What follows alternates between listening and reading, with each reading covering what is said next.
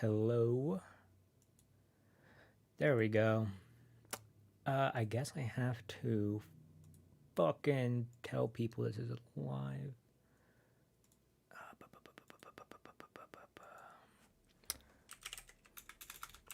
Currently streaming at everyone. Is that? Yeah, I think that should be the URL. Yeah, send now.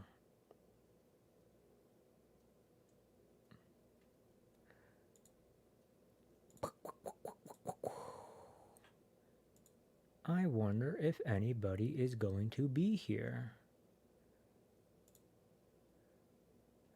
We are so back. Yay! All right, somebody's in here. What's up, people who are joining this stream? Is the audio okay? Please let me know if the audio is okay.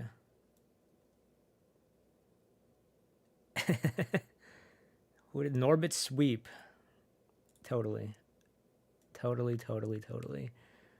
I used to pray for days like, yeah, man, it's been a while, hasn't it? The last stream was literally the Oscar stream, so we've come full circle. Remember when I won? Remember when I won the first year, the first Zelcher win of an Oscar stream, and then I didn't make a single video. I didn't do anything. Unintentionally, I got a tad bit busy. Got a tad bit busy with life and such. I have some cucumbers and some peppers. I like to munch on these, like they're chips. Midmans didn't get nominated. Cringe. We still reference Midmans to this day, but I don't even know. I remember who made that. I think it was a guy called High. That was funny. Neville rests in a sealed prison. It sure has been a nutty time since. Yeah, what's up with everybody else? Officially the stream does not start until 7. So what's up with you guys? Hope you guys have been good. I'm pretty sure some of you were in college when I was doing videos, and it's been like what 2 years since I actually started devoting myself to content again. So some of you guys probably graduated by this at this time. Hoping you're doing better than I am. Feels good to be back. Yeah, I recognize some names in here. I pretty much every name in here I recognize. I own a salon now. Jesus Christ. Oh shit. God damn it. Yeah, the thing is gonna continue doing this for some reason. Yeah, sometimes the camera just gonna freeze. It's not a Zelcher stream unless we have the camera freeze occasionally. That's always fun. I'm a very professional content creator. Let's see. I'm from unemployed to employed to unemployed to employed again since the last stream. Jesus Christ. I've just been employed, but in a very terrible place. No, it's not terrible. The people there were pretty cool, but I think one day, I think there'll be like a dedicated stream, not a dedicated stream, but like maybe occasionally I'll give you some tales from retail on my end. I had some pretty nutty shit going on at the store I was working at. It was kind of telenovela-esque, if you will. I'm not even joking. No exaggeration. This is definitely a telenovela-esque job.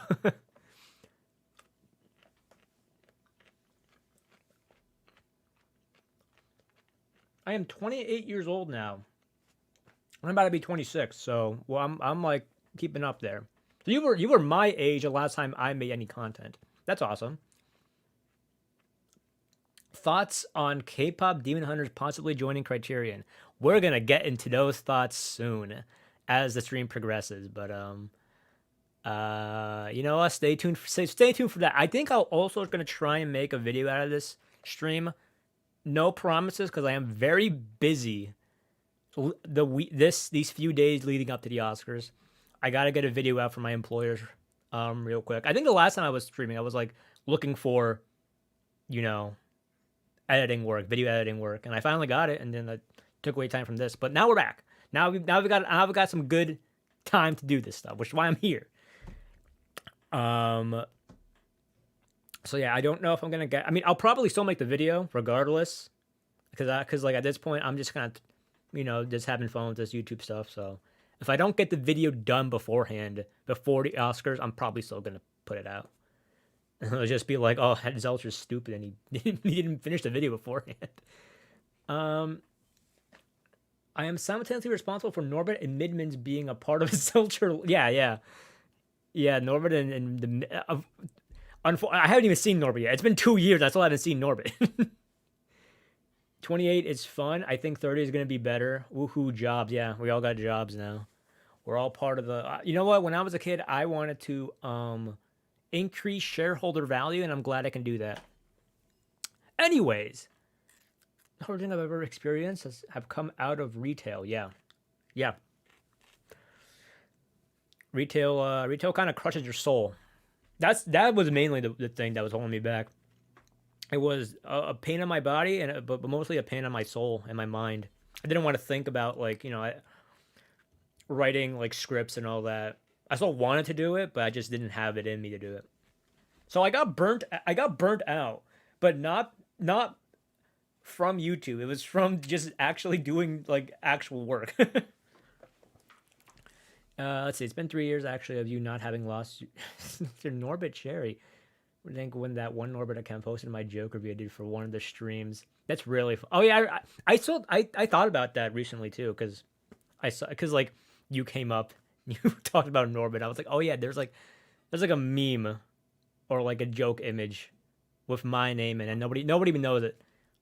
but yeah. Didn't know about it until you mentioned it on stream. All right. We are here. We are. What do they say in church? We are gathered here today to talk about the most important topic of the year, the most important topic of that's facing our nation today. Who's gonna win the Oscars? Who's gonna win? Which movies are gonna win? This is the topical thing of our generation. Have you seen Blackberry yet? I have not. But I do. I've seen Matt wasn't. It's not Ryan Johnson. It's Matt Johnson. I have Operation Avalanche here. I gotta rewatch it at some point. But I have not seen Blackberry yet. I do want to though. Dude, well, they don't say that ever time you go to the church. Nisha 2 got snubbed, so I'm pissed. I haven't seen it. Hey man, if it's not nominated for an Oscar, then is it actually good? Okay, but we're gathered here today to review all the films that I have seen. I have not seen all of them, but I have seen most of them, and that makes me better than an Academy voter. I do this as a hobby. They do it as a job. Not as a job. But yeah, we will go through all of these. I have my own tiers listed. We got peak Kino, which is, the best of the best. Quality cinema is pretty great movies that I still recommend.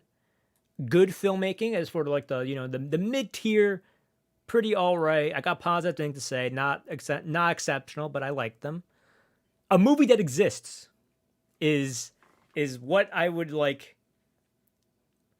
Mid gets coined as like a bad term, but I think mid just means a middle ground, like just a movie that exists. It goes over me. I don't really think about it. I'm like, that one's okay. I have nothing bad or nothing good to say about it. And then there's slop. There's like films that I think are just bad. Pretty much anything lower than a 4, if you want the number rating of it. But yeah, that's all the tiers explained. If you do hear anybody talking in the background, it's not me. It's my parents eating dinner because I eat dinner early. Yeah, I still live with my parents. That hasn't changed. That's Zelcher lore has not changed since the last stream, unfortunately, or fortunately. It's fine, whatever. Mid just means mid. If it's insulting, it's because you felt like you could have done better, and that's my hill. Yeah. Can't wait to hear your thoughts on Begonia and Weapons 2. We'll get into those. But I think a fun one the fun stuff to get into first, because nobody else. I don't think anybody else has seen these movies. Like, I'm not gonna start with Best Picture. I'm gonna start with the short films because they're easy to get through. I don't think most people have seen them, and you're gonna get your informed opinion. I watch the shorts. I watch all the shorts every year because my local theater, or I guess the theater in my state. I don't know if I'm pretty sure most other theaters do this too. I don't know if it's exclusive to my area, but they run the shorts like they screen all the shorts at my local theaters. Presented by Taika Waititi for some reason. It says so in the beginning. So I've seen all of them. We're gonna go through all of them. I spent one whole day watching all the shorts, and I have some thoughts. I have some very intense thoughts. So we're gonna start with what I saw first, and it's the animated shorts. Apologies if everybody's in trying to chat with me. I'm gonna try and go through all these and like get some stuff, get my thoughts and ideas out there, and then I'll re-chat and back and forth. So I'm not trying to ignore you guys. I'm just trying to get through this because we got a lot of films to get through. And also, is the audio okay? If anybody can just say like, yeah or no. Well, let's get into it. So I started with where is it? I started with a film called Three Sisters for the animated shorts category. This is a film about, what, I'm just gonna pull up the Letterboxd description of all of these because I don't feel like how do you say, having to kind of talk about what do I do here? Okay, hold up. Okay, we're gonna blank that out real quick. Pull up Letterboxd. And there we go. A professional streamer right here.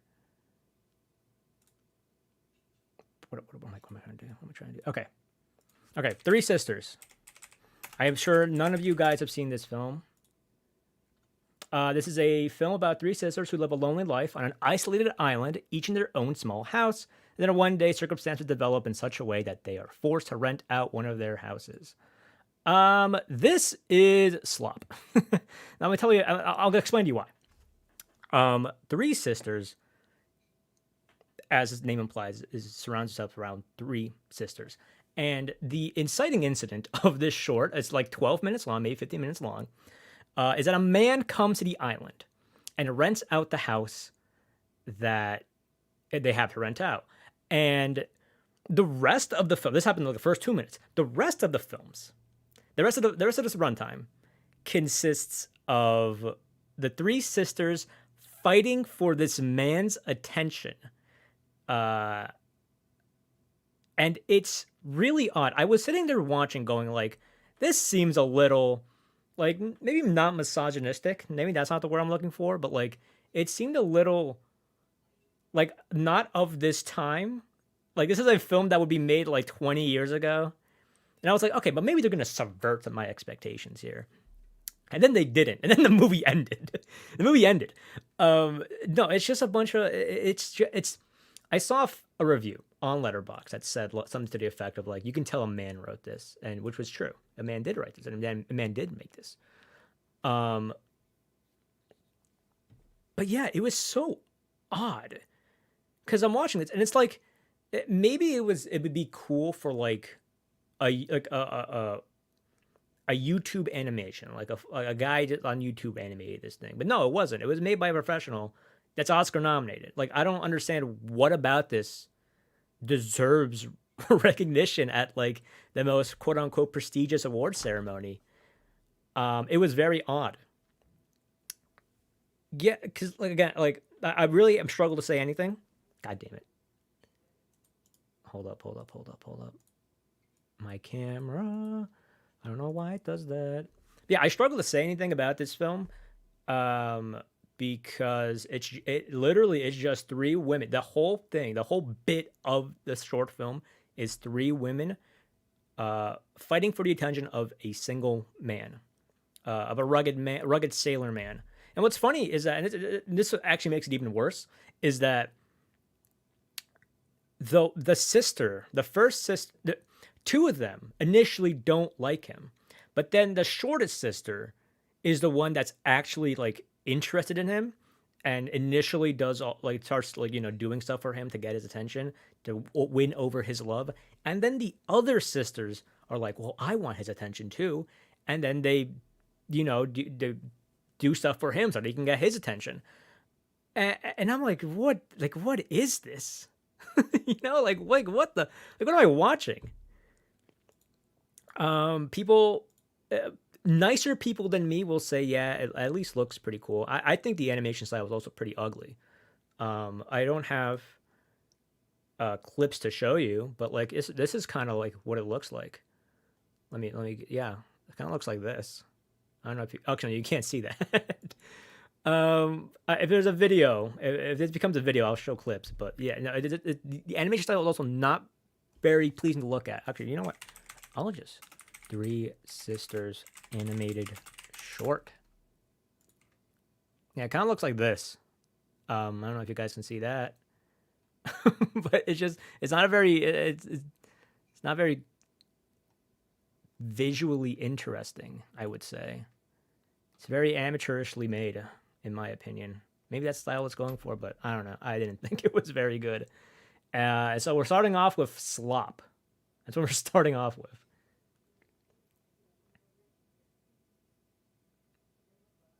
I watched 2 ads to get here. Can I get a what's good? What's good?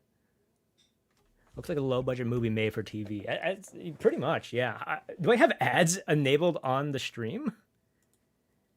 Oh no. Does that impact people's like ability to view the stream? Hopefully not. I might be able to get rid of that if it becomes a problem. But I think we're good for now. Anyway, that's Three Sisters. Yes, I got an ad. Oh shit. Okay, hold up. Let me see if I can get rid of that. Monetization. Let's take that off. Yes, thank you. Thank you very much. Changes saved. Okay, there should be no more ads. Get that bag. Yeah, I mean, I could get that bag, but I'll put. I think I'll put ads on the streams after the Oscars, just because I do want people to see what I'm talking about, at least for this stream and then for the next stream. But yeah, I'm gonna take them off for right now, so that people can actually watch this. I mean, hopefully they're off. I have no idea. I don't know how any of this works. I'm a professional content creator, but that's Three Sisters. The next one that I saw was I'm gonna sound like I'm not a nice person. I'm talking about these short films. I didn't even choose the animated shorts. This is looking pretty slopful. Yeah, I know. Now none of them. Now, spoiler alert: none of them are actually as bad as Three Sisters. I'll tell you that one right now. Because the next one is this one called Forever Green. Forever Green. Let me just put it in here because I'm a lazy boy. Anyways, an orphaned bear cub finds a home with a fatherly evergreen tree until his hunger for trash leads him to danger. Essentially, a bear has a tree that acts like a paternal figure for it, and then it wants to do greater, grander things, but the tree doesn't want him to do. Like it is a very simple story. I remember, I'm going to take a page out of another YouTuber's book. Shafrillis did say this about the film, in that if you have seen a Pixar short in your life, you have essentially seen this movie too. This is pretty much every Pixar shorts stories. But like it's this. Now I'm going to take it a step further and say that if you've read a book above the 2nd grade level, You have seen you can predict what's gonna happen in this film. It's not bad. It does look pretty visually cool. Let's see, Forever Green animated. Yeah, so it hopefully that appears on camera. Kind of looks like this. It looks cute. It's pretty inoffensive. It's got like a little like paper, like a book kind of aesthetic to it. It is just inoffensive. I really have no grander thoughts in the fact that like it's very generic, but it's cute. And so I put in a movie that exists. I'm never gonna see this ever again, honestly. I don't even know how it got picked, but it's fine. It's virtually fine. It's not gonna win, not by a long shot, but it's fine. Uh, Next up is where is it? Yeah, this one. I forgot what it was called in English. Oh, the girl who cried pearls. I'm already gonna put this in. I'll put in quality cinema. The synopsis on this one. Who cried?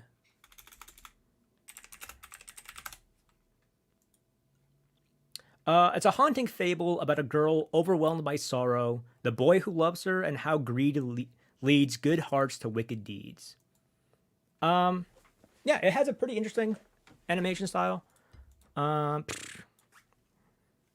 girl who cried pearls. It's got kind of like it's kind of puppet animation esque, but I don't. Oh no, it is. It actually no. Never mind. They did make puppets. I thought it was like made the computer, but it made it look like puppet animation. No. It is just straight up puppet animation. And it's really interesting looking, and it's probably the most interesting short, in my opinion, in the category. I thought the story was very interesting. I thought the way it played out was pretty interesting. It like I mentioned before in the synopsis, it's kind of like a fable, and there's like a kind of a twist near the end, that kind of plays in to the fable idea. And in any other film, I'd probably be pretty pissed about it, but it actually works for this kind of story. I would recommend it. I think it's quality cinema. I think it goes up there. Yeah, and the same goes for the next film we're going to talk about. Where is it? Where is it? Here it's called Papillon, but it's called Butterfly in English, I think. This is another one that I actually no, I'm gonna put it down here. This is another one that is very visually interesting. I'll give you the synopsis. Butterfly. A Jewish North African middle-aged man swim in the sea triggers memories of his earlier life as a professional swimmer during World War II. This one also has very interesting art style. Butterfly animated short. Yeah, I don't have a video of it though, unfortunately. But yeah, it kind of looks like this. Kind of like it's kind of like it's like humanly painted. I don't know how they got that effect. But it's really cool. The transitions are very good. The story is very harrowing and very sad. I think a lot more people, it impacted a lot more people than it did me. But both of them are pretty quality cinema, I would say. I say they were both pretty. Out of the category, these two are probably the front runners. I think most people have Butterfly above this one, but I think I like The Girl Who Cried Pearls a little more. I think it belongs in. Oh, it's my front one. And then finally, out of the 5 nominations, we have. Where is it? This film called Retirement Plan. Retirement Plan is an animated film where a guy recites what he plans to do when he retires. And that is the whole thing. That is the whole bit of the short film. and it's fine. It's cute, but it's also very millennial comedy coded.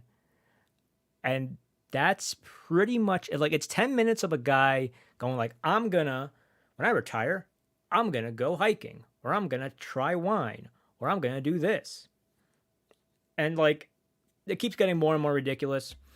Um this is very, again, coded to be like a YouTuber could have made this, but it's somehow Oscar nominated.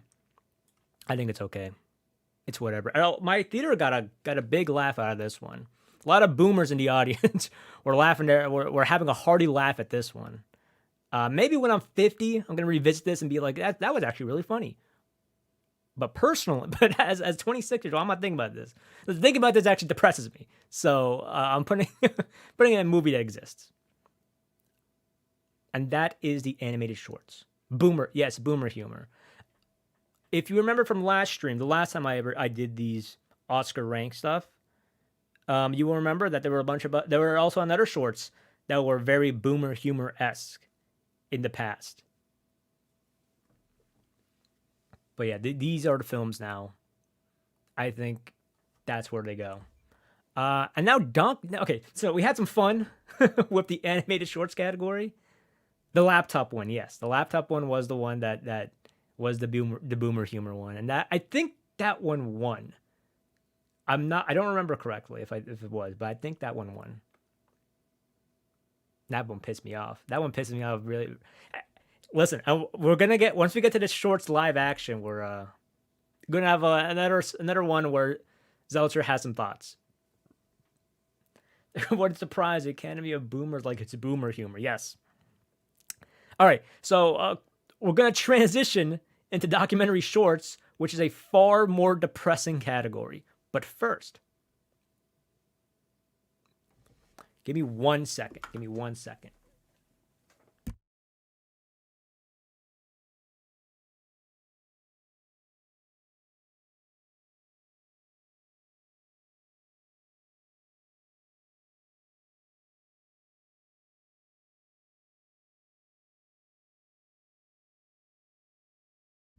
All right, I'm back.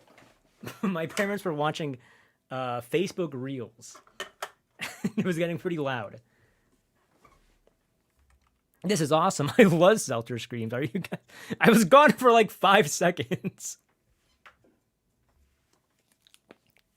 All right, so a far more depressing category would be the Oscar-nominated documentary shorts. But before we get to the depressing ones, we will start with a Perfectly Estrangedness, I think it's called. Perfectly.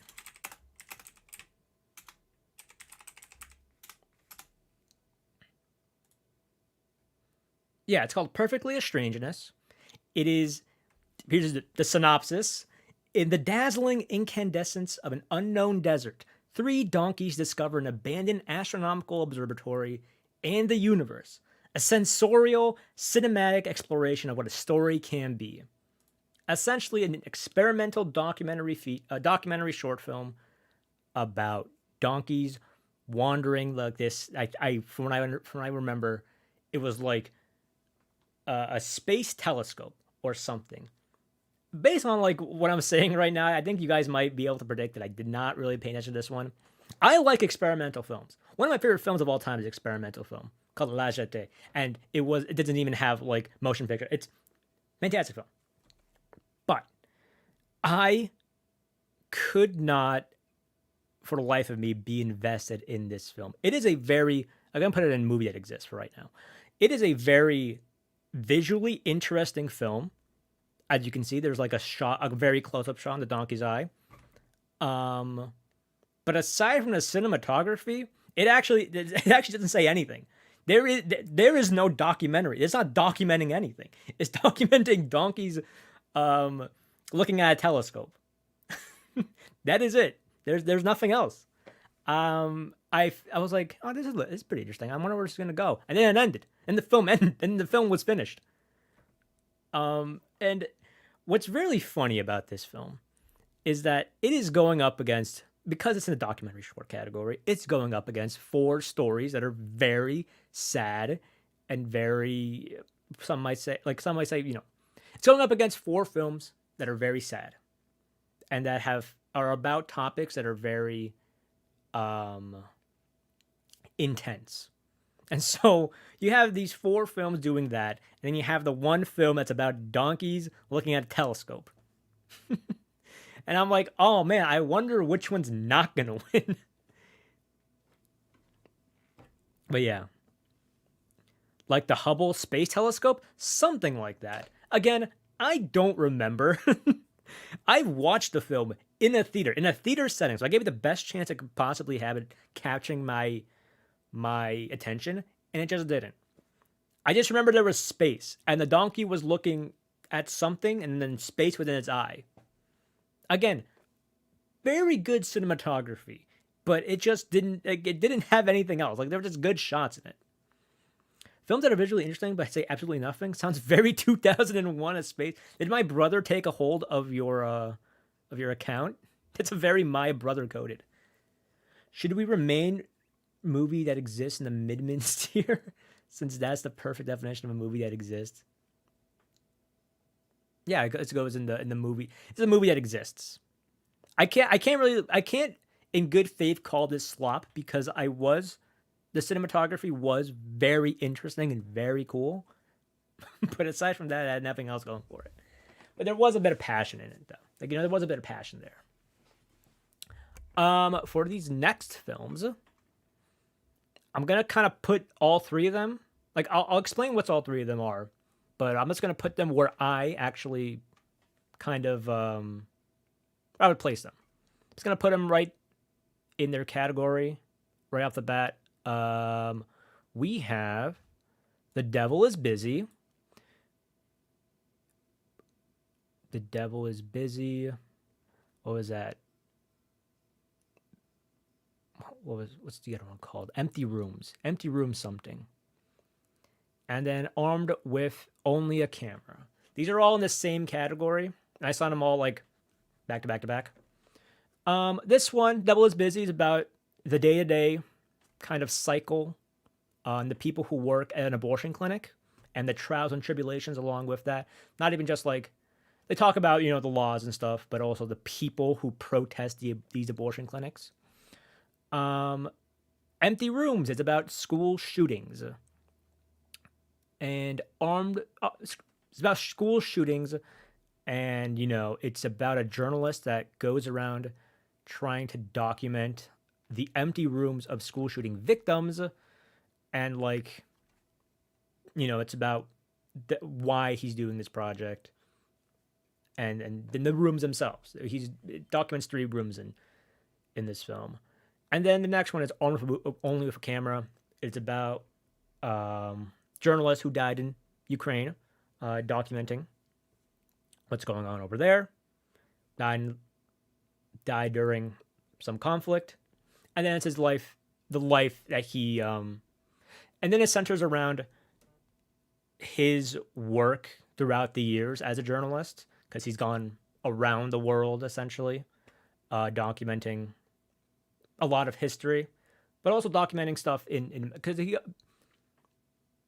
documented stuff in the Haiti earthquake, as well as stuff that's going on in this country. And then, unfortunately, ended with him in Ukraine. All of these very important topics, but they all relatively lean into all of these I pretty much have to say the same thing about all of these, in that they're very interesting stories, and very important stories, but just they are not as they're very simple film. They're very simple documentaries. It's very much a talking heads kind of thing. You sit people down. Not to say that these films have to all be cinematic, it to be something interesting or anything. I like that all these topics need to have that. But yeah, they are essentially just good filmmaking. So they all go there. They're all pretty much in the same ballpark. I think I'd put Armed with Only a Camera above them, they're all pretty much in the same. Like they're all pretty interchangeable up here.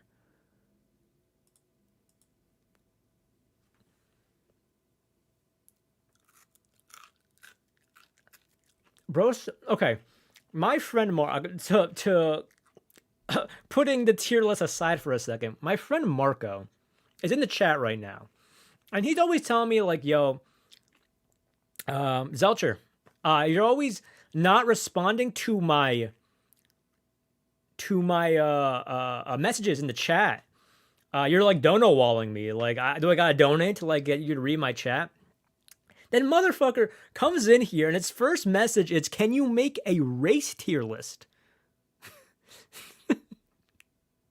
No, I'm not doing that. What the fuck is Despicable Me for?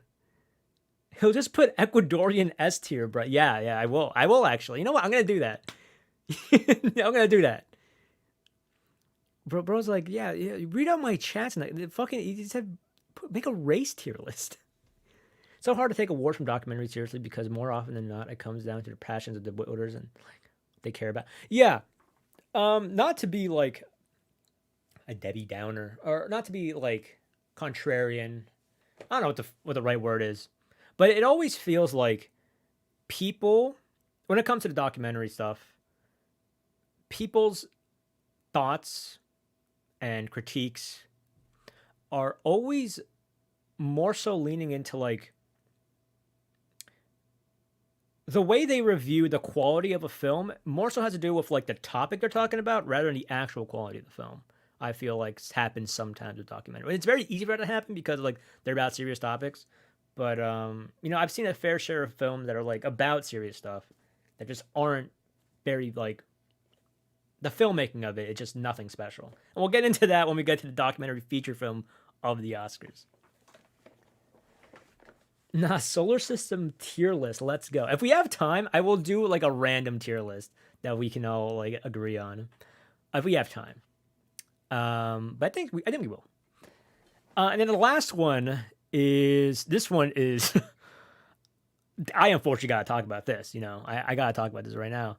There's a film called Children No More. What's the actual title of it? I don't want to be disrespectful here. Children No More. Children No More Were and Gone. The film is about, the synopsis, in Tel Aviv, activists gather weekly to demonstrate their opposition to the war in Gaza with a silent vigil for the children killed in Israeli attacks. So before I put it anywhere, let me just say that Despicable Me tier list, okay. We're talking about fucking Despicable Me and Norbit and other tier lists in here. I gotta talk about like Israel-Palestine conflict. Because there are other films that are talking about the Palestine conflict in the nominations, I feel compelled to say I think most people already know where I stand on that issue, but Israel is committing genocide against Palestine, and the U.S. and the Trump administration is complicit in all that. I have felt that I don't talk about. I have in the past when it has come up, but I don't talk about that as a thing on the streams, right? Or I haven't like publicly said that anywhere in any of my content, right? I don't want nobody has done this, by the way. Nobody has ever like confronted me about it, but I wouldn't want people to think like my silence on the issue was like purposeful. You know what I mean? Nowadays, I think being silent on that issue is a little bad because it does feel like what's the phrase I'm looking for? It was like we can't be silent. We can't afford to be like neutral on a moving train. You know what I mean? So I just wanted to get that out of the way. I just wanted to get my words on that out of the way. After having seen some of the films on this film. Now that being said, this film I will put in a movie that exists, and I will explain why. It is because I'm gonna think of how to word this. So the people who are in doing the demonstrations in this documentary are, Israelis, and they're doing it in Israel. Um, and they present themselves as like peaceful protesters, and that they're just there to shine a light on the atrocities and the atrocities committed by Israel on to Palestinian children.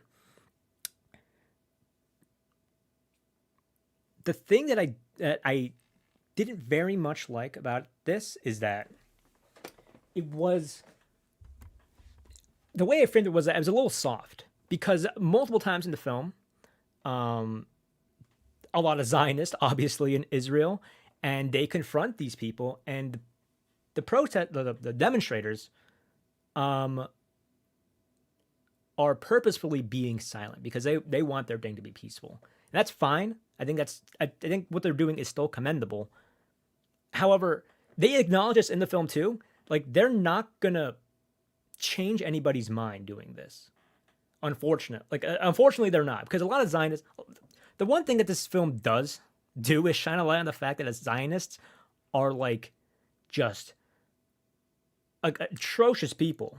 That there are multiple people and multiple Zionists in this film that tell these demonstrators that like you are betraying your country. Who cares about the children in Gaza? That we should demolish the whole thing, and it's terrible. But the demonstrators, they're not doing anything about that.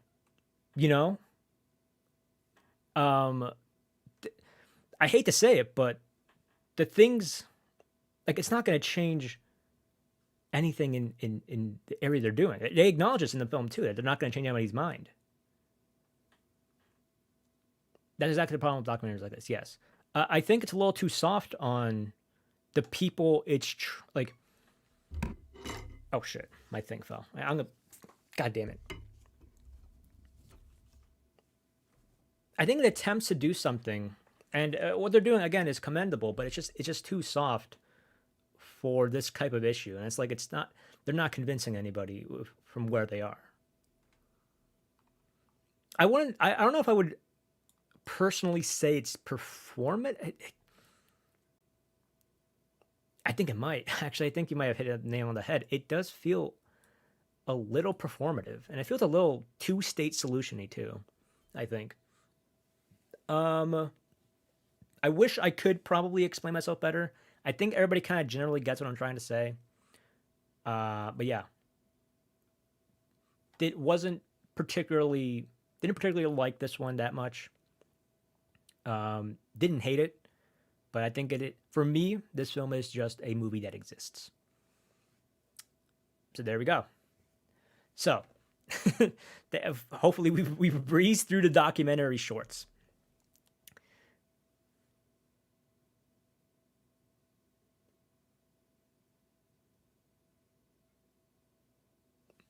Let's see. It was kind of based what you don't want people to insinuate that.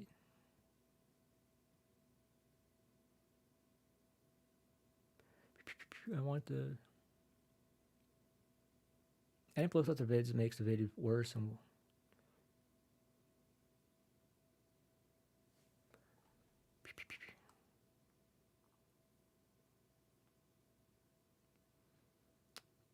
like no change whatsoever. You'd be more screaming your views on a street corner. Yeah, essentially. Okay, so we're done with the documentary shorts. A little nerve-wracking there. But now we go into another fun category as the documentary short live action films. Actually, no, there is one in here that's not not very fun, but we'll get into that when we get into that. Which one was the first one I saw? I'm trying to remember. Where is it? Let's see, there's Brother Stain, this one.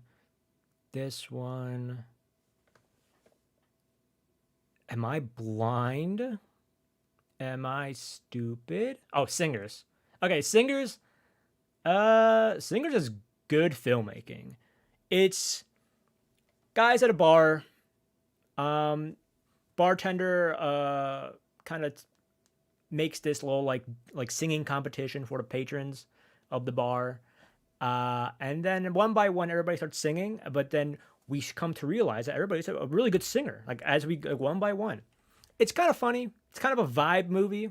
Not really much to say. The opening song for this one was, I thought, a Talking Head song, but I guess it was written by somebody else. Yeah, it's cute. It's fun. It's all right. Not really much to say. It's not boring enough to be in a movie that exists, but I think it's good for what it is. I wouldn't watch it on YouTube, but I had to go watch it in a theater actually. I forgot what this one. A Friend of Dorothy's, I think it's called. A Friend of. Let's read the synopsis for this one over here.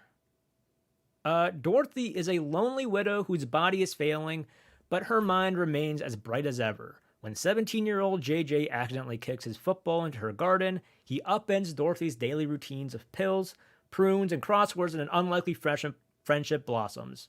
Despite being worlds apart in every way, the two come to find they have more in common than they ever could imagine. Awesome synopsis. Thank you, Letterboxd. I forgot where I initially put, because I was working on this tier list as I was watching the films, so I forgot where I put this one. But right now, I'm trying to remember it. I think this is a movie that exists. If based off that synopsis, please try and guess the story. You will probably won. You have probably guessed the story correctly. Yeah, just like it's a generic film about like a young guy who is into the arts, old woman who has worked in the arts and is like passing the torch down to this young fellow, whatever. Happy story. I love it. I love the arts. This I would say this is the boomer pick. There is another film that I think will win, but I'll explain when we get there. But this is the boomer pick. This is a boomer film. This is a boomer film of this category. But it does have that woman from Harry Potter, the Professor Sprout. I forgot what the fuck her name was. But she's also like Magnolia. So for that, for that, I'm going to put it in good filmmaking now. No, it's a movie that exists. What was the next? Oh, yeah, the next one is the one that's not fun. Where is it? Brother Stain. I'm glad that, at least for this one, I'm glad that, what the fuck is it? Yeah, here.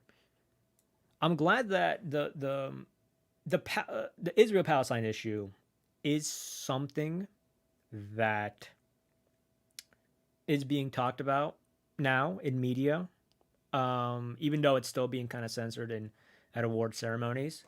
And we have one over here that is about that. Brothers Stain. Where is it? Oh, Butcher Stain. Butcher Stain. Fucking Butcher Stain. Yeah, so the story follows... Fucking goddamn it. The story follows Samir, an Arab butcher falsely accused by his manager of removing hostage posters, forcing him to fight for his job, and innocence amidst rising prejudice. All taking place in Israel. Woo! Despite this having politics that I agree with, and the fact that, Arabs and Palestinians are facing prejudice in Israel because of the conflict, obviously. This is not a good film. This was not... So I was kind of hesitant to call the documentary about the Israel-Palestine documentary a short documentary. I was kind of hesitant to call that performative. This one is actually performative, which is why I dislike it a little more. Because nothing, like the story in this film, nothing happens. Nothing actually happens. It is the most predictable thing in the world. And it feels very soapboxy. Again, an issue that I actually, agree with, but they do it in a way. The writing, they write this thing in a way where it almost feels like you're supposed to like clap and agree and be like, oh man, this filmmaker is so cool for doing this. Israeli filmmaker, by the way. And again, you know, there are worse crimes than doing that, but it feels very manipulative. It feels very Oscar baity when you're taking this issue and making it Oscar bait. That doesn't feel great. That's how I felt about it after seeing it. Honestly, I do put it in slop.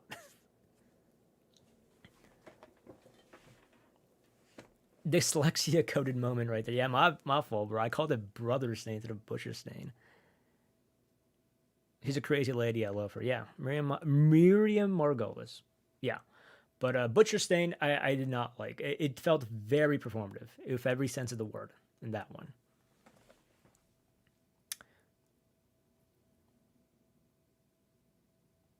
Walter Bashir, both sides kind of bad. Israeli film. Yeah, I have to revisit Walter Bashir now because I remember really liking that when I was like 18 and not knowing too much about that the conflict and all that. So I got to revisit that at some point to see if my views have changed on that film. But we have gotten those three films out of the way. Now here's the part of the stream where I actually kind of look forward to. Because I get to talk about a film that I love and a film that I hate. And the film that I love, this is going to be the first film in that category. It is Two Strangers Exchanging Saliva. This is peak Kino. I love this one so much. Because I'm a sucker for fucking like avant-garde, black and white French films. Already winning me over with that. But like the story that they unfold in this, I'll read it out to you, I guess. I guess I gotta do that as a fucking professional content creator. Two people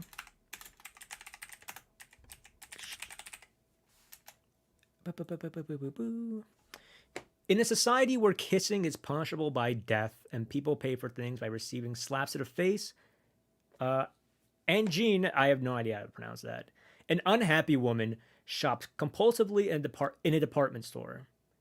There, she becomes fascinated by a playful salesgirl.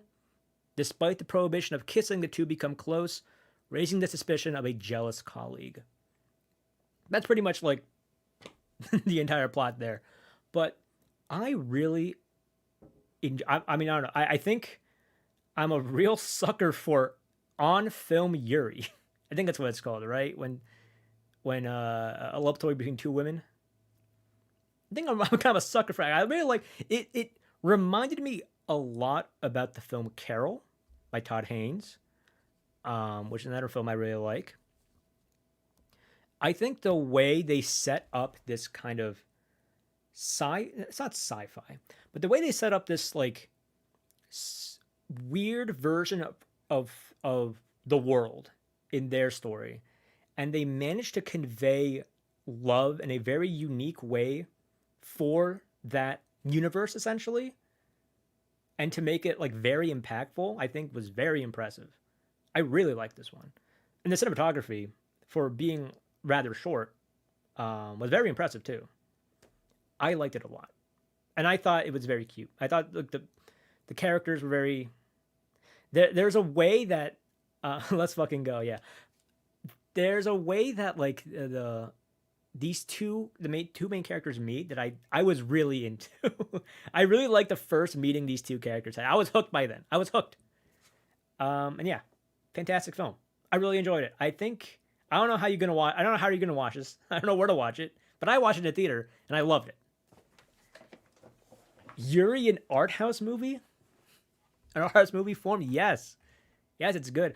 I will say, tragic Yuri. Tragic Yuri, actually. So, don't go into it thinking that there's going to be a happy ending, I will say. Not to spoil anything. But, yeah. And again, I'm also a big sucker for tragic romances. My favorite films. Millennium Actress. La Jetée. What Happened Was. All tragic romances. And my thing, Fro. That's awesome. I love that. Uh-oh.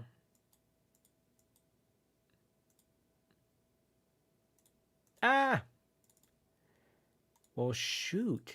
Why is my camera not working?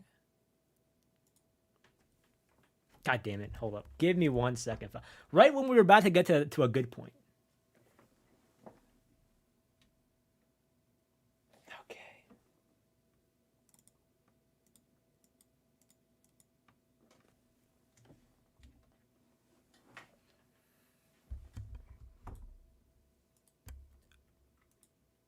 It's not a Zelcher stream if the camera stops working, you know? But I can't make a new one.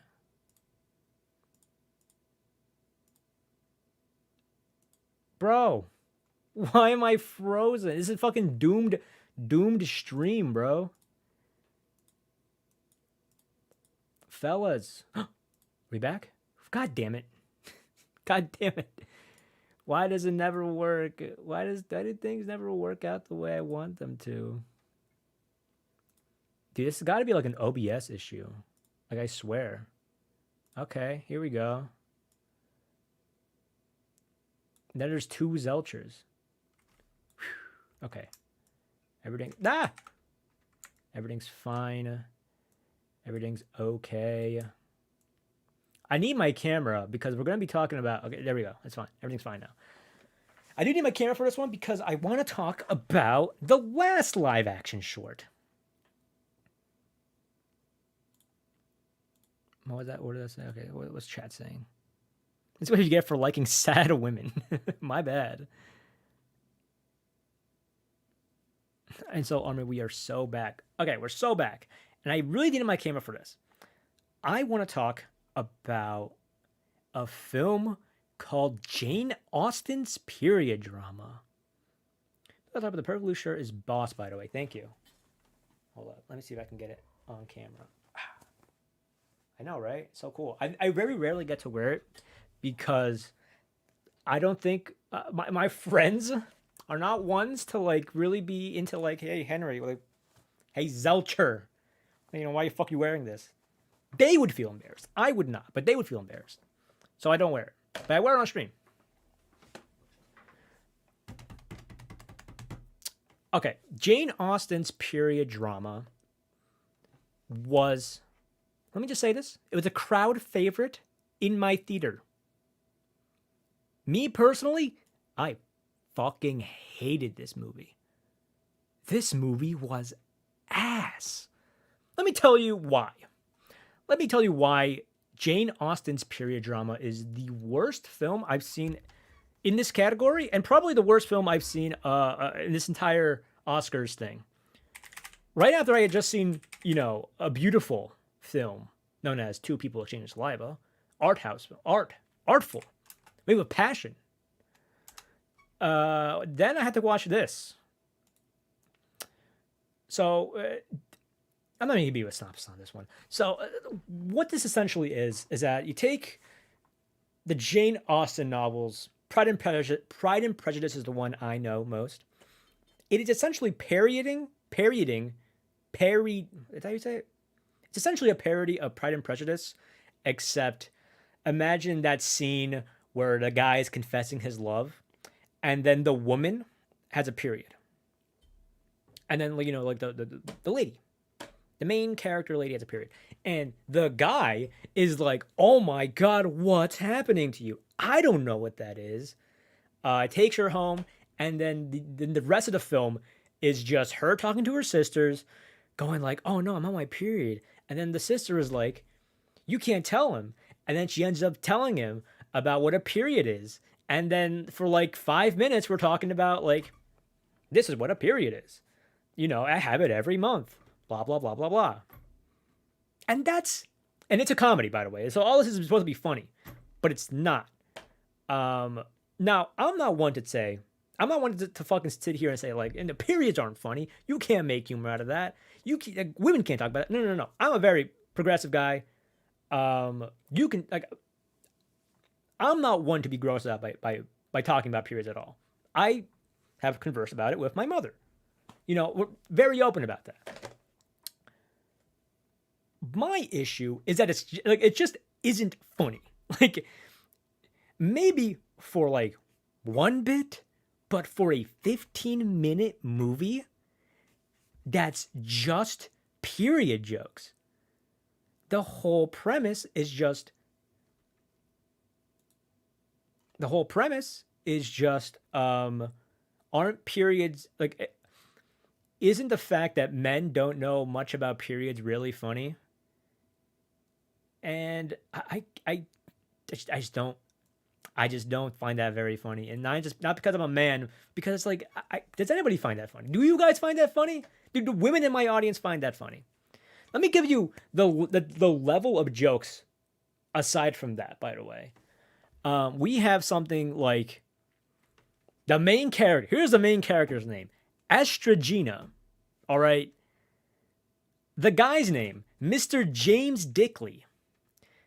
Other names, Lavinia, Vaginia, Mr. Bits, Miss Bits, Dr. Bangley. These are the jokes, by the way. These are the jokes. Laugh. Laugh, damn it. Yeah, like, it's just period jokes. And like, you know, like, Estrogena, fucking Vaginia. Like, I'm sorry. Like, I don't know if, like, I seem like a fucking hater or the guy, like, I don't know. I just didn't find any of this funny. And the boomers behind me having a hoot and a half about this. I'm a male feminist, so I find it hilarious.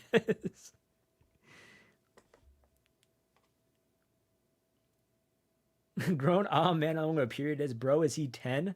The thing is, the you know the setting is that like it's in like the 1800s and shit like that. So like men don't know what periods are, obviously. But that's like again, 12 like 15 minutes of just this one joke, and I'm sorry, I just couldn't stand it. Sounds like teenage humor. Oh my lord. Yeah, no, it was. The thing is, I was like, this feels like BuzzFeed humor, you know? And I think the director was from BuzzFeed. I think she actually is a BuzzFeed person. I that could be wrong on that, but I think she was. Or something adjacent. I also thought it could be like I know why this for a fact. I felt like it was like, yeah, this is like a bottom tier college humor sketch. And I think the person who directed this is like initially a YouTuber. So I was like, okay, well, I guess it's, uh, I guess you know the YouTube never really escapes you.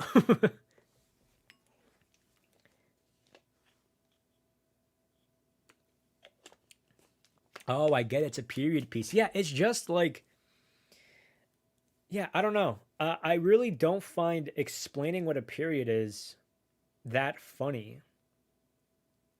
Cause like I'm not the most knowledgeable person on it. You know I'm a guy. I won't sit here and be like I know everything about it. Because I don't. That'd be performative.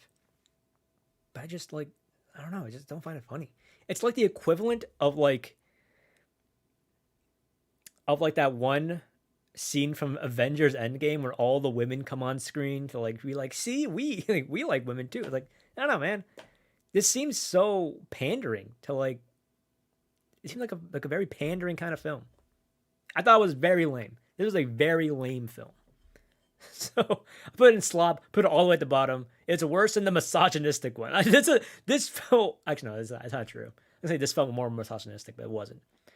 But you know, these two films are pretty neck and neck in terms of me disliking them, but they're on the opposite spectrums of it. One I hate for being super misogynistic, and the other one I hate for being like too woke, I guess. But yeah, these are two terrible films. This one is just kind of performative.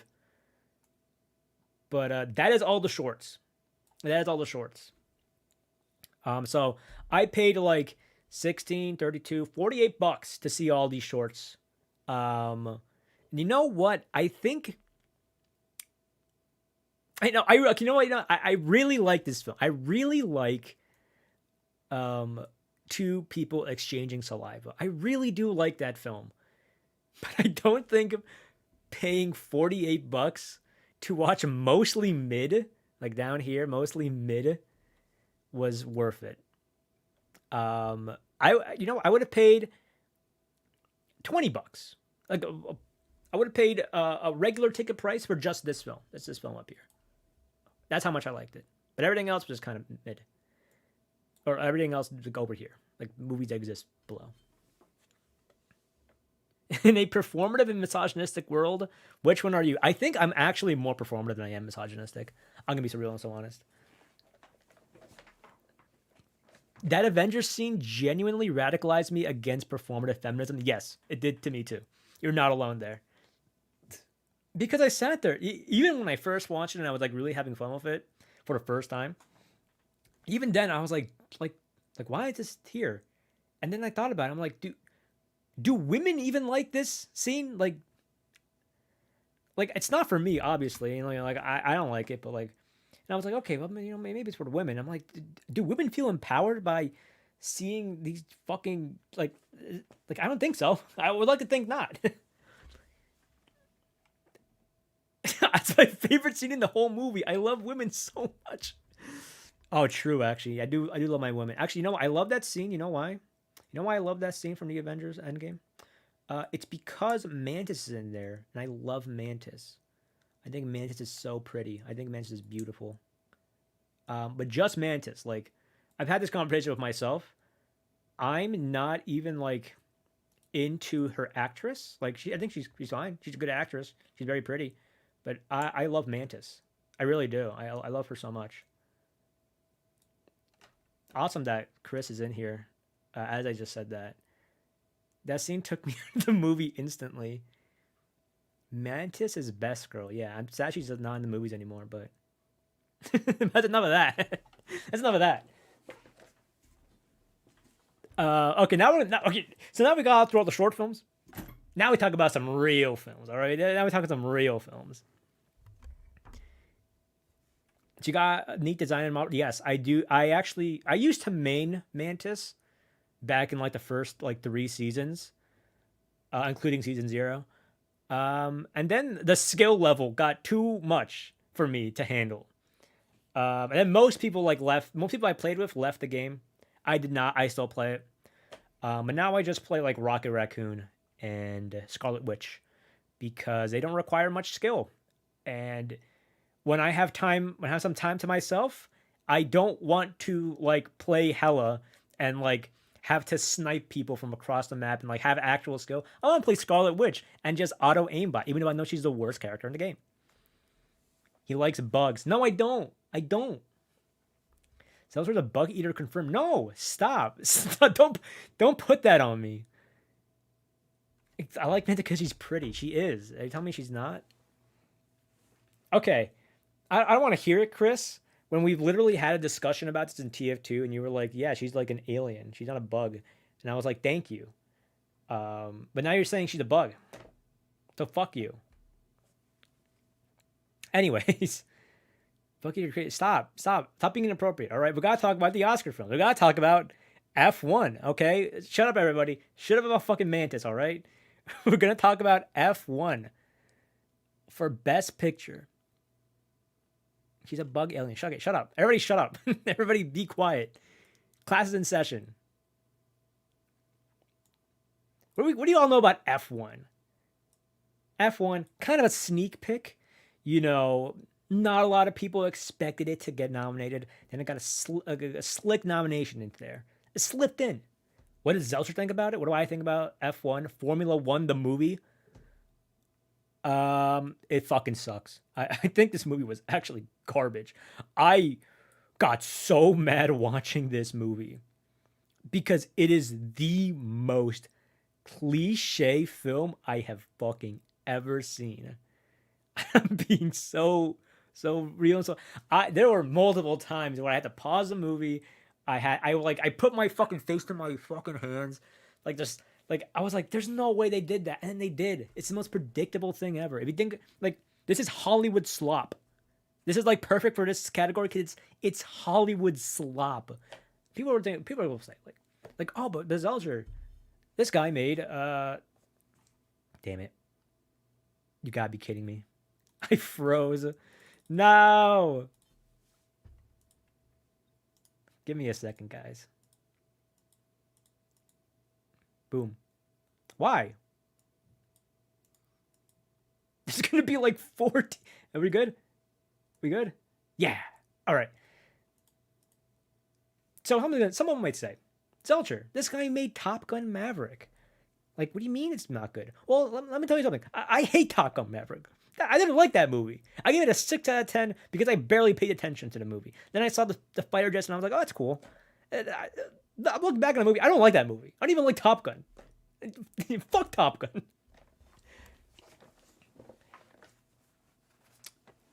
F1 is the most generic thing I have ever fucking seen. It's just like the plot of like the older guy teaching the new guy how things are done. And you get all the same plot points, the same tropes of this guy going like, I'm actually like, of him doing reckless stuff, but he gets away with it because he's like the veteran F1 guy. And it's just so ridiculous. It drives me insane. It drove me insane. Brad Pitt gives a performance of all time. Not a best one, not a great one. He gives a performance of all time. Also, I remember, I almost forgot. Like, his character gets the girl in the end when he probably shouldn't have. I don't know, it's so dumb. Cars 1 as plot. Yes. It might even be worse than Cars 1 as plot. At least Cars 1 has Mater, bro. There's no Mater in this movie. Never seen any Top Gun movies. Top Gun Maverick is peak, though. No, it's not. Not to me. I got bored. I was bored of that movie.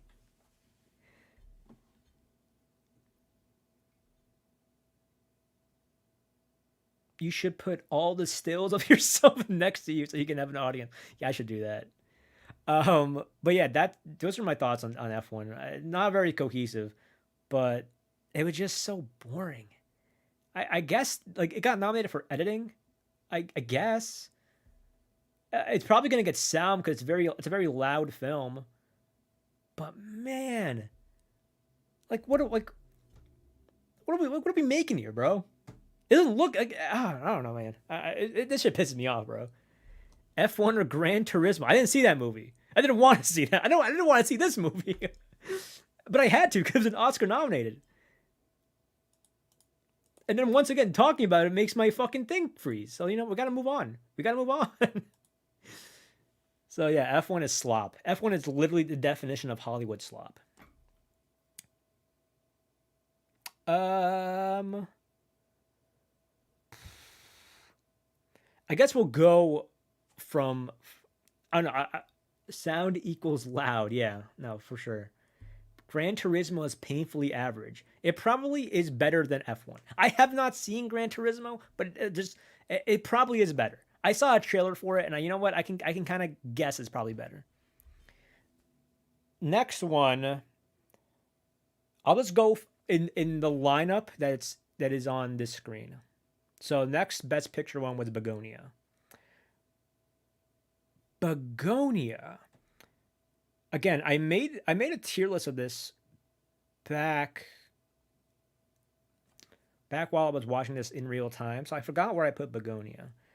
But right now, it's like in between quality cinema and good filmmaking. I'm willing to put it up in quality cinema, actually. I really like Yorgos Lanthimos as a director. I think I've enjoyed most of his films. I've given, what's that one? Dogtooth a few chances. I've seen it, I think, twice. And I thought it was okay both times. This one is a little bit above Dogtooth, but that's about it. I think I enjoy a lot of Yorgos Lanthimos' other films. This is its most straightforward one. It's like it's things like Poor Things and like The Lobster. They all have like elements to it that are like very kind of surrealistic, not entirely surrealistic, but they're like there. They're very weird films. That's why I like Lanthimos the best. When he's making some weird films. This one is a little weird, but not entirely. Not until the very end. Why it's so mid? I enjoyed it. Now, I wouldn't entirely say like it's the best thing I've ever seen. It's fucking cinema. It's not. I just think it's quality cinema. Oh shit! Did I fuck this up? No. I think it was good. I just think it's quality cinema. I enjoyed performances. I liked how the story played out. Yeah, I was invested the entire way through. It's film that exists for me. Yeah, maybe. Right now, I don't know. Maybe I do put it down in good filmmaking. But I mean, I did enjoy it quite a bit. But now that it's been like a week since I've seen it, I don't know, man. I think maybe I'll lower it.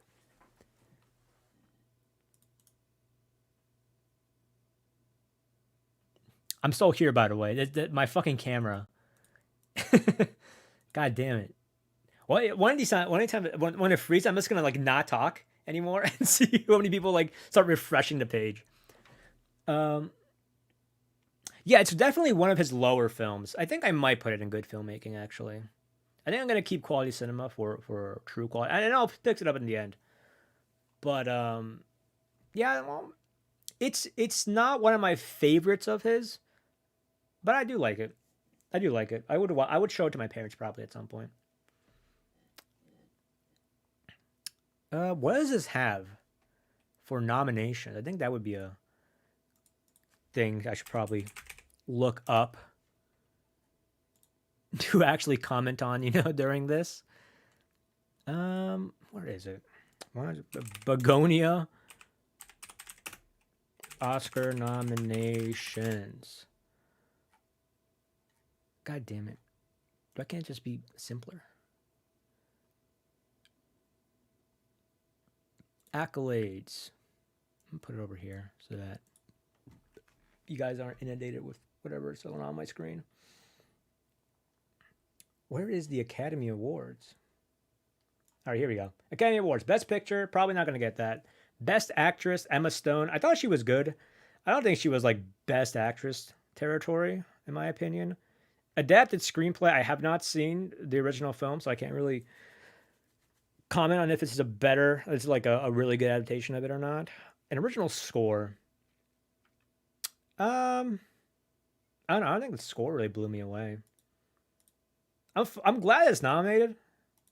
I wouldn't entirely say that like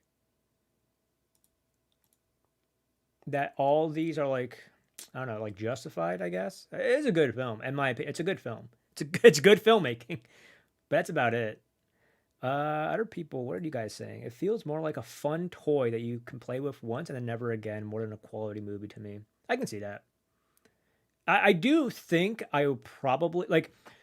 I think I would rewatch this solely for the if I was like going through Yorgos Lanthimos' filmography again, because I probably will at some point. So I think that's when I will rewatch it. But I don't think it's not a film where like I would want. I'm like yearning to rewatch it. I guess. So I think it does fit into good filmmaking, at least for me. I enjoyed things about it, and I did not regret my time with it. So that's why it's in good filmmaking for me. But I can see, if I can definitely see people putting it into a movie that exists.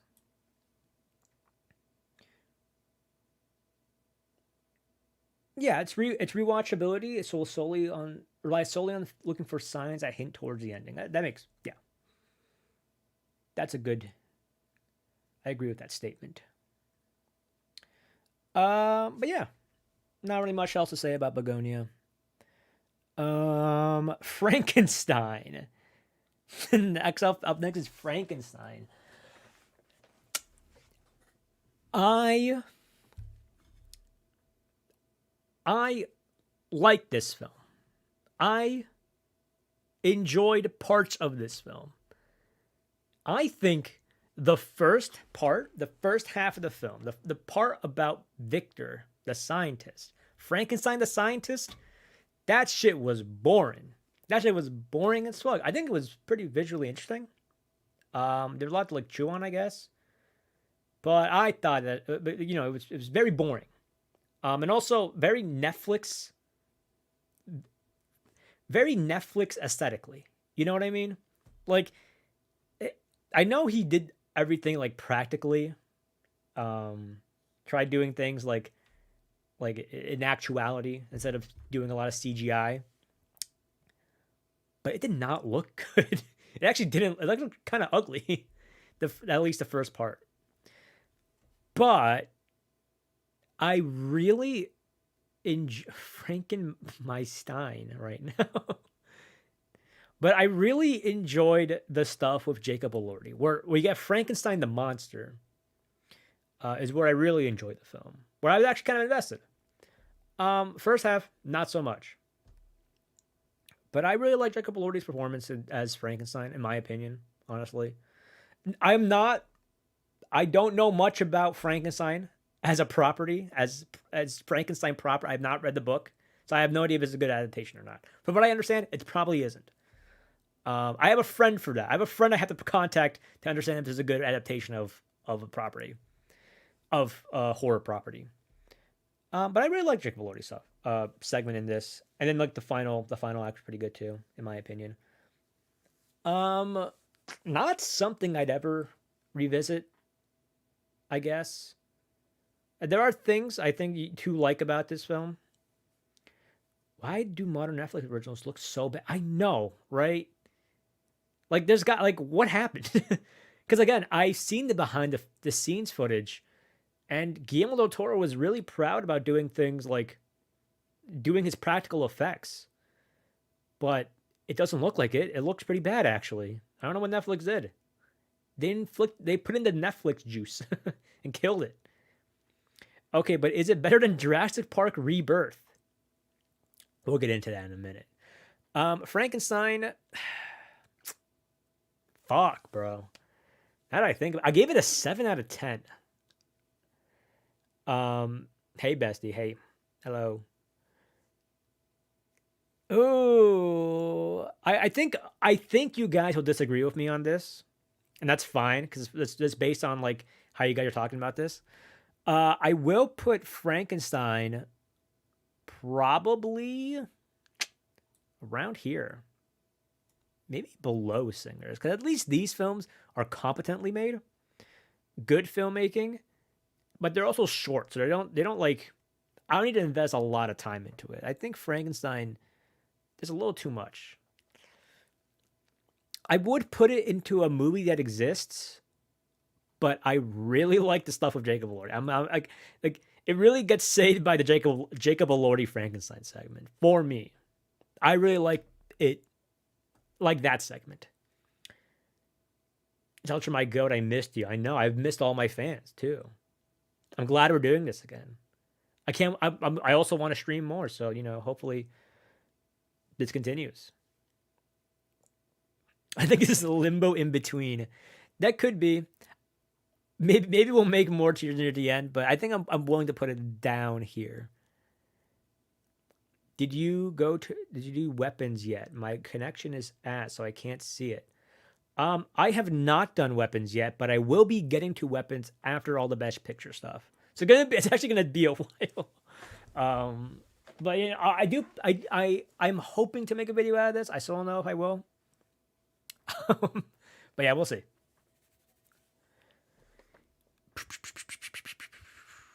Those are my thoughts on Frankenstein. It's like half of the movie is good, half of the movie is not good.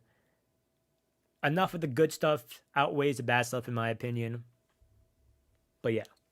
Oh, and nominations. Let me go through the nominations real quick. Or actually, maybe I'll go through that at the end. I'll go through it at the end. And so we can like get through all that shit afterwards. Cause I don't feel like going through all of them like in the moment. I feel like it's kind of Hamnet. Hamnet is next. I recently had a conversation with my friends or whatever, like, or because they keep calling me a hater, right? That like I hate things too much, and then I'm like generally have negative opinions on media, and I'm like, I think that's a very not correct take on me, right? I think I enjoy things a lot, and I do, and we'll see that by the end of this stream where I have a lot of things up. I think we will see that I enjoy a lot of things. But man, I'm looking at this right now. I'm like, dang, I am putting a lot of things in the bottom tiers because man, I'm gonna put. I don't know what people think about Hamnet. Uh, Hamnet is a movie that exists for me. It is very close to slop, but I can't, in good conscience, um, put a film that has pretty good performances, pretty good cinematography, and I think a decent script. I'll get into that in a bit, but like it's got good qualities to it. So I can, in good conscience, put it in slop, but none of it connected with me. I didn't give one fuck about anything going on in this movie, and I'm sorry, like, because it's a very emotional film about grief and how that affects art. But like, man, I didn't give a shit, bro. Does anyone have anything? Everything sucks. Don't worry about it, Zelchi, son. What was Hamnet even supposed to be? Hamnet was essentially, and this is an exaggeration, but it's essentially a fan fiction about William Shakespeare's writing process for the play Hamlet and how that play is about the grief of losing his son. Maybe that's a spoiler. I don't really know. I also don't really care if it's a spoiler. Um, but yeah, it goes through. I think that the thing about this film is that it goes by. How do I say this? I don't think it goes by very quickly, but I kind of don't have a reason to care about any of the characters. We have, you know, we're supposed to feel like William Shakespeare. I'm gonna think about how to phrase this. This movie has this really bad trope that a lot of movies do, a lot of like very basic movies do, where it's like it does very sad things. It presents very sad things and very emotional things without properly setting it up. It relies solely on the fact that we know it's supposed to be sad. The death of a child is something we know to be sad.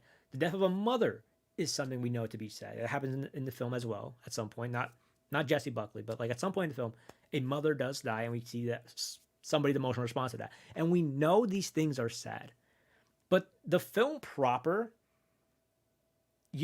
does not actually set that up in a way for it to impact me severely or to impact me in any way, shape, or form. Because William Shakespeare has like maybe 10 minutes of screen time with his son alone, them doing things. And so, to have like the grand ending be like him making this play about his dead son, I'm sorry, I don't feel it. I don't feel what you're laying down here. It does not feel set up properly to me. Grief isn't much about the impact the person lost. Yeah, and also, this is just me. This is not good objective film criticism, okay? This is literally just a me issue. I don't like children in media. Joking, by the way. I do like children. Fucking goddamn it. Nobody clipped that. Okay.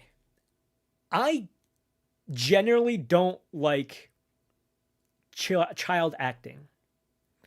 I think a lot of child acting is not very good. And I'm very impressed when child acting is good. Cliff, shut up. I'm very impressed when child acting is good. The child acting in this movie is not good. It's actually really bad. a lot of people were like really liked the kid who played Hamnet. I thought he was annoying as fuck, being so real and so honest. I guess I'm a little extra passionate because I'm literally writing a story about grief. Sounds interesting. Sounds good. I hope it's better than Hamnet. But I just didn't like his performance. And so when he does die, I'm sorry. Like I at best I just don't care. But at worst I was kind of like awesome. Epic. Jesse Buckley does have a good does do a good performance in this film. I guess on paper, in practice, I guess kind of. But like I don't know. I don't remember which YouTuber said this, and I'm sorry I keep quoting YouTubers, but somebody said that this film was kind of corny, and I kind of agree. I really do. I think a lot of the writing in this film is very corny, and yeah, that's the best way I can really describe that. Everybody does a decent job. Like there's something bad, but like man, that shit was boring as fuck. Child acting is just less common and stands out as really bad when it's bad. Yeah. I deadass get such bad vibes from Hamlet's trailer. I did too.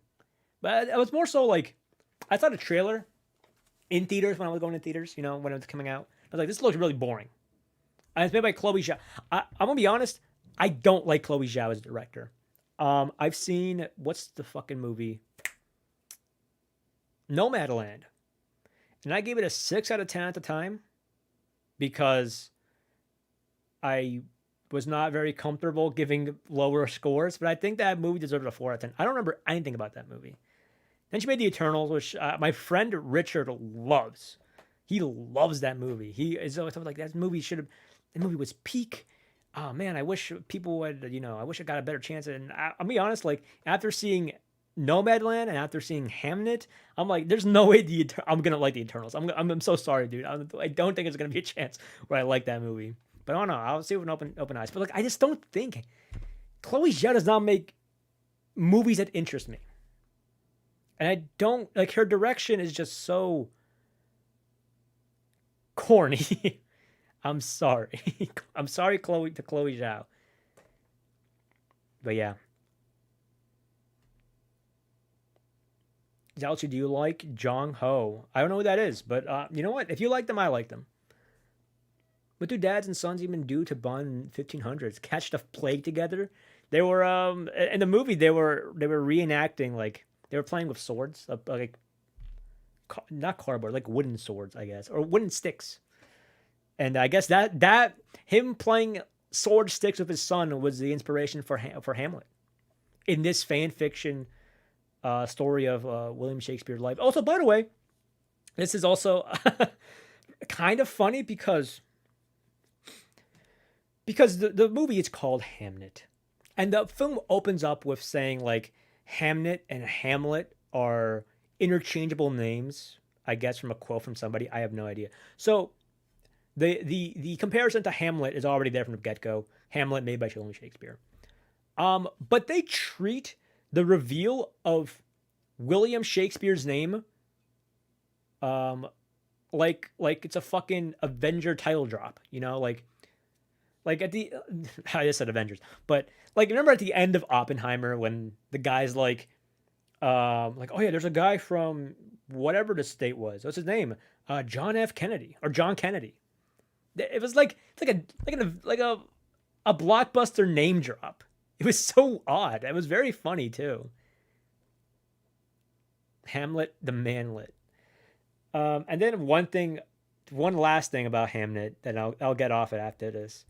But one thing that really pissed me off in that film, one scene, was when the play's happening, and like I know why they're doing this, but when she's like, oh my god, like she's talking over the entire play. She's going like how is this film about my son? How is this like, blah, blah, blah, like asking so like she was like asking so many questions, and like just fucking watch the play. Like I know it's because she's overridden with grief and like she's heard that this play is about her son and she can't like I understand why she's doing it in the concept of the story, but when she's talking during the play, it pisses me off. My cat is upset with me because I have to give him his medicine. I like cats. I wish Jenny was here, but she is not. I don't think he was going to be featured till Phase 2 in the Shakespeare cinematic universe. Mid-credit scene in which Shakespeare reveals his first unrequited love was named Ophelia. Speaking of cats, show Jennifer. I would, but she's not here. I don't know where she is. But yeah, that's Hamnet. I didn't like it. Not a good movie. Well, Hamnet has qualities that are good in it, but just none of them interest me. I would put that on slop, but the good qualities are good enough to keep it in a movie that exists. Go get her. We will wait. No, we're here for my opinions on the Oscar-nominated films. Speaking of which, next one is it Marty Supreme already? All right, bet Marty Supreme. Again, another divisive one, both because of the film and of people outside of the film. Actually, a lot of discourse around this one. I wonder where people in my chat land on this film, because it will dictate if I lose aura points right now.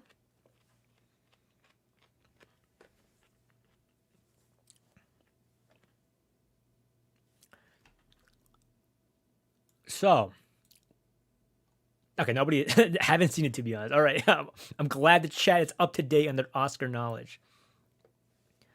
I loved Marty Supreme. So much so, I haven't seen a lot of films in 2025, to be honest, to be fair. But I do think Marty Supreme is my favorite movie of the year. I fuck with this movie heavy, thank you. Okay, well, that's good. Only that people hate Timothy. Okay. I think, not to get into the Timmy discourse too much, because I do think it's kind of silly. I think Timothy Chalamet is kind of an asshole, all right? I do think it's a lot of things he says is a little, like, mean, that he's kind of an asshole, right? That is a thing that I think, okay? It is also not a crime to be an asshole, right? Like, I have been seeing threads and tweets and reels, TikToks. It's all over my feed. Everybody talks about this. And they're talking about, like, oh, like, they're trying to, like, knock him down a peg or something. Like guys, he's an asshole, okay? Like, I get it. I get it. He says I'm not, like, a lot of things he said that are a little facetious, a little mean, but I really genuinely don't care, honestly.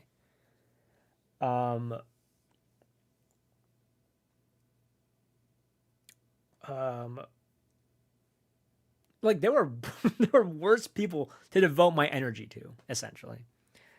But yeah, that's my thought process on that.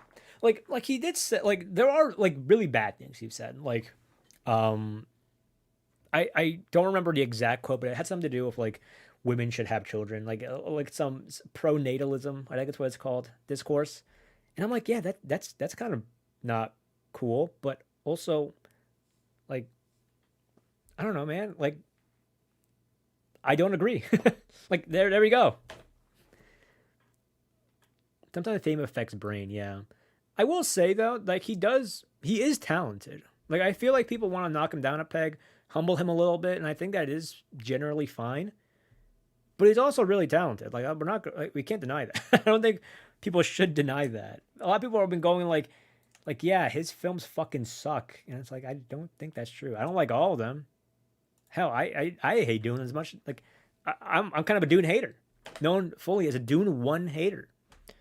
But I'm not gonna be like, yeah, that guy's talented. He's talented. At 30, he's being nominated for Oscars. So you know. Yeah, I think the discourse around Timmy is kind of stupid.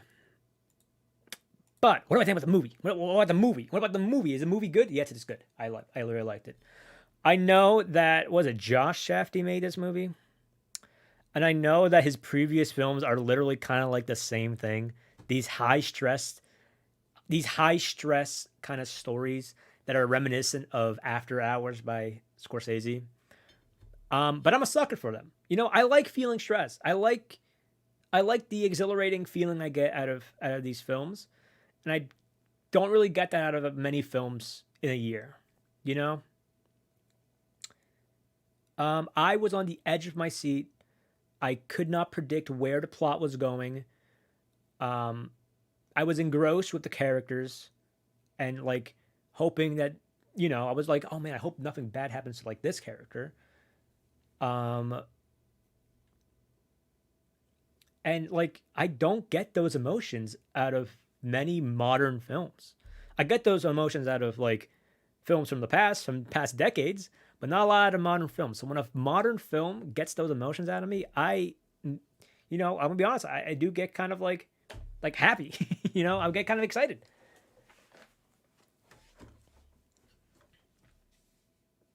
Yeah, but did he play two guys? Don't think so. Oh yeah, true. Is Sinner's Discourse coming up? I think I'll move that up just to get just to get Marty Supreme then Sinner's Discourse. Marty Supreme shows us what happened behind the scenes between Josh Brolin and Bass Tim. I was kind of surprised to see that actually Marty Supreme was kind of a mid-grade ping pong player. Yeah, like I was pretty. Well, I don't know where I'm fucking go with that. It was. I was pretty surprised to know that like a little bit of what Marty Supreme is based off like a real guy. Not entirely, like, and also a lot of the things that that ping pong player has said is like a little exaggerated too. So it's not like 100% like true to actual history, but I think it's interesting. It is interesting. Um, but yeah, I really like Martin Supreme. I really like the cinematography. I liked how it was shot. I liked a lot of the technical aspects about it.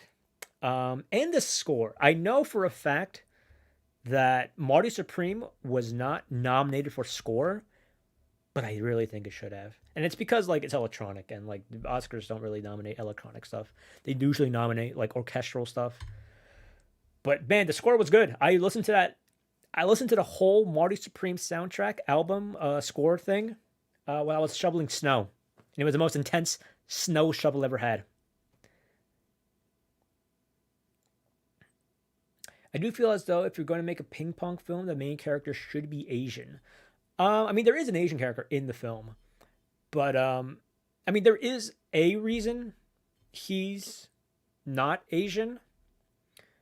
Um, like if he was the other guy in the movie, the other ping pong player, the Asian ping pong player in the movie, like it would be a very different story, and also it would not like he gets into these situations because he's not. It's not that he's not Asian. I don't want to spoil it too much, but like he's a great ping pong player, but he's not the best, is what I'll say. And I think you kind of get that feeling in the first in the first act of the movie. I think that's well established by that point. So I don't think it's a spoiler, but like he actually genuinely isn't the best player in the world.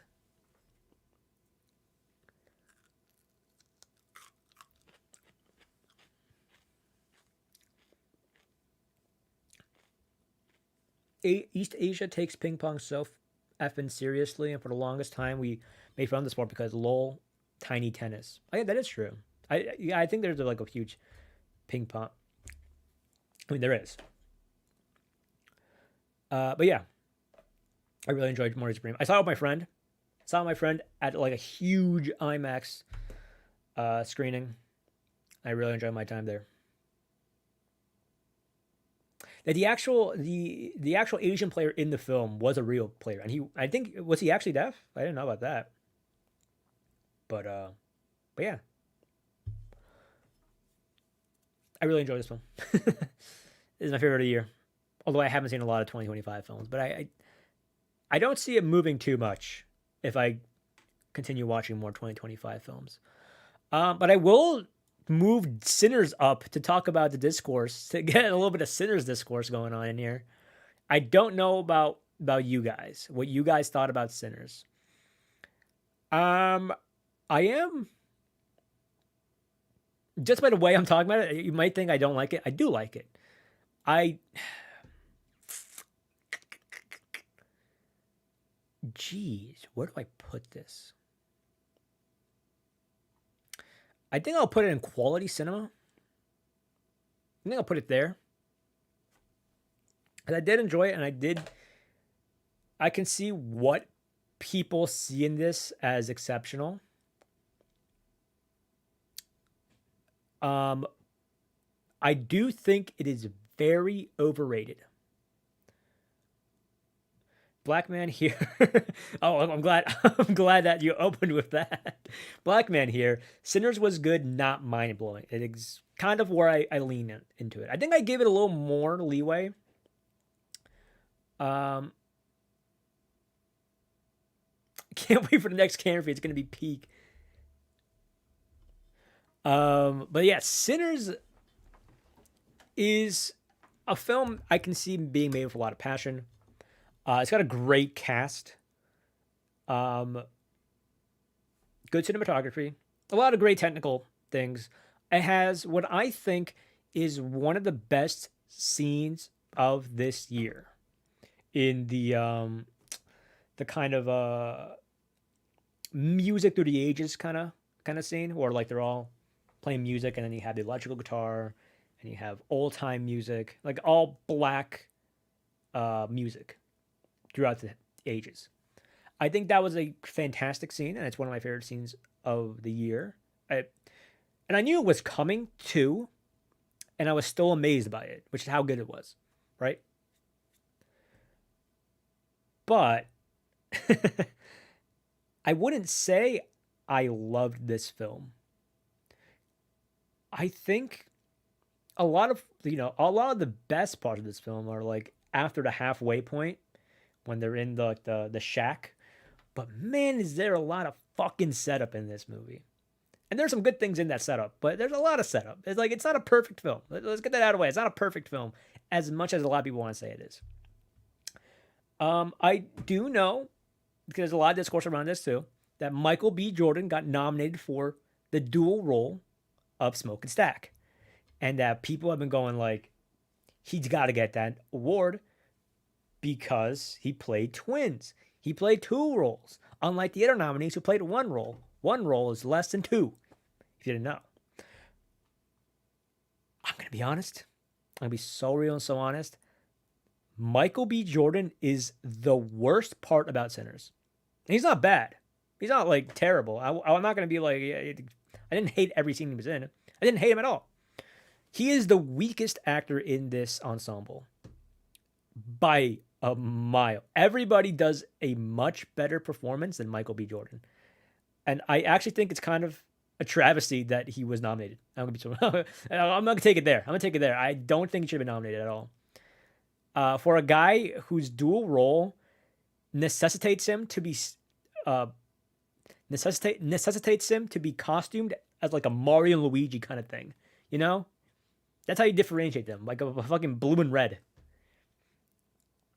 You know who played dual roles? Fucking Norbit, bro. I don't know where the Norbit guy went. I think he's still in here. But Eddie Murphy played dual roles in Norbit. Where is his award? You said that scene is in contention for one of the most iconic scenes of the decade. Yeah, I did say that. I would also say the decade, because I can't think of another scene from this decade that I think as iconic as that one. But I think it's also because I don't watch a lot of modern films. I'm going to be honest with you. I low-key agree because the other actors are amazing. Yeah, Delroy Lindo, phenomenal. Scene stealer. Him recounting the lynching of his friend in the car ride there. Stunning. Like, I was stunned. I was on the edge of my seat. It wasn't even like part of the movie. There was no visuals for that. I was on the edge of my seat for that little conversation he had. Delroy Lindo does a great job. I think, he's up there for one of my picks for the nomination. Sammy, my brother was going into this a lot when we was talking about it with him. Sammy did a great job too. Much better than Michael B. Jordan. I forgot what the supporting actress was called. I'm just gonna look at my cheat sheet real quick. Wunmi Masoka, great performance. Um, yeah, I don't know. A lot of good performances here, but not Michael B. Jordan. He's the one who's nominated. I don't get that. I think one of my kind of gripes again. I had a lot of fun with this movie. It was a fun time. It was a good time. But like as a vampire film, like it's labeled as a horror film, but it's not really horror, right? It's also not much of an action film. There's like one action scene, but it's not really much of an action film. It's a little odd because I can't really place my thumb on what it excels. It's all these like different genres, but it doesn't excel at any of them. It's not bad. Again, it's not bad. I have it in quality cinema for that reason, but it's not exceptional in most of like it in what it's trying to do, in my opinion. Sinners is better than him. Yeah, I can believe that. But yeah, I don't really have much to say else about Sinners. I can't think of off the top of my head right now. I probably should have made notes so I can have a more coherent conversation about these films. But I didn't make that. I didn't make that. What else is about Sinners? I don't know. Just it was a good movie. It's a quality cinema. But I think the people who are saying it's like the best film of the decade are a little. What it is that. Do I want to get into this conversation? Because I did mention this once to my brother as well. Um, is that Sinners? I think the reason for all the buzz from people um, is for two reasons. One is that I think it comes from a lot of people who only watch two films or like three films in a year. So this is one of their three films. And so they're like, wow, this is peak because they don't see a lot of films. And especially not a lot of films from like back in the day. So their barometer of quality is like much shorter than what mine is. So to them, this is the best movie of the decade. It probably will be the best movie of the decade that they see because they just simply don't watch a lot of films. But I also think, do genuinely believe it. Maybe this is a little controversial. Maybe this might sound a little bad, but I do think there's a tendency to kind of analyze and critique films that are about very much about race with kitty gloves. I do think that a lot of the praise that Sinners gets comes from people that don't want to seem racist. I don't know how I don't know how better to like explain that. It's kind of like the same effect that Black Panther had all the way back in the day, right? Um where it was like this new thing and it was like talking about race and I think people were hesitant to like criticize it because it felt like you were criticizing like that. And I feel we're gonna get that same effect with Sinners. I feel like that's kind of like I don't know what this conversation. Same thing that I was talking about with documentaries. Yeah, I think a lot of people, just say all of them, but a good portion of people who praising Sinners can feel a little performative because of the topic it's addressing. In my opinion.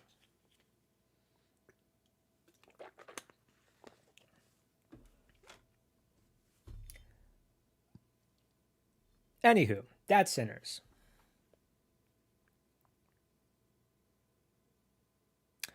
Next, we have One battle after another. Fucking slop. No. I am putting this up in peak Kino. I thought One Battle After Another was very good. Although not the Race of the Cats will get a bonus points from some people. Yeah.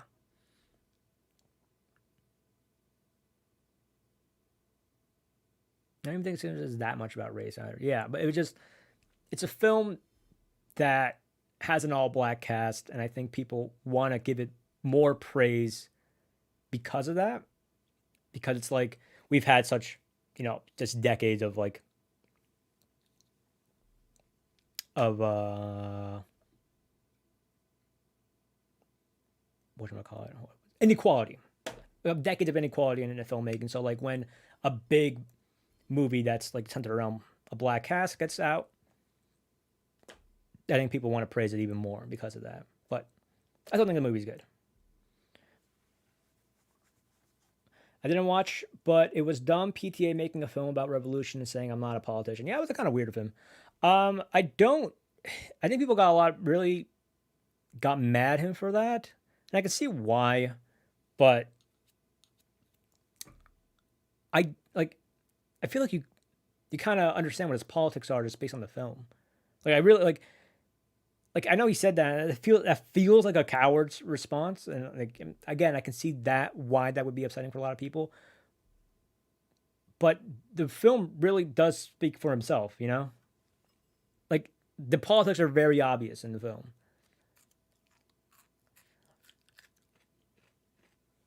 Who said the film is about music more than anything? Yeah, and I do get that a lot from the film. I just wish people kind of talked about that a little more too.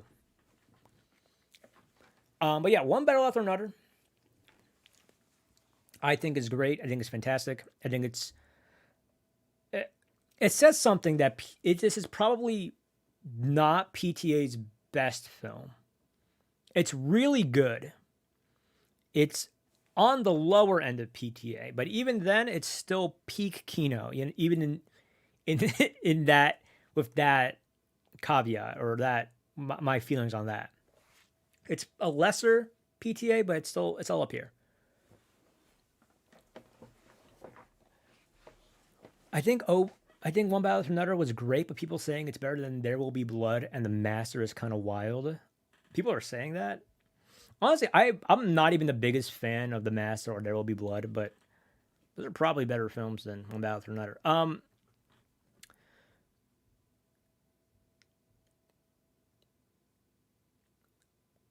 Let's see, where do I start with One Battle After Another? I think the only thing. Actually, no, I don't. I think I want to keep that till the end. I'll get into that afterwards. When do you think the first fully AI generated film will win Best Picture? Probably not in my. I'm gonna be so honest with you. Probably not in my lifetime. People might think it's a fool's guess, but I really don't think in my lifetime. I don't think it's gonna happen as long as I exist, because I don't think. Not to get into the AI generated question, I feel like I want to dedicate that at a different point. But I don't think anybody who's making AI films now or at any point in the future has the talent to make a quality film. Bare minimum. I don't think anybody in the AI. I've seen AI films. Every now and then I'll kind of dip into the space. Nobody who is attempting to make AI films now knows even how to make a regular film correctly. Like they don't know how to make a good story. They don't know basic, film techniques. Not that you need a camera, but like they don't know how to frame things. They don't know how to edit things. They don't know how to like do any of that. They just see things moving on screen and they think that's fine. That's good enough. So no, nobody in the scene has any talent, and you can't AI generate talent. So I think they're going to be plateauing. Like, yes, it'll look like a film, but it's not going to be a good film ever. Not until they get over the plateau of talent, and it's never going to happen. Not in my lifetime, at least.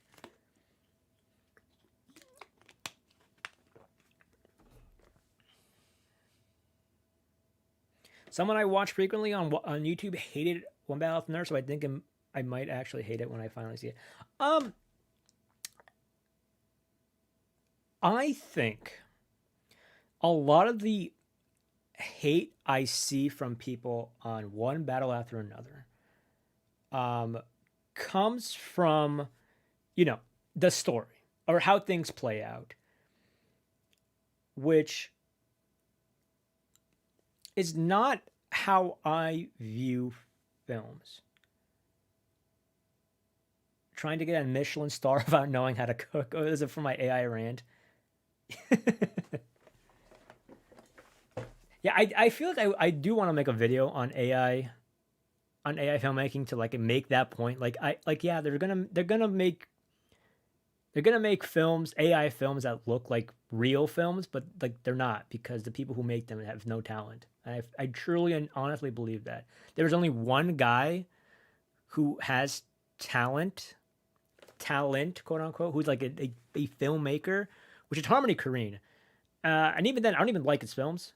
So like if Harmony Korine's the only guy you have, people will say Darren Aronofsky. Darren Aronofsky does not make AI films. He has a company, he has a production studio that does make it, but he is not involved with it. Like aside from just owning the production studio, like he's not actually making the films. Harmony Korine is, and I don't even like his stuff.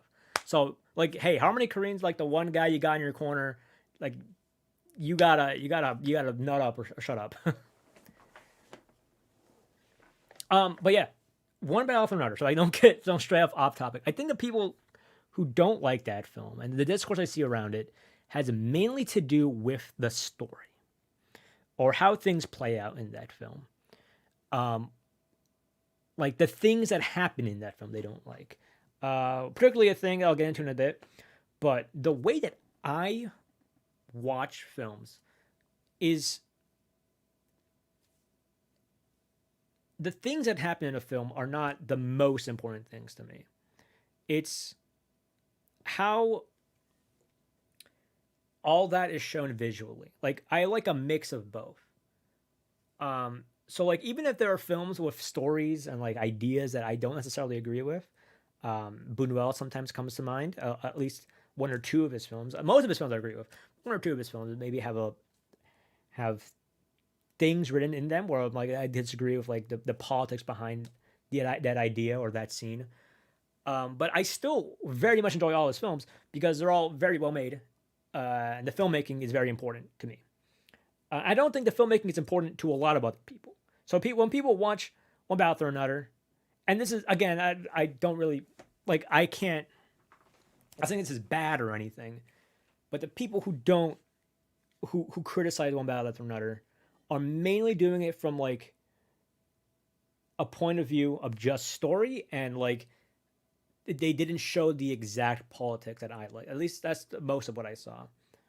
Um, and I like One Battle After Another for its filmmaking.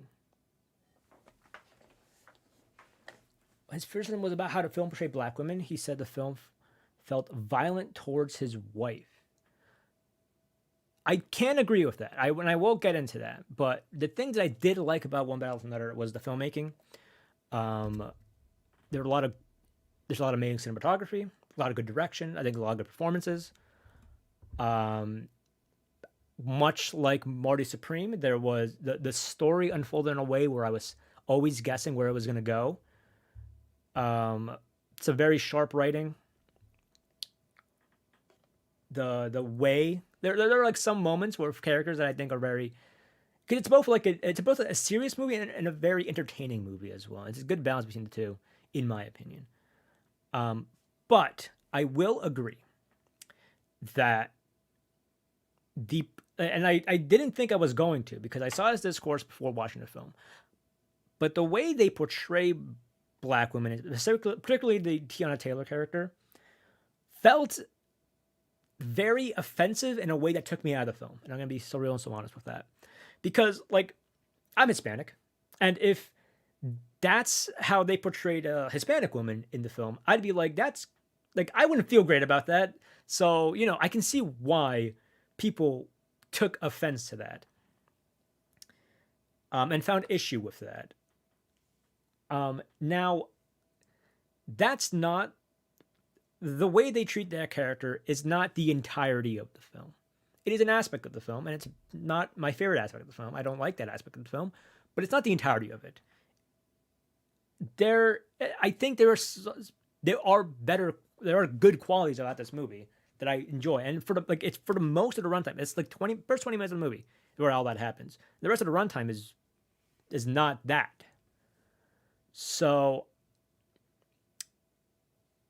not to discredit, if somebody wants to dislike this movie because of that, I think it's perfectly fine and fair and valid. But I think there's still genuinely good qualities about One Battle After Another that I enjoy, and enough so that I put him in peak Kino. I met God, she's black. Oh, really?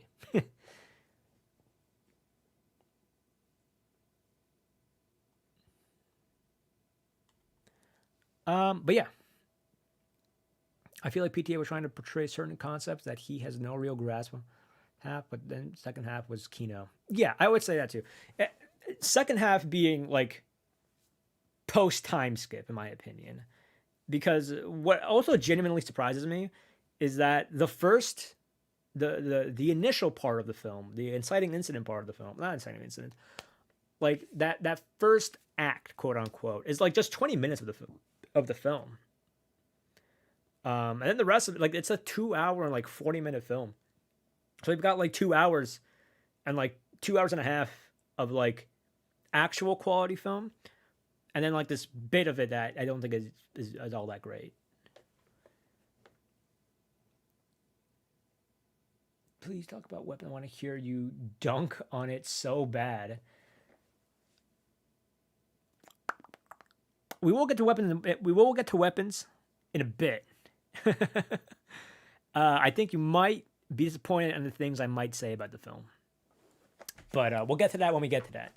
One Battle Another, I think is really good, and I can see why people don't like it. I can see people issues with it, but I personally don't have that. It personally not enough to like me to put it lower. Um, sentimental value. Sentimental value. I'm already getting a sore throat right now. Sentimental value is a film that is almost, it's almost like it's being made for me. It's peak Kino in my opinion. I put it up there. I really enjoy Sentimental Value, and it is a film about filmmaking and how that reflects like the inner turmoil of characters in the story. And I fucking love that genre of film. It's not the same thing as Authentic in New York, not at all actually, but like that same kind of vibe where it's like the creation of art being a reflection of the artists. Like I love that. I love that in film. Or like the creation of art being this kind of chaotic thing I like it a lot, and I think it's not chaotic in like Authentic New York kind of way, but it is like about the creation of art, and I really like that. The family aspects, I think performances are great. Film about filmmaking. Let me bring in my buddy Charlie Kaufman. Yes. Adaptation I also love. Like, and sentimental value, although it's not doesn't reach the same peaks as Charlie Kaufman's filmography, I think it's still really good. It's a little more grounded. Performances are great by like pretty much the whole cast, including Elle Fanning. Elle Fanning, I was like, I'm pretty sure like is like Elle Fanning like how like I was surprised by her performance, that how good it was, because I remember her not being a good actress. Then I remember like, oh, that wasn't Elle Fanning, that was Dakota Fanning. Dakota Fanning's the one that's not in good movies. And I looked at her filmography and she wasn't. She was in Cat. She was in The Cat in the Hat. So I think Elle Fanning is really good in this movie too.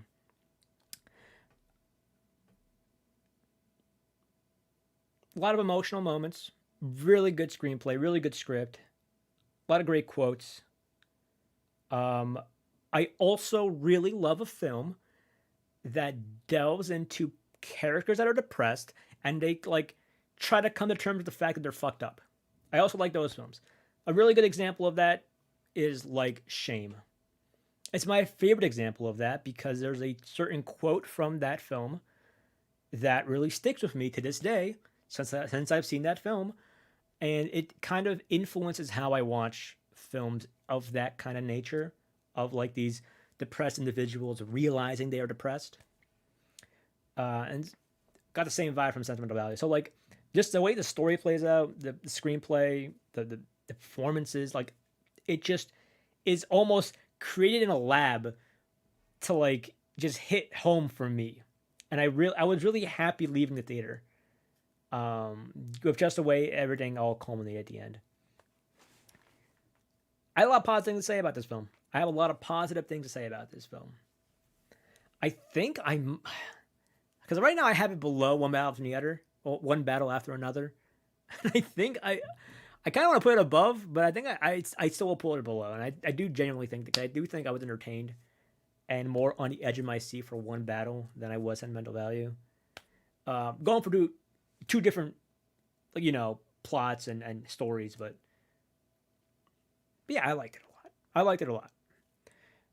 Seconding the Goodbye Era comment.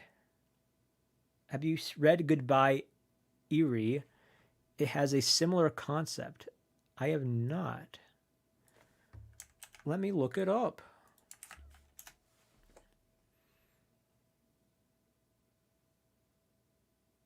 One shot manga. Interesting.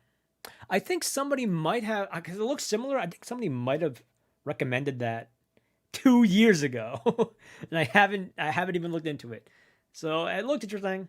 Maybe I'll look into it, but I'm not a big manga reader or anything reader actually. I watch films a lot, but yeah, I recommend Ultra Kill. What is that a game?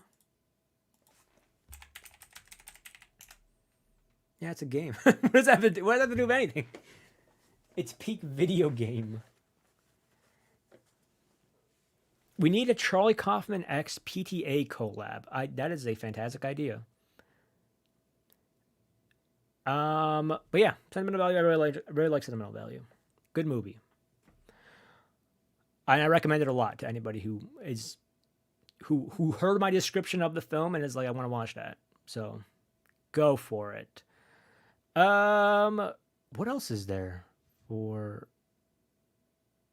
Oscar nomination? Is that all Best Picture? I think we have Train Dreams left. Wow, we've really left the most boring for last. Unless I've missed something. No. No, that's it. Oh my god. All right, Train Dreams. I don't know if anybody else saw this movie. Train Dreams. I'm gonna reference back the letter, but we haven't done a synopsis in a while because I've just talked about films I like. But Train Dreams. Let's talk about Train Dreams. A logger leads a life of quiet grace as he experiences love and loss during an era of monumental change in the early 20th century America. It's got beautiful cinematography, which is why it got a cinematography nom. So what do I think about Train Dreams? This is a movie that existed. I don't know if anybody else. Yeah, this is a movie this is the first film that I saw for like my Oscar nominations thing. This is the first one I put on. I was like, all right, let me see. It's on Netflix, easy to get my hands on. If it weren't for like the good cinematography, I mean, it's not bad. It's not a bad movie. I don't think it was bad enough at all to put into like. It's not bad. It's a fine movie. But that's all I thought about when I finished the movie. That it was fine. I finished it and I was like that was fine. Like it was an interesting concept because we go through this guy's entire life from beginning to end. Well, not beginning, but like somewhere near the beginning. Like no, we do get it from the beginning.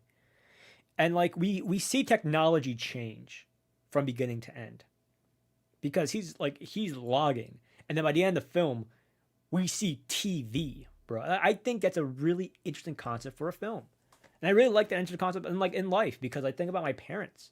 My parents, despite being born in ages where electricity existed, they would do homework by candlelight.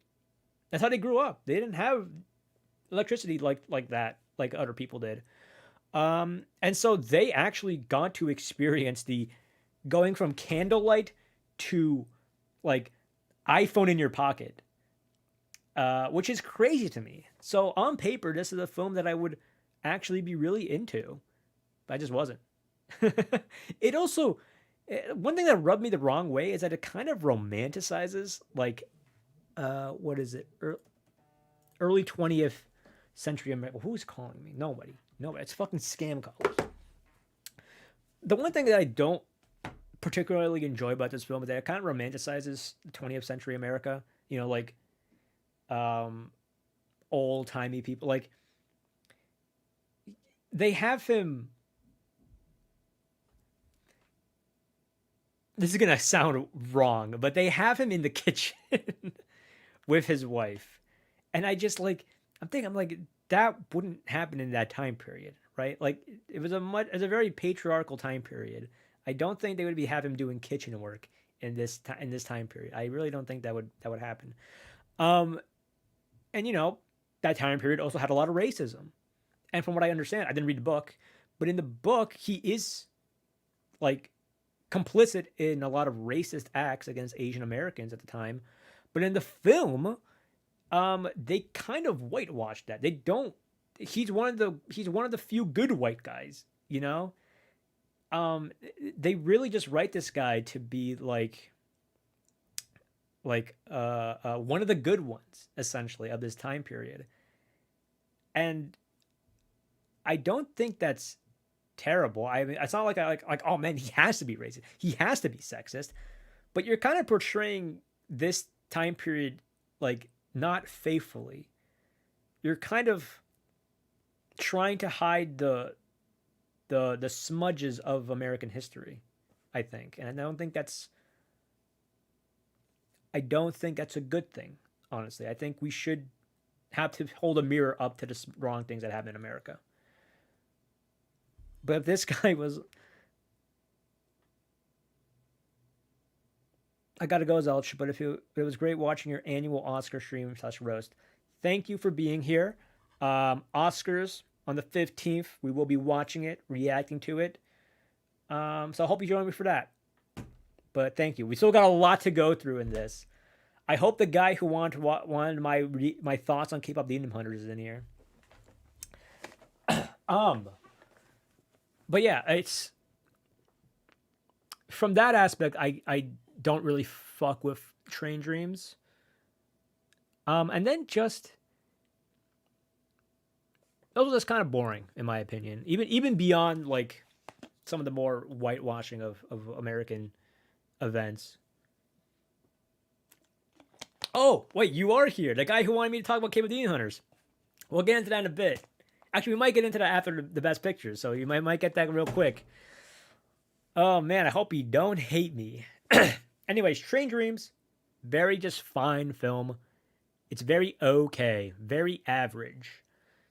It is doing things. It does have ambition. It is doing things that are good. The cinematography, again, I will say, it is great. It's exceptionally well done.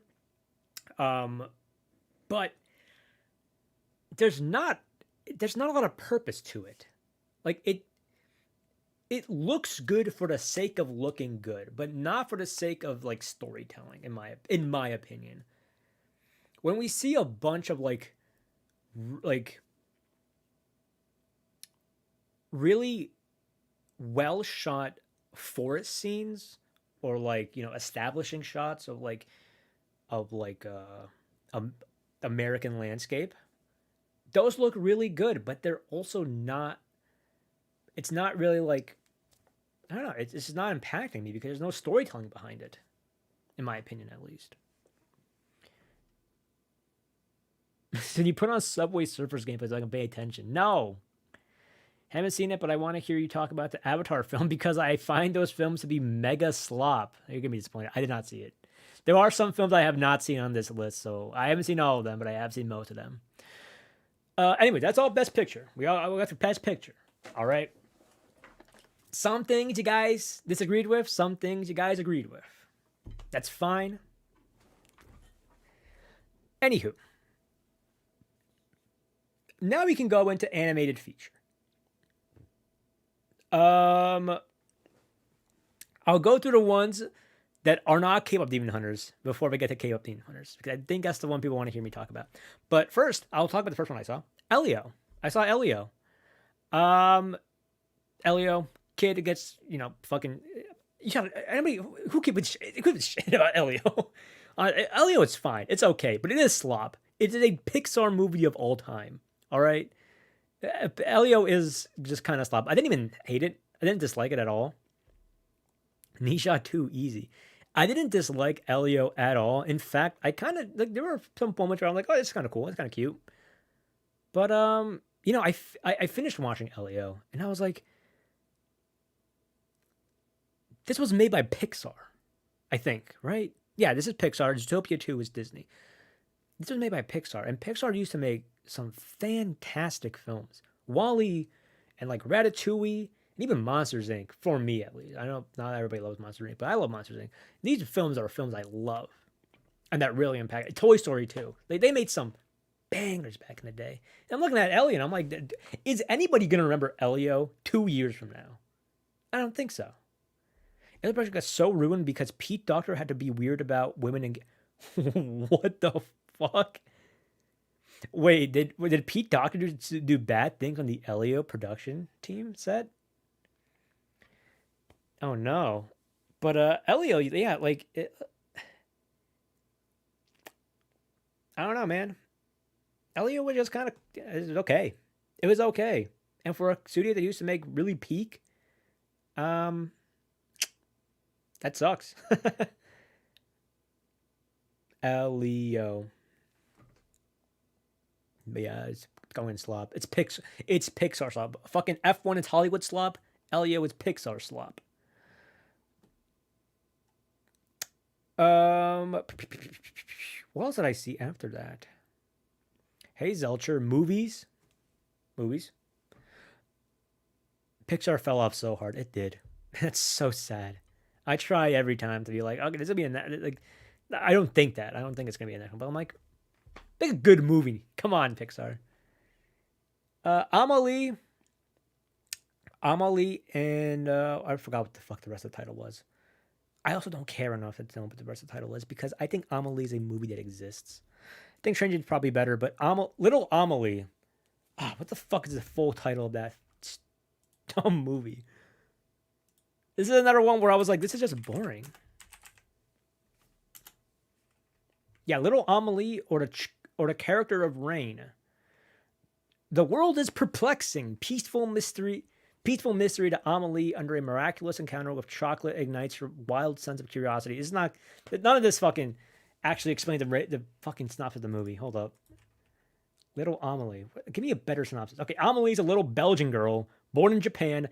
Thanks to her friend Nishio-san, the world is full of adventure and discovery. On her third birthday, an event changes the course of her life. I guess that's a better summary. This is like Little Amelie is like a coming of age movie, but for a toddler. It centers around the coming of age of a toddler, which is very weird. It's fine. It does it well, I think. But you know me and coming of age films, coming of age stories. Not my cup of tea. So I was very bored during watching this. There are some good elements to it. A lot of surrealistic like imagery. There is a very good scene where they talk about like the war and its effects on people. Because it is about the post World War II stuff too, and how that affects society at large, and the people that Amelie interacts with, namely her one friend Nishio-san. But I don't know, man. I sat there and I was like, okay, this is fine. This is whatever.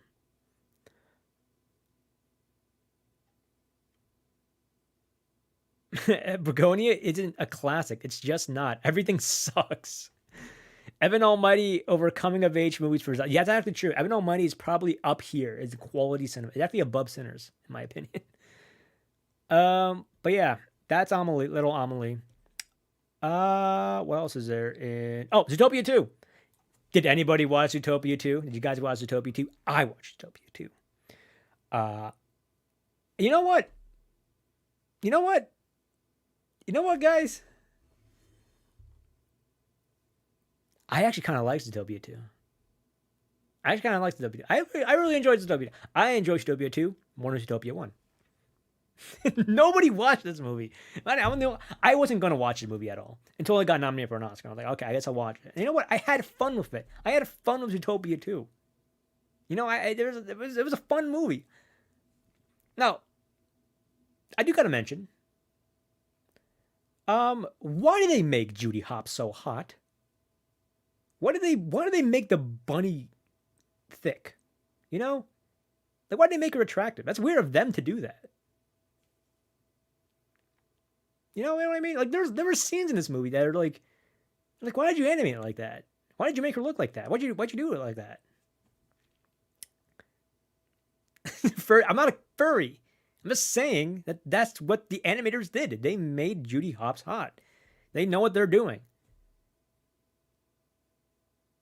Furries in the team, maybe? Shut up. No, I'm not a furry. I just, you know. Listen, the things that make Judy Hopps attractive are not like the things that make her a furry. It's the human aspects about her that make her hot. But not to me. Like, I'm not like... Shut up. Everybody shut up. He's not a furry. He's an incel. Yeah, exactly. Thank you. No, I'm just saying. Like you know, they did that. They did that. Consciously, knowingly. Bro, I'm talking about the animation team. Oh. Yeah, that's what obviously, yeah. They were baiting. Yeah, they were baiting. That's what they were doing. That's what the animation team was doing. They were baiting. But yeah, I thought it was cute. I thought it was fun. I liked that they were like the antagonists, quote unquote, the antagonists. They weren't bad guys, but they were the antagonists. The other police teams. They would appear, you know, throughout the film. Obviously, they were chasing after them. But I liked it. I liked the different teams that would like in the individual chase scenes going after them. I thought that was really cool. They had like their own way of trying to catch them. Some of them could swim, some of them couldn't, so they did other things. That was really cool. They used each individual team in a very different way. And I liked a lot about it. Do I think... Listen, I saw this film, again, I keep referencing fucking Shafrillis, like I watch Shafrillis a lot. I actually don't. I watch Shafrillis like maybe once every 5 months. But in his review for Zootopia 2, he was like, finally, Disney made like the best twist villain. And I was like, what do you mean? This is like a generic twist villain. Like I wasn't like, I really like, I think Zootopia 2 is quality cinema, but I'm not blown away by it. Not at all. I think it's really good. I think it's a really good kids film. They were baiting. I am back. Did you call it from mid already? No, but I'm gonna get there. Zootopia 2 is probably my favorite animated film of the year because I have only seen the ones that are on screen. I know you guys are going to be like, what about Ninja 2? What about Chainsaw Man? What about the Demon Slayer movie? I haven't seen any of those. I didn't watch those. I'm too busy watching European cinema from the 50s that nobody cares about. But I had time for Zootopia 2, and I thought Zootopia 2 was really good. Really fun. It was a fun movie. I like fun. See, I can enjoy a good time. But yeah, quality cinema. All right, guys. This is what people have been waiting for. K-pop Demon Hunters. K-pop Demon Hunters took the world by storm. Came out on Netflix, sleeper hit. Didn't even expect it to be this worldwide phenomenon. Nominated for an Oscar. Nominated for song. A soundtrack that little boys and girls are blasting off left and right. What does Zelcher think about the worldwide sensation that is K-pop Demon Hunters. What does he think? This shit sucked ass, bro. This shit was not good. This was not a good movie. I'm telling everyone your niche to his peak. Girls in film 25 got snubbed. Criminal. K-pop Demon Hunters, not a good movie. I can tell you that right now. It's slop. I think it's slop. Where do I even start? Kate, I was already not fucking with K-pop Demon Hunters when like it first came out and like the initial reactions came out and they were all showing like their favorite scenes. And all their favorite scenes were like these really goofy, like all these really goofy faces that the three K-pop huntresses do, where like they're sniffing like a thing, and then they make a goofy face, and they're going and they're yelling and they're doing like the anime faces. I hated that shit. That shit was ass, bro. That shit looked annoying, annoying in a way that I wasn't annoyed. I haven't been annoyed at faces in a film trailer or just general vibe since like Turning Red. I know that might piss somebody off in my chat, in my audience. One person in particular might be pissed off by that, but I'd say it. K-pop Demon Hunters just looked very annoying to me. So I didn't watch it. Obviously, I don't think something looks good, so I don't waste my time with it. Then it got nominated, and also my brother and his girlfriend saw it, and they had thoughts about it, and which confirmed my thoughts about it. But then it got nominated, and I was like, "Fuck!" Now I gotta watch it. When the movie was first announced, with only concept art, I didn't expect it to be the 2020's equivalent to Frozen. Then I got to watch for a nomination. I was like, okay, I'm not looking forward to this because I'm gonna watch like an hour and a half of like funny faces that I don't like. Thankfully, all the annoying things that I hated from the trailers and from the initial reactions all happened in the first like 15 minutes, which I was pleasantly surprised by. I was like, oh my God, thank God there's no stupid, goofy faces anymore. Is this going to be a good movie? No, it was not. It was not a good movie. There's no story.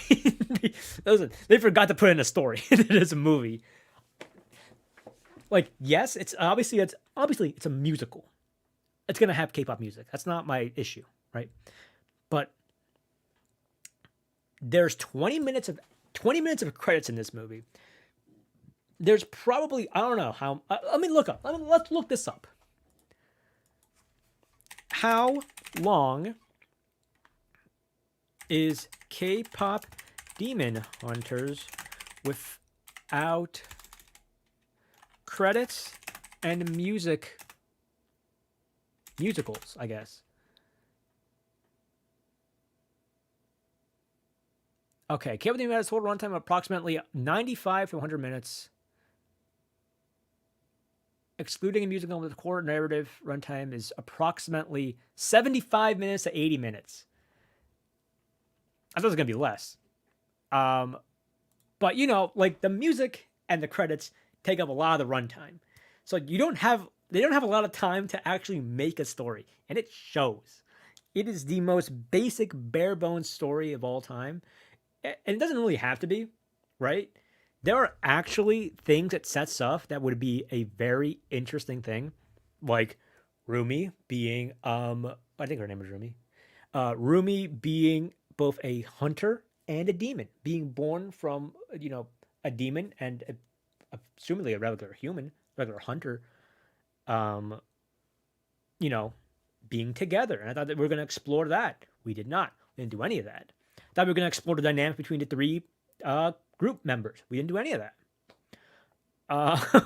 Like nothing is explored. It is just from one point to the next, with no exploration of anything else. I double dog dare you to make an iceberg video using only research you got from AI. Thank you, AI. You're always right.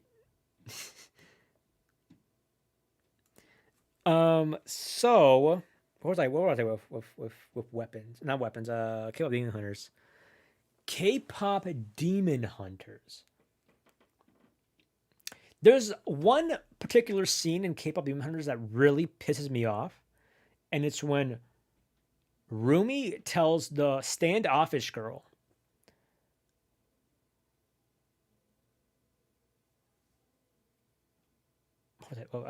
fucking reading the fucking chat. It was when Rumi tells the standoffish girl. I can't remember her fucking name. The one that's always like has like it's always looks a little angry. She tells her like they're on this train, they're fighting demons. She's like, it's not always about your insecurities. And it's like, oh my gosh, she just said that. At no point in the fucking movie was that ever established. It wasn't like a thing where it was like, it wasn't like a thing where it was like, oh yeah, that's like a big part of her character. It got mentioned once, and then it got mentioned a second time here, and then it gets resolved in like the next scene that they're in. Like, like, where's the story? Where is the story? Where's the character development? Where's any of this? Like, what? You didn't do anything. Right? Like, I don't know. They just forgot to write any story in this film, and that I think that scene encapsulates that beautifully, or not beautifully. Um, it's just so reliant on tropes, dude. The trope between like Rumi and that one guy and their love story, quote unquote, their connection. It felt everything felt so underbaked, but that thing in particular felt so underbaked. And the K-pop, I'm not even a K-pop guy. I'm not a K-pop guy. I don't listen to K-pop at all. Um, but I know enough about K-pop to know about K-pop should probably be sang in Korean, right? K-pop, Korean pop, but it's all in English. A lot of what K-pop Demon Hunters songs sound like are just regular pop. There's no K to it. It's just regular pop with a little bit of K in it. I don't think that's K-pop. I don't think so. But yeah, it was just at worst it was annoying. At best, it was boring and not good. Yeah. Just an underbaked film that a lot of people love because, again, people only watch 3 films a fucking year. And even worse, these are animated guys. These are animated like fans. And I'm sorry, but a lot of animated film fans who say they think that animated films are cinema are people who only watch kids films. So their barometer of the films that they watched this year are like Zootopia 2 and Elio. And so then they watched K-pop Demon Hunter. They're like, this has to be the best one because it's the only one out of 3 films that I've seen this year. They don't watch anything else. They only watch kids films. But yeah, that's enough of that rant on K-pop Demon Hunters. I think it's slob. Boom. There are some K-pop songs in full English, but like I don't think there are any full albums with just English lyrics. Yeah. Zelcher, which K-pop Demon Hunter girl you cracking? What's the one that I didn't mention? There's Rumi, there's a mean girl, and then there's the other one. Who's the other one? The one that's like short and nice. That one. I'll crack that one. Yeah, that's just the best questions out of my audience. We're talking about films and like the art of storytelling, the art of cinema. Yeah, which one are you cracking, bro? It's annoying how the phrase animation in cinema has been destroyed by those guys. Yeah, truly. Zoe, yeah, I like Zoe. I'd crack Zoe. Let's see. And then Arco. I didn't see Arco. Actually, you know what? I'm gonna make the not watched tier at this. No, fuck. That one should be this one, right? No. Which one was that one? God damn it.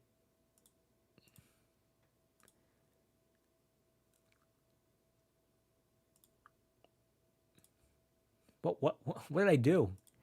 I fucked this up. No. Here, we'll make you like gray. Add a row below. Fucking why? What did I do wrong?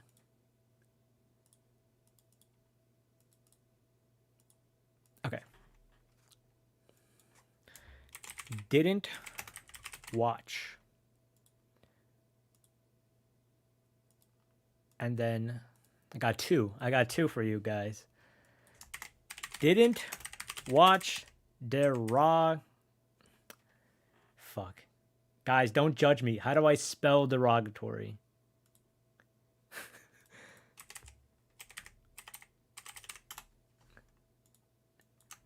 I'm not letting you guys see how I fucking spell derogatory first.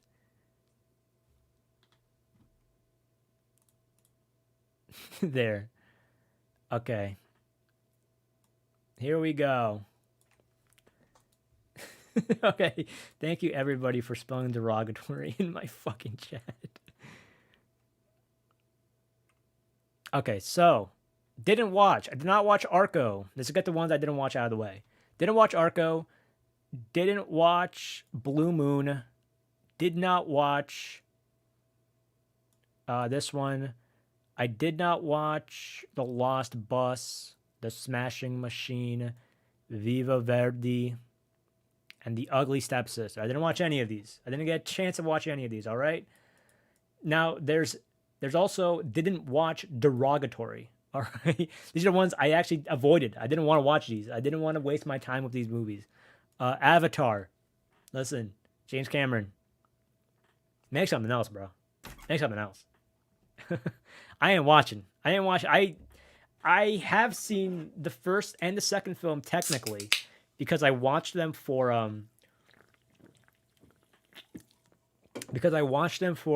me making videos for my employer, Spilling the Milk. I worked exclusively on Way of the Water, and I even after that I chose not to watch this one.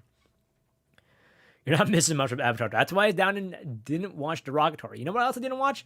I also did not watch the Diane Warren documentary. You're not winning an Oscar. Let me re-record that. You're not winning an Oscar, lady. Listen, it's not gonna happen. She has tried every year and it's not happening. You are not winning for the Diane Warren documentary. If you did, I would actually be like pissed.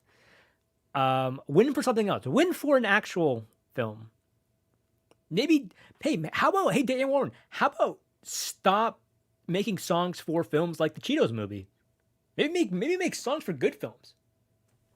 Winning strategy, I know. Like you can have that one for free, Diane Warren. I'm so mean there. I don't even know. I don't even know anything about her. Also, Jurassic Park. Didn't watch it. Jurassic World, I mean. Didn't watch it.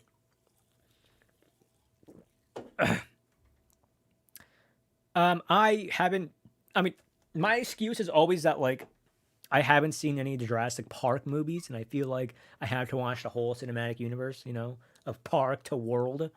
But also, I just don't want to watch this movie. Also, I'm, like, surprised it got nominated, too. Like, what the fuck? Everything else here I have seen. And also, I forgot that I had to talk about The Secret Agent. Oops. Maybe that should tell you what I think about it by me forgetting about it.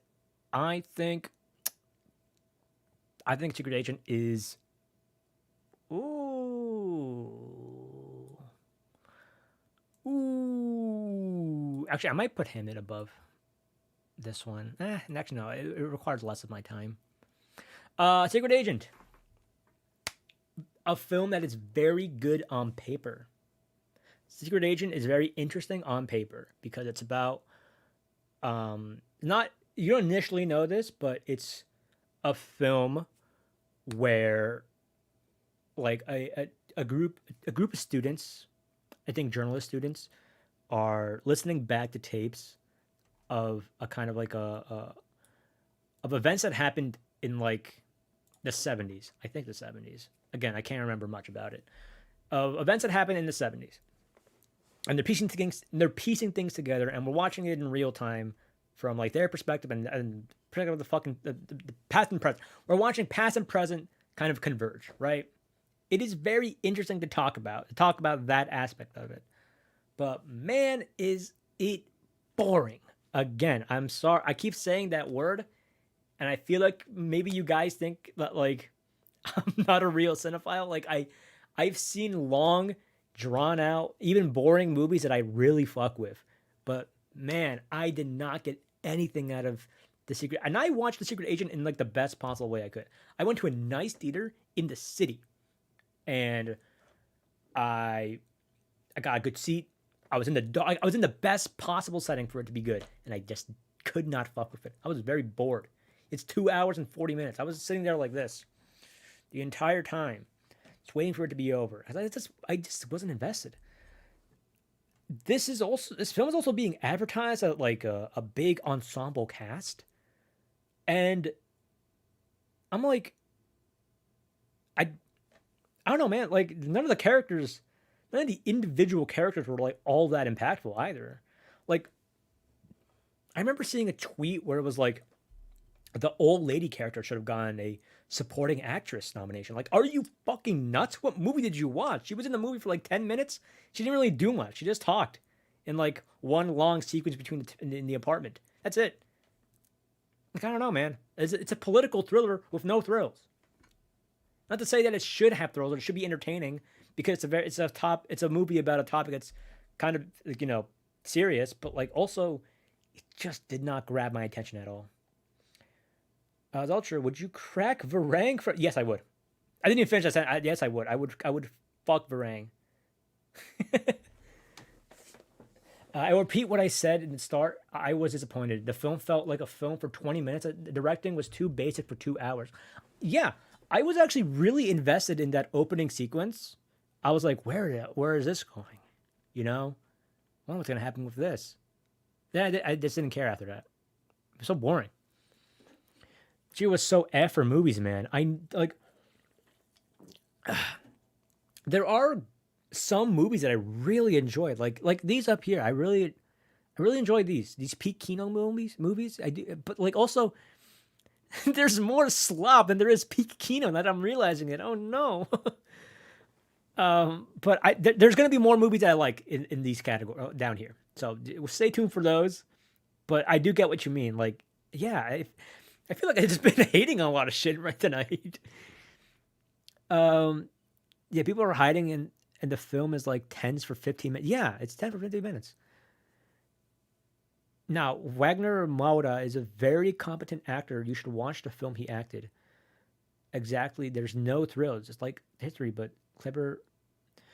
Didn't direct well, honestly. It's true of everything. There's more slop than peak furniture too. More slop pizza than peak pizza. Okay. Yeah, there's more slop than peak and everything, bro. But yeah, no, I agree with what you're saying, Master Q.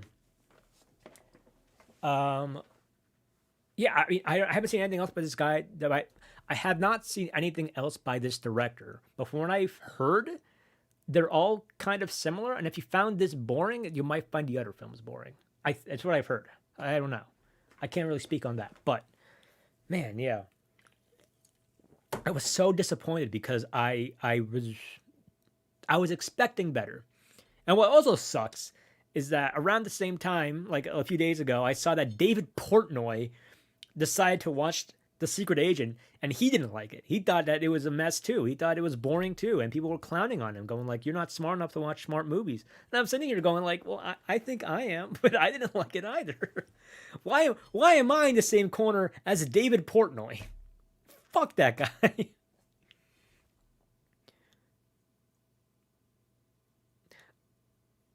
I hope I win something because I'm from my country. It's from your country, Brazil. Yeah, I mean, I remember last year the Brazilian nominee had more. I didn't get to see that one, but I heard better things about it than the Secret Agent. I don't know,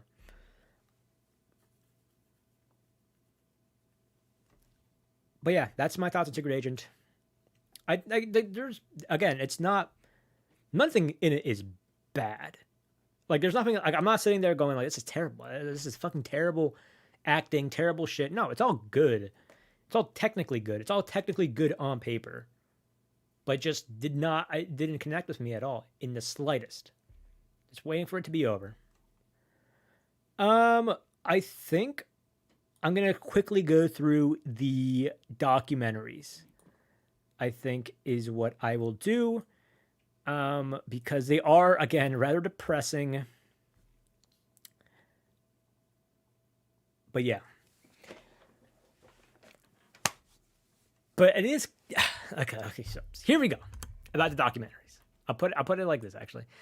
Let's start with Come See Me in the Good Light. This film was about a non-binary poet who made poetry, and also they're dying of cancer, which is very sad and tragic. And you know these two people on screen are very charismatic, and you know they're pretty funny, and you know they're likable. They're likable characters as in like they're actual people. And in that sense, it's a very, you know, interesting documentary about processing death and the grief that's going to come with that.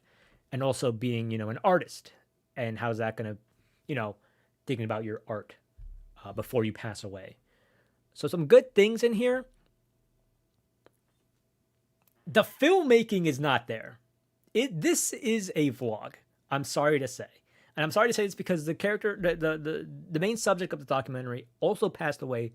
I think a little bit after the film was released, and you know I don't want to be mean to them, be mean to their, you know, talk ill of the dead, so to say. But man, oh my god, what a perfect place for my thing to like just die, for my camera to die. I'm talking shit about the dead. Okay, we're back. I don't want to speak ill of the dead, but the filmmaking is just not there. It's just talking head documentary, which is not my favorite type of documentary. It's when like you just sit people down and talk to them. It's not very my favorite. It's very much just a vlog. But it's also nominated for an Oscar, and I just can't explain why. I will say, like, as much as I feel bad, I feel like a shitty person for doing this, but it is a movie that exists. I think you also probably get more out of this if you are familiar with this person's art and work, but I am not. And also this person's poetry, I guess, touches on topics that are deeply impactful for like the LGBTQ community. And I mean, you know, I'm an ally. I'm an ally. I support them. But I'm also not a part of that group, right? So like a lot of the things they talk about are just not things like that are touching my soul, so to speak. You know, rest in peace to the person, but wasn't particularly my favorite documentary. I wonder if everybody fucking hates me in chat now. Can't wait for the Team Fortress 2 movie. It's gonna win. I never job is the international category. You know, I hear that Flea Market Montgomery is just like a mini mall. Okay, I'm glad nobody took offense to what I was trying to say. The Perfect Neighbor.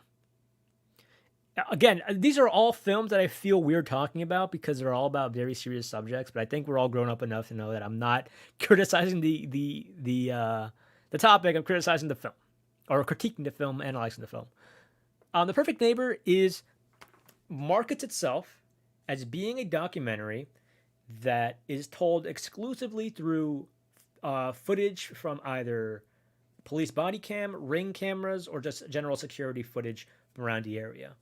And in that sense, it's kind of like one of those videos you see on your timeline from time to time, where it's like analyzing body cam footage, analyzing interrogation room footage. You know, those kind of like the gym can't swim kind of videos. And I'm not a huge fan of those videos because a lot of it is made by people who are not. Body language is already a controversial like topic. It's already a thing that's kind of disputed as being either fact or fiction, you know, whether it's actual science or pseudoscience. But to have that, but to already have that be like a little controversial about it, but then to also be from people who have like no credentials at all in any of this, is I don't like those videos. Now, this is not anything like that. It just has no voiceover telling you like what the what you know what to make of the found footage, what to make of what to make of the found footage, what to make of the interrogation. So in that sense, it's actually kind of good. But it's also because of its devotion to how it's filmed towards what footage it uses, it also isn't really doing anything else outside of just showing you ring camera footage and showing you police body cam footage. It is I mean, I'm putting it in good filmmaking. It's competent filmmaking, and it does get its message across pretty well. It's not a bad film. I think it's good, but just nothing spectacular. And just to breeze through it very quickly, because I don't think we want to spend too much time on document, even though there are serious and important topics. Alabama Solution is about the crimes being committed in Alabama prisons. Again, also good filmmaking. I think I'd put these above like actual documentaries. Yeah, the short documentaries, I mean. Very harrowing footage. Very intense stuff going on. I think it could. One of the problems with like some of these documentaries, the documentaries in general, not in general, but some of these documentaries is that they are kind of preaching to the choir. There's a moment in the Alabama Solution where a mother is talking about her son who died in prison by one of the guards, by being beat by one of the guards. Very tragic.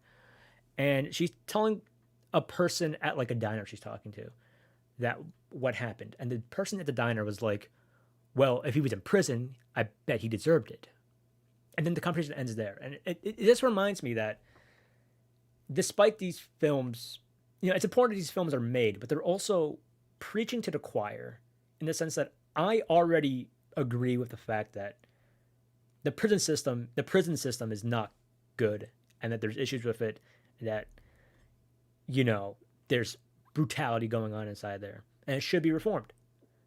But there's a whole subset of people who don't agree with that, and who are not going to engage with this discourse at all in a meaningful way, and it just kind of sucks. I don't know. It's not to discredit for being a film that's not going to change minds, but I do get that kind of sense from it. And yeah, I don't know how better to explain that, but that's just how I feel. And Mr. Nobody Against Putin is anti-Russia. It's about a guy who witnesses in real time how the Russian government is kind of propagandizing classrooms. And it's his stance against it. And he has to flee the country eventually. And that's a big thing, big deal in that film, the centerpiece of it. Very well made. It's all footage taken from inside as it's happening in real time. I think it's very interesting. Again, all these very interesting, all these very important topics. But yeah. And they're all good filmmaking, I think. I think... Now, Begonia could probably stay up there, actually. Yeah. This is kind of where I have it generally. Alabama Solution. Yeah. And now for the best one. For the best documentary in the documentary feature category. What's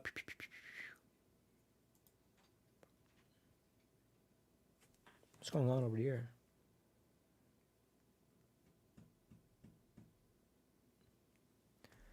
Say with me 4 is the best documentary. Give me 1 second, fellas.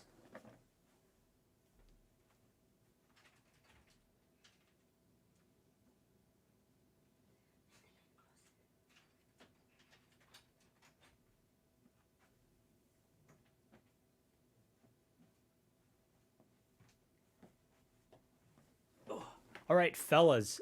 Surprise guest Jennifer. We have a thunderstorm going on right now in the background, and she gets scared of them. So she came to my room. I'm gonna put her in the closet because she likes going to the closet. when there's a thunderstorm. So, she's here now, but she's not going to be on camera. I will put her in the closet.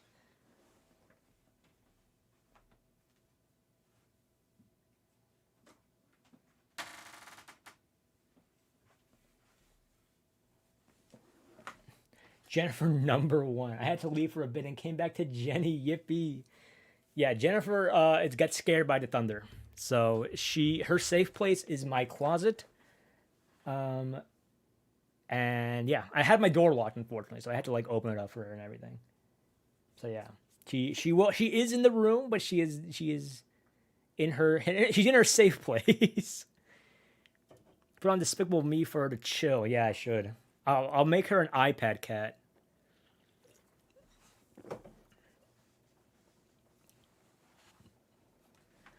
Anyways, Cutting Through Rocks, I think it's what it's called. It's kind of cut off here. But Cutting Through Rocks is the best documentary in the category. Probably better than Sinners. Probably equal to Sinners. To give you a better synopsis of it, because I feel like my synopsis would probably suck, because I really like this film. Cutting Through Rocks is about a 37-year-old Sarah Shaverdi. I probably butchered that name. Was it this? Hold up, give me a... I don't want to get this wrong.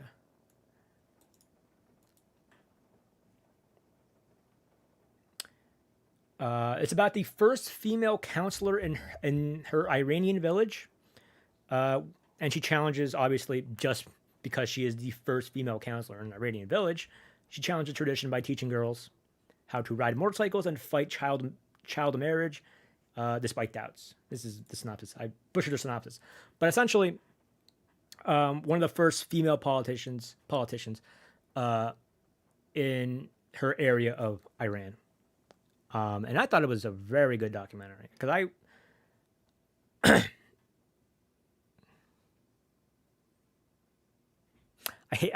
I see my friends in chat and I hate them. I'm gonna put that out there right now. They keep fucking distracting me. But I thought Cutting Through Rocks was really good. I do enjoy these films where women are challenging traditional patriarchal norms, especially in areas like this, where it is actually kind of dangerous. They really put her through their fucking ringer. I hope it's not a spoiler. I guess it's kind of hard to spoil fucking documentaries, but they actually like legitimately transvestigate her. You know,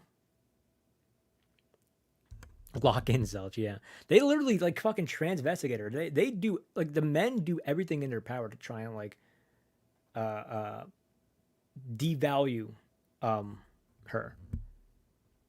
It is nuts. And all for the crime of challenging like to make sure child marriages aren't done. It's quite the watch. I would highly recommend it. Yeah, I think it's the best documentary of the bunch.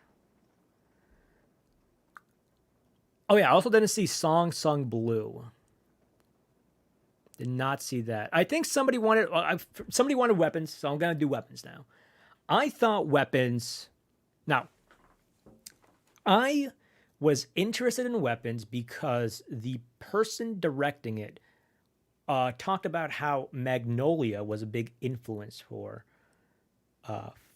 him when making this movie, and it shows because it's a film about multiple different perspectives on the same day, the same story, which is much like Magnolia, which is like fucking like 8 different perspectives on the same day.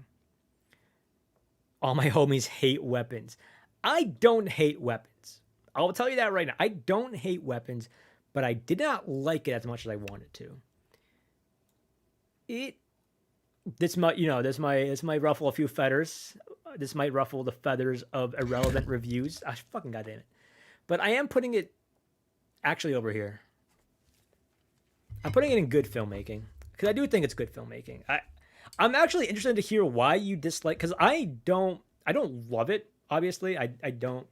I'm not like the weapon's the biggest defender. I do think it's fine. It's competently made, and I think it's good. Um, but I don't think it really deserved any Oscars. I don't think Amy Madigan deserved her Best Actress Oscar, in my opinion. Her nomination, at least. I got issues with kids getting hurt in movies, personal thing. I'm a parent, understandable. So I haven't actually been able to watch Weapons, but I've heard next to nothing good about it, to be honest. It's lame and random and comedic where it shouldn't be, especially the ending. It's lame, random, and comedic. I can, sure, I can believe that for you at least. I mean, I didn't feel that way.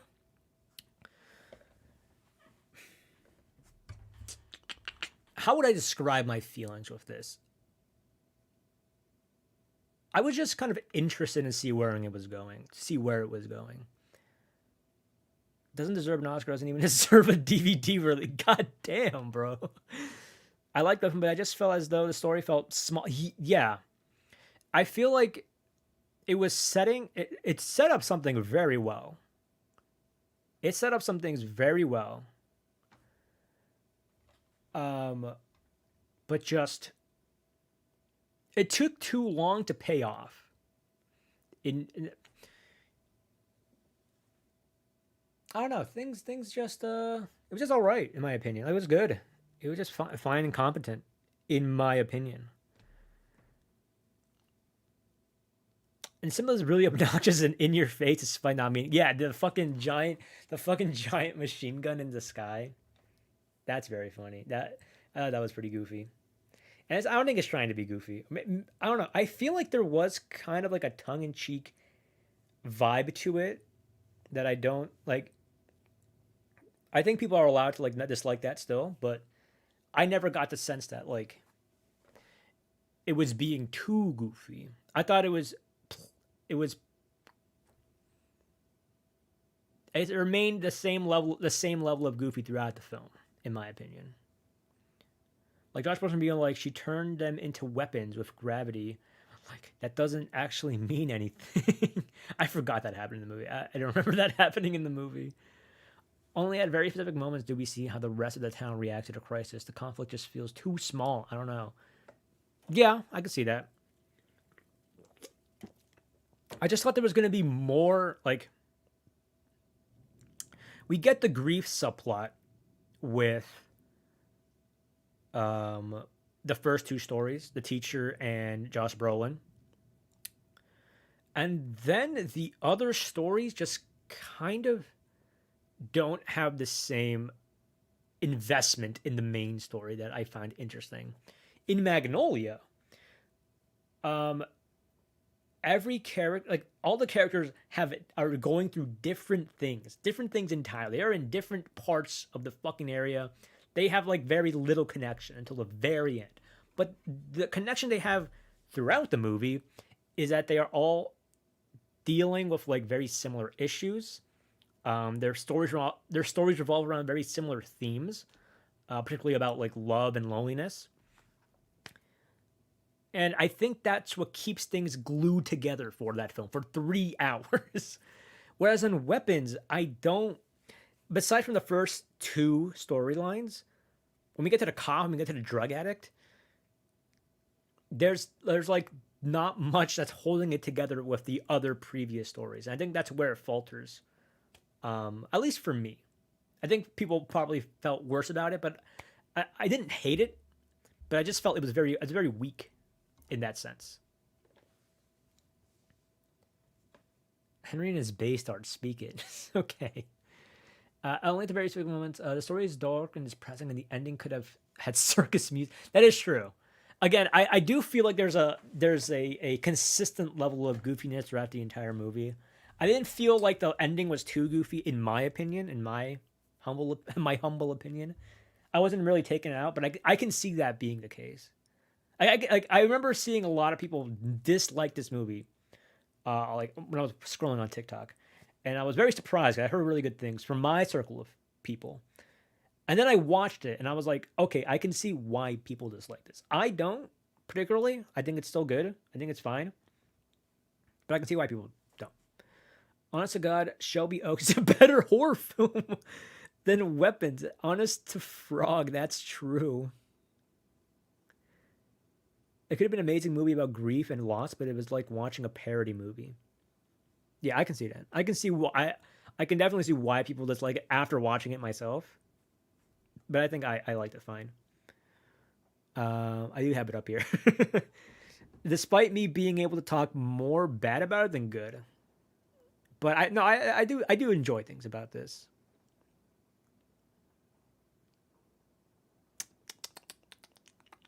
Maybe no, it's over here. I do think the documentaries are just fine too. Um, Now we'll talk about these in the order that I saw them, I guess. Who's texting me?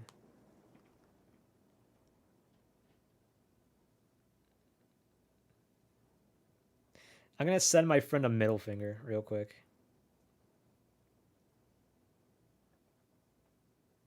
No, no. It's gonna look bad out of context. My fucking friends are like striping in their group chat over this. Anyways, okay, let's talk. Okay, now the rest of these films are actually good. We're gonna actually fill up the top row a lot. So get ready. I think we've talked enough about Weapons. Sarat. Another divisive film, from what I understand. I think some people don't like this film. And I think they're wrong. This is one of the few times where I'm like, I think people are wrong with how they talk about this film. I think it was really good. I put it up here. Fucking peak Kino. I saw a lot of discourse surrounding the fact that it's kind of miserable. It's very misery heavy, which is a type of film that I like a lot. My friends and family, or mostly my family, mostly my brother and his girlfriend, like have coined the term from me. I have coined a term, and they have continued using it since I've used it. That I like misery cinema a lot. I like films that are very miserable because they're most impactful to me. This is kind of like that. But I think people are equating this. I don't know. I feel like people. I've been seeing a lot of discourse about this, and people seemingly disliking it because it is miserable. They don't like seeing things be miserable, and I can't agree with that philosophy when I'm watching movies. How about Despicable? How about you kill yourself? No, I'm gonna get demonetized now. It's all your fault. So in Sarat, I don't want to give away too much. I think people should go into this blind. But in Sarat, um, we follow a dad and his son as they try looking for their lost daughter. Um, as they try exploring like raves to try and find her because she likes going to raves. And they eventually find this. They get they meet this group that is gonna go travel to another rave, and they decide to tag along. And that journey of tagging along and trying to go to the second rave, some of the most harrowing stuff happens during that journey, and that's all I'll leave you with. I would like to talk about this more politically too. I think this is a very politically intense film. There's a lot you can say about it, but I'm not the right person to talk about the politics of this film. Um, but I mean, I could research it and talk about it more, but right now, I don't think I'm the one qualified to really talk about it politically. But there's a lot to chew on in this one. So, Jay, listen to Misery Business by Paramore. Misery Core for your misery cinema. I do like Paramore, so maybe I'll give it a shot. Speaking about misery in film, we've got the voice of Hind Rajab.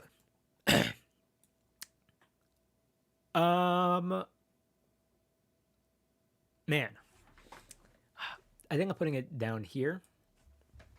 Very good film. As opposed to the other two films about the Israel-Palestine conflict or like being a topic about it, this one and the fucking Butcher Stain. This is actually a very well-made one. The Voyage of Henry Job is about um how do I explain it? There's another one where I have to like go to Google for it because I don't want to like butcher the synopsis.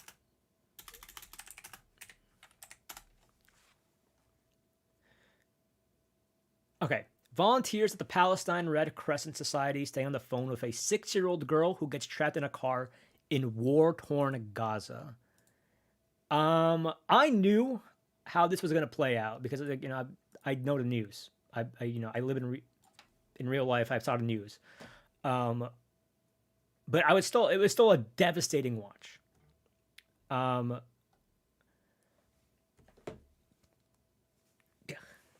it was still a devastating watch, and it would be one thing if the film was like because it takes the actual phone call that was made during this tragedy, and it intersplices it in the film. It and that would be one thing already. Um, as a creative decision that was actually very effective for the film, but it also does, you know,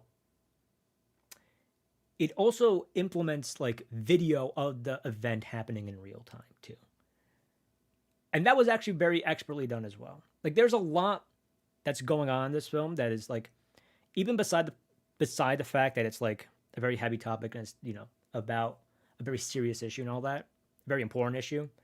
It's also a very competently well made film. Very stressful because it's a very high stress scenario. The performances are pretty fucking good, pretty amazing actually.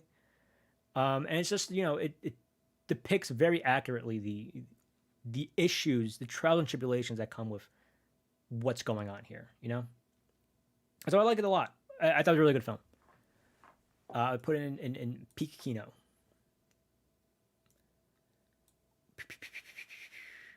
Hope it wins. Yeah, it does have a smaller chance of winning because we have sentimental value and a Secret Agent. Even though I don't like Secret Agent that much, it does have these two have a better chance of winning than Sarat and Hinrajab. And it was just an accident. But I do hope it wins. I hope it wins for the sake of like, the Academy kind of has to confront, because they've tried censoring that in the past. I think anybody talking about Palestine. But if Hind Rajab wins, they kind of have to confront it head on. So I do hope it wins for that sake. It was just an accident. Jafar Panahi film. I knew Jafar Panahi, not to be like a fucking nerd about this, but I was on Jafar Panahi back in like when I was 18 in 2018. Back when nobody would really, no, like people knew him, obviously. Like true cinephiles knew him, but nobody had really talked about his films to this extent. I feel like this is like the film that everybody, at least cinephiles now, are talking about a lot. And I was on him first. I knew Jafar Panahi first, before anybody else, quote unquote, before anybody else. I really like Taxi. Taxi is a film he made in, I believe, like, it's not exile, but he wasn't allowed. He had like a filmmaking ban placed on him, and he still made that film because technically, it was a film he made with like it wasn't technically a film. He was shooting it with like, in-car camera, quote unquote. But it was really good, and It Was Just an Accident is equally as good. It's like top. It's like just barely top 3, but I think I don't know. I kind of like Sentimental Value a little bit more, but I do kind of want to rewatch With Just an Accident. Again, it's not one of those films where like I don't know what's gonna happen like afterward. Like as I'm watching the film, I'm still guessing what's gonna happen. Um, Great cinematography, great one shot takes and all that stuff. Great screenplay. Again, I liked how things played out. I was very invested in how things were playing out. Um, just yeah, I think it is the best foreign film it's the best film in the foreign film category. I wouldn't be mad if any of these won, honestly. This is a year where all 4 of them are good, except for a Secret Agent. Just one dud in there. Why not watch Matt Johnson's many movies instead of that? 24 hours. People who like to go on Twitter.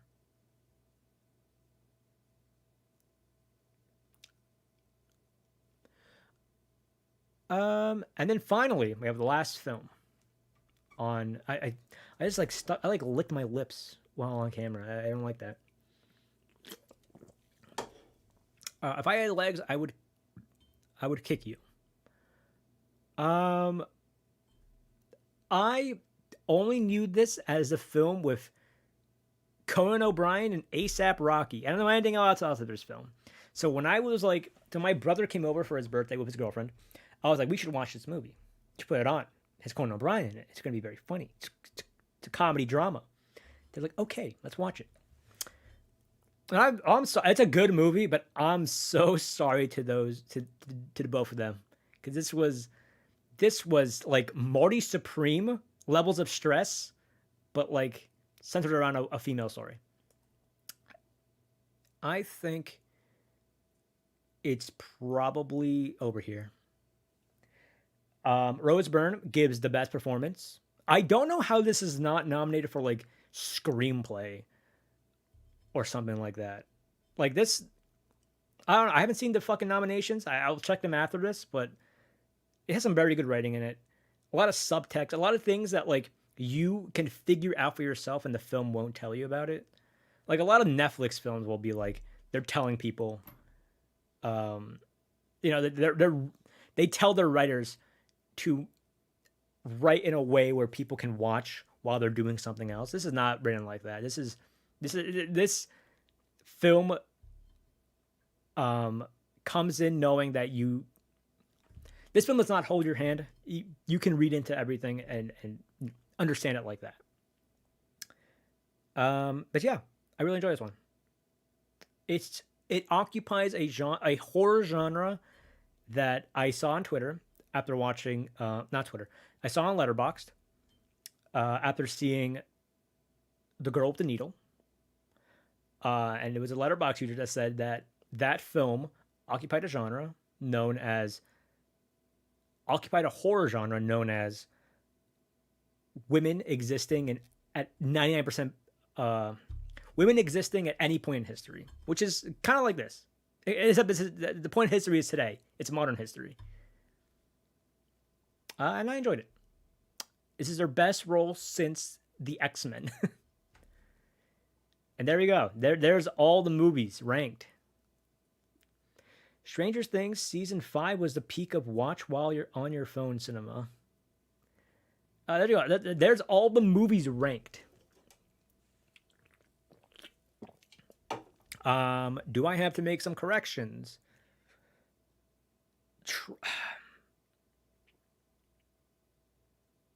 My girlfriend says sexism is very bad. Your girlfriend's right, I'd say.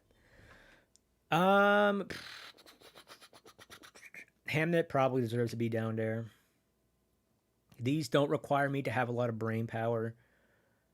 I'll probably put the bear one above this one.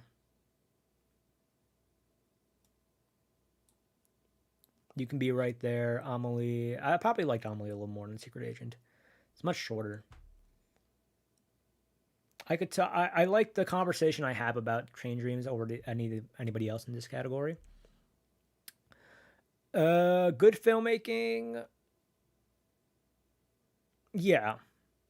Frankenstein's at the lowest end because it's like half and half. Quality cinema. I thought there would be more quality cinema in here. I want to put Begonia in there, but actually I think Chad's convinced me that it should be down here.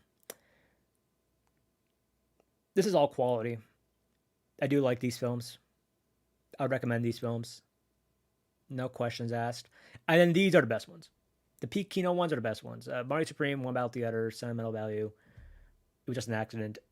If I had legs, I'd kill you. If I had legs, I'd kill you. If I had legs, I'd kick you. Sarat, Hoist Pin Job, and Two People Exchanging Saliva. I recommend these films, obviously, but these are the ones you should seek out, I would say, in the coming days if you have the time. These are my favorite of the year, actually. Let's see, 6, 7, 8. All right, 2 more, and then I have a top 10 right there. Boom. I actually really do think that Two People Exchanging Saliva is better than than actually a lot of these films. So you know it's a good short film. I really like this one. I think you should go watch. You should watch this one. Okay, I'm gonna go take a piss, and then we'll be back to finish off with the Academy votes. And if we finish that, we'll go through it quickly, and if we finish that, somebody think of a fun tier list to do so we can finish off with that. If you guys would like, I'm gonna give you time to look for a fun tier list.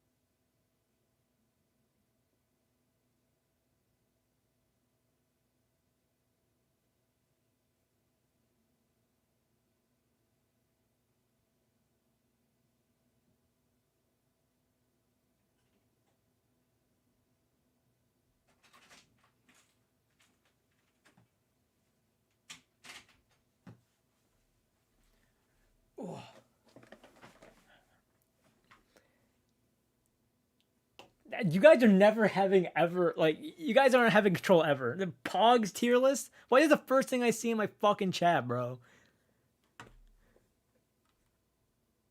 Bro, bro, why is the first thing I fucking sit down? I'm like, oh man, I wonder what kind of fun fucking tier list these guys have.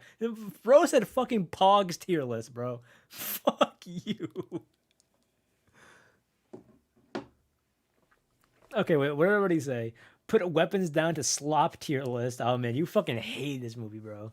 I don't think I hated it that much. I thought it was pretty good. I thought it was good. Bare bones good. You want this like fucking down. Okay.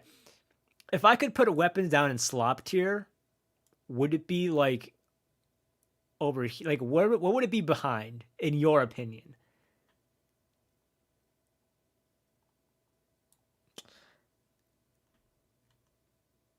Hot dog tier list next. It's plain hot dog with ketchup. That's all I. That's all I eat. I don't eat nothing else. I know. Sometimes I eat sauerkraut. Um, any movie fans in the chat? Oh man, I wonder. Like, what people have been saying? My bet is that Elio will sweep the Oscars. Yeah, in the one category. Down with weapons. Anime waifu tier list. Let's go. Song tier list.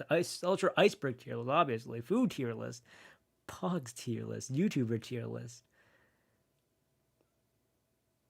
Iceberg tier list. Favorite candy from 2000s.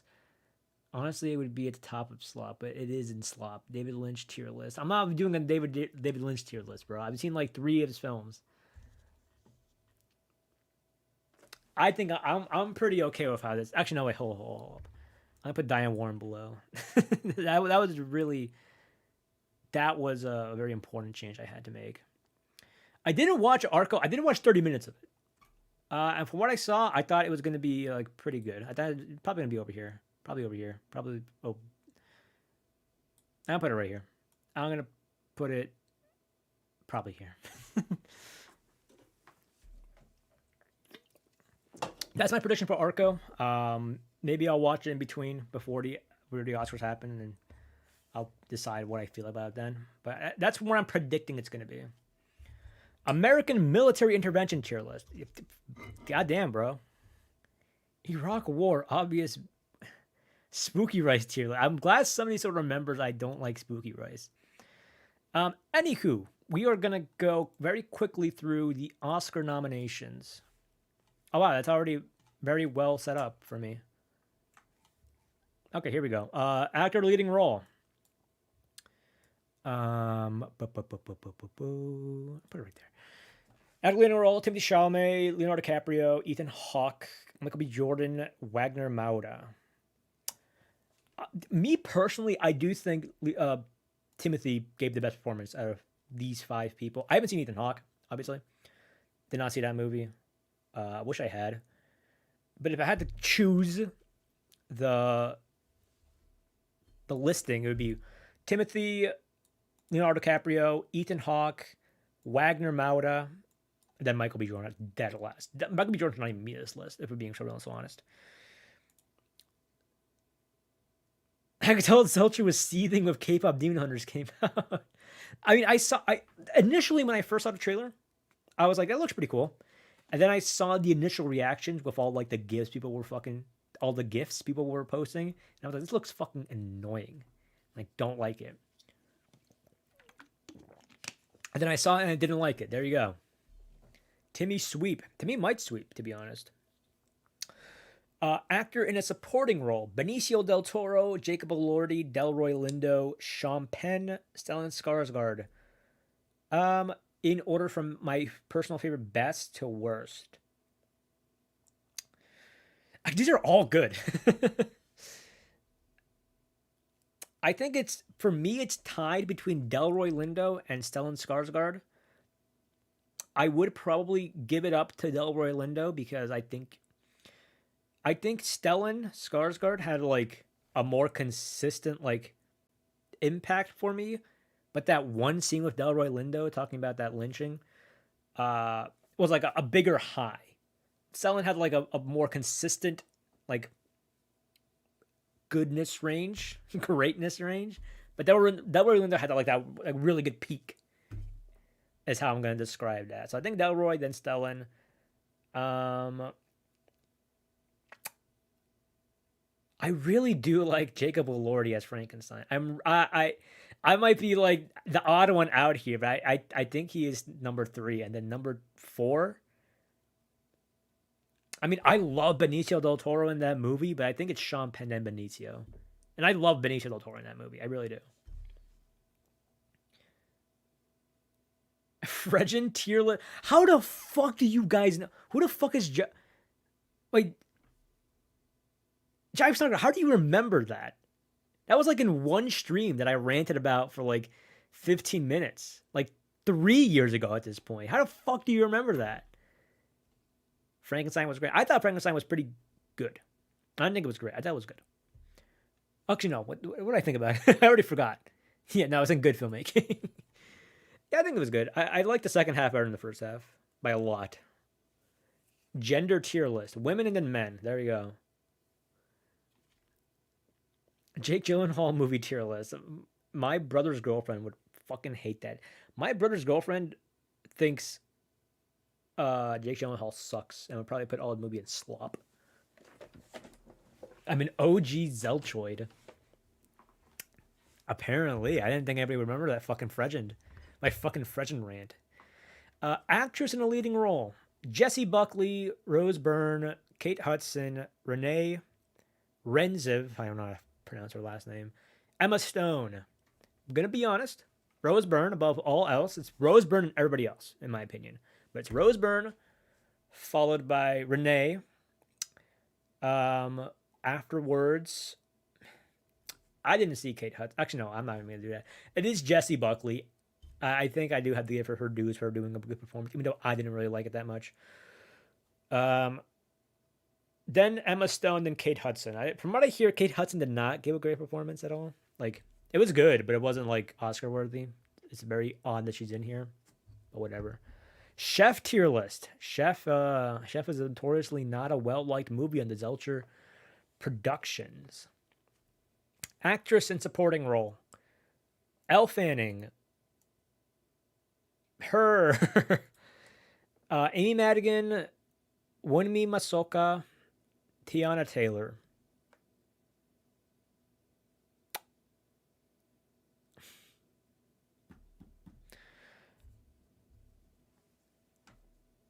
Who do I think? It's got to be Wunmi Masoka, right? Like, I would say for me, Elle Fanning and Inga, however you pronounce her name, I personally think they had their acting and their roles impacted me more. Got a more emotional reaction out of me than Wunmi, but I think she is taking this probably. I think Igna should probably. I personally think Igna should win, but I think it's gonna go Wunmi. Second place Igna, then Elle Fanning, then Tiana Taylor, uh, and then Amy Madigan. I don't think she should be here, honestly. This is me liking weapons too. I know I know Irrelevant Reviews think she should not be here at all.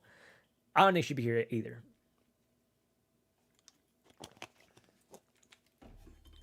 I strongly dislike Chef movie. Felt so boring as I watched the film. All I can think about was Filthy Frank. All right, animated feature: Arco, Elio, K-pop, Little Amelie, Zootopia 2. Zootopia 2. W2 is going to win, in my opinion. I think it should win. Followed by Little Amelie. I didn't even finish Arco, but Arco should probably get the win before fucking Elio. And K-pop Demon Hunters is fucking. I hate that movie. I actually don't like that movie. Animated short: Butterfly, Forever Green, The Girl Who Cried Pearl, Retirement Plan, Three Sisters. It's probably. I mean, if for me, I would say The Girl Who Cried Pearls, but I think Butterfly's winning. Second place, this. Forever Green, Retirement Plan, and then Three Sisters should not even be here, honestly. Casting. This is a new category. Hamnet, Marty Supreme, What About the Other, The Secret Agent, Sinners. Marty Supreme should win this category. It probably won't, but that's my number one.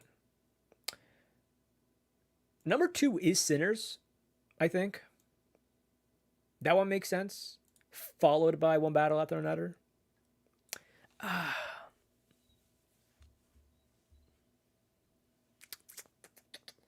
These two are tied. Sinners and One Battle are tied for me. Probably an edge to Sinners. I'm probably edging Sinners, in my opinion. Followed by Hamnet and then The Secret Agent. I don't think that should be in this category. The only reason I would ever want The Secret Agent to win, and this is going to be mean. I say, as I was just talking about, like, yeah, good, support women.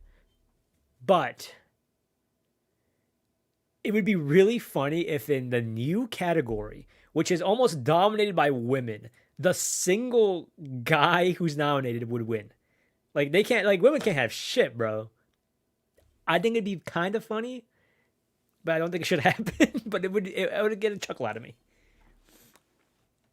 Cinematography. Frankenstein, Marty Supreme, One Battle, Sinners, Train Dreams. Train Dreams is probably going to get it. I don't think it should, but it probably will. But my actual opinion is One Battle, Marty Supreme, Sinners, Frankenstein, Train Dreams. Valve Games tier list. You say that, but that's what 100% what's going to happen. I know. I hope I didn't will that into existence. Costume design. Avatar's in here somehow. I don't know. But Avatar is in here. Costume design, Sinners, Marty Supreme, Hamnet, Frankenstein, Avatar. I'm going to be honest. I really think Marty Supreme should get it too. It won't, but it should. It goes Marty Supreme, Sinners, Frankenstein, Hamnet, and Avatar. I don't know. I don't think. I mean, it's cool. It's cool that it is nominated, but I can't really imagine why it is. Directing. Thank you for everybody who's still in here. By the way, like, we're in probably the lull of the stream right now, but shout out to you guys for sticking around. Marty Supreme had good costume designs. Yeah, I like it a lot too. Directing. Directing, Hamnet, Marty Supreme, One Battle After Another, Sentimental Value, Sinners. Everybody has that shit on. That's a good way to describe it. Yeah. Directing, probably One Battle. I think Paul Thomas Anderson has that locked down. I think he should probably get it for this film. It's really a neck and neck between One Battle and Marty Supreme. I think One Battle, personally, even though I like Marty Supreme more. Probably One Battle, then Marty Supreme, then Sentimental Value, Sinners, and then Hamnet.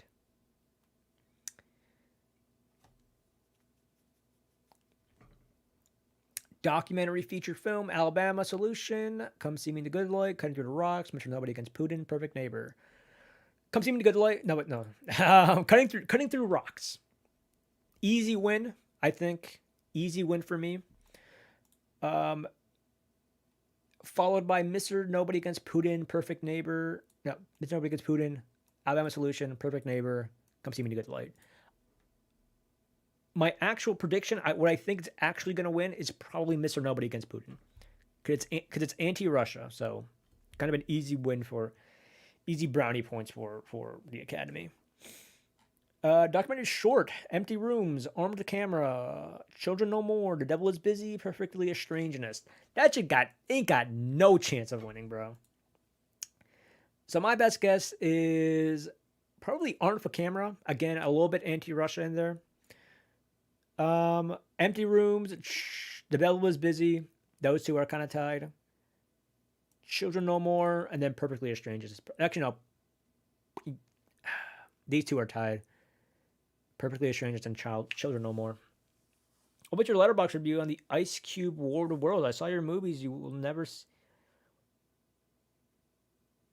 When I reached the entry on War of the World, I couldn't stop laughing. Oh, yeah, that wasn't there, wasn't it? Yeah, no, I haven't seen them. I haven't seen the Ice Cube War of the Worlds at all. Not yet. Digging around in my breaker box this whole time while listening to this and going, true, he's right, to myself. Thank you. Film editing. F1, Marty Supreme, One Battle Another, Sentimental Value, Sinners. I really do think Marty Supreme should win, personally. Followed by One Battle, Sentimental Value, Sinners, and F1. F1 will probably win, but I don't think it should. International feature film. Secret Agent. Just an Accident. Sentimental Value. Sirat. The Voice of Hind Rajab. I hope this one wins, again, for the reasons I just listed beforehand. My actual favorite is Sentimental Value, I guess. But I also do want... It's really a four-way tie between these four, and then Secret Agent is just here for no reason. Live action, Butcher's Stain, A Friend of Dorothy, Jane Austen period drama, The Singers, Two People Change Their Life. You already know. It's the one film I've been fucking like gassing up this entire time. Singers, I guess. Second place, Dorothy third, Butcher fourth. Jane Austen's period drama is the fucking worst thing I've seen this year. That's saying something. This fucking sucks. I hate it. Ice Cube should be nominated for everything. That's true. Makeup and hairstyling. Frankenstein. Kokuho. Sinners. Smashing Machine. Ugly. I've seen none of these. I guess Frankenstein should get it. Followed by Sinners and then everything else. Music. Original score. Marty Supreme should be in here, and it's not, and that pisses me off. But aside from that, I think...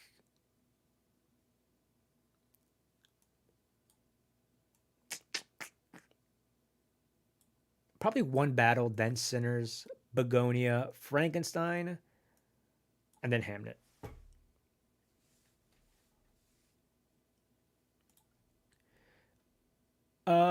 Music, original song, Dear Me, Golden, I Lied to You, Sweet Dreams of Joy, Train Dreams. Golden will probably win, but I would like I Lied to You to win, followed by Train Dreams, Golden, Sweet Dreams of Joy, and then Dear Me. I think Diane Warren should never get an Oscar in her life. I think she should retire with no Oscars. I think that'd be very funny. Best Picture. All 10 of these. I think we'll do that one last. I'll get back to that one. Production design: Frankenstein, Hamnet, Marty Supreme, One Battle with Another, Sinners. Marty Supreme, One Battle, Sinners, Frankenstein, Hamnet. I'm like breezing through these. Golden is gonna win, unfortunately. It will, unfortunately. Sound: F1, Frankenstein, One Battle, Sinners, Surratt. Ooh, Surratt's a good pick. I think Surratt should win. I'm gonna go with Surratt. Surratt, One Battle, Sinners, Frankenstein, then F1. But F1 will probably win.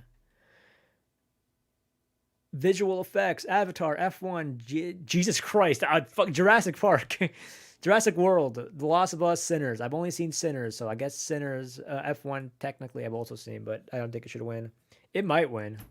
Actually, no, Avatar's gonna win. Who fucking gives a shit about my opinion on this one? Avatar's gonna win. Writing: Begonia adapted. Begonia, Frankenstein, Hamnet, One Battle, Train Dreams. One Battle. Begonia. Frankenstein. Train Dreams and Hamnet. I didn't like Hamnet's screenplay at all. Writing: Blue Moon, If That's an Accident, Marty Supreme, Sentimental Value, Sinners. Marty Supreme should win this one. Easy. Next to I Was Just an Accident, Sentimental Value. Sentimental Value and Accident are neck and neck. Then Sinners and Blue Moon. I have not seen that one. All right, Best Picture. I'm so tired. Oh my god. It took us 3 hours and a half to get through all of this. But we are finally at the end. Best Picture: Begonia, F1, Frankenstein, Hamnet, Marty Supreme, One Battle, Secret Agent, Sentimental Value, Sinners, Train Dreams. My list goes. I guess we already saw it, but I guess let's list it again. Marty Supreme, One Battle, Sentimental Value, I think it was Sinners, Begonia, Frankenstein, Train Dreams, Hamnet. Oh wait, Train Dreams, Secret Agent, Hamnet. And then F1 as the fucking worst one. Fuck you, F1. Fuck F1. I hate that movie. I forgot. Somebody in here actually liked F1. I don't know. I forgot who it was, but yeah. There we go. We need a critical analysis on why War of the Worlds is the best film of 2025. Maybe of all. I think it should win Best Picture, to be honest. Oof. Oh, they call him because he's the coolest elite CIA hacker on the block. Oh, the black block. Okay. I have enjoyed this stream. I did promise another tier list. Let's look up. I don't know. Let's look up something. I'm not gonna look up fucking Pog's tier list. Unless, you know, maybe it'd be funny. Maybe it'd be funny.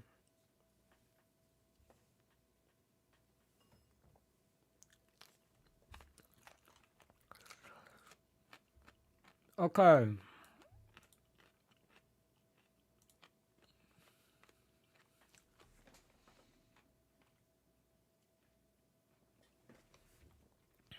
Is there something funny on like?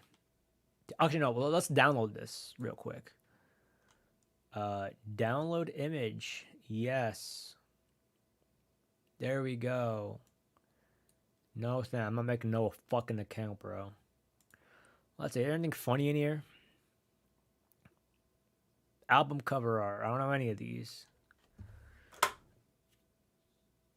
Look, it's flats. I play Marvel Rivals. Do I want to play Marvel Rivals? I'm not playing Marvel Rivals on my channel. That's fuck. I would get subscriber poison, bro. These are all fucking things I don't know.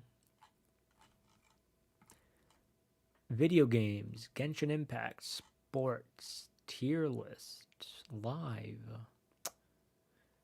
Is there a movie category?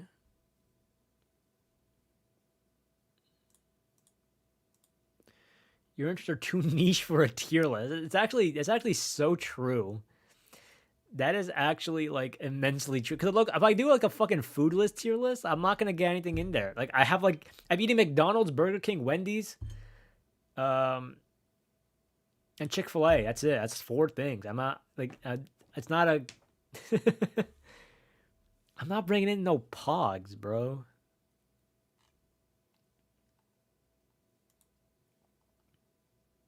I'm not looking it up. Cereal. What's in the fucking cereal section?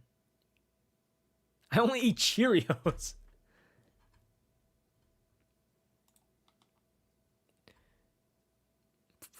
Vegetable tier list? Wait, what are the movies? See all categories. Okay. Movies. Oh, Fire Emblem. You guys don't know Fire Emblem. I was gonna say like let's do Fire Emblem one. Nobody knows Fire Emblem. I'm the only fucking weird motherfucker that likes this series.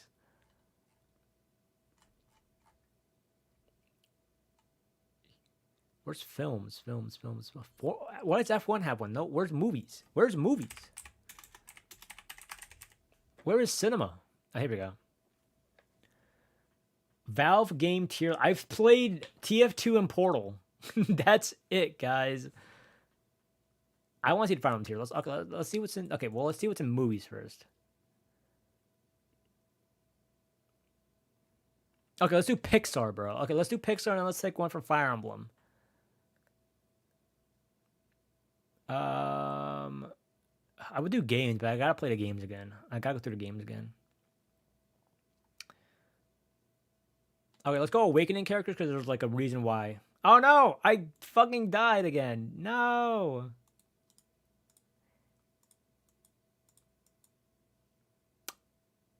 I'm alive. Half-Life 2. I'm not playing I'm never playing Half-Life. I'm gonna be real and so honest with you guys. I'm never playing fucking Half-Life ever in my life. Listen, hey, fucking goddamn it.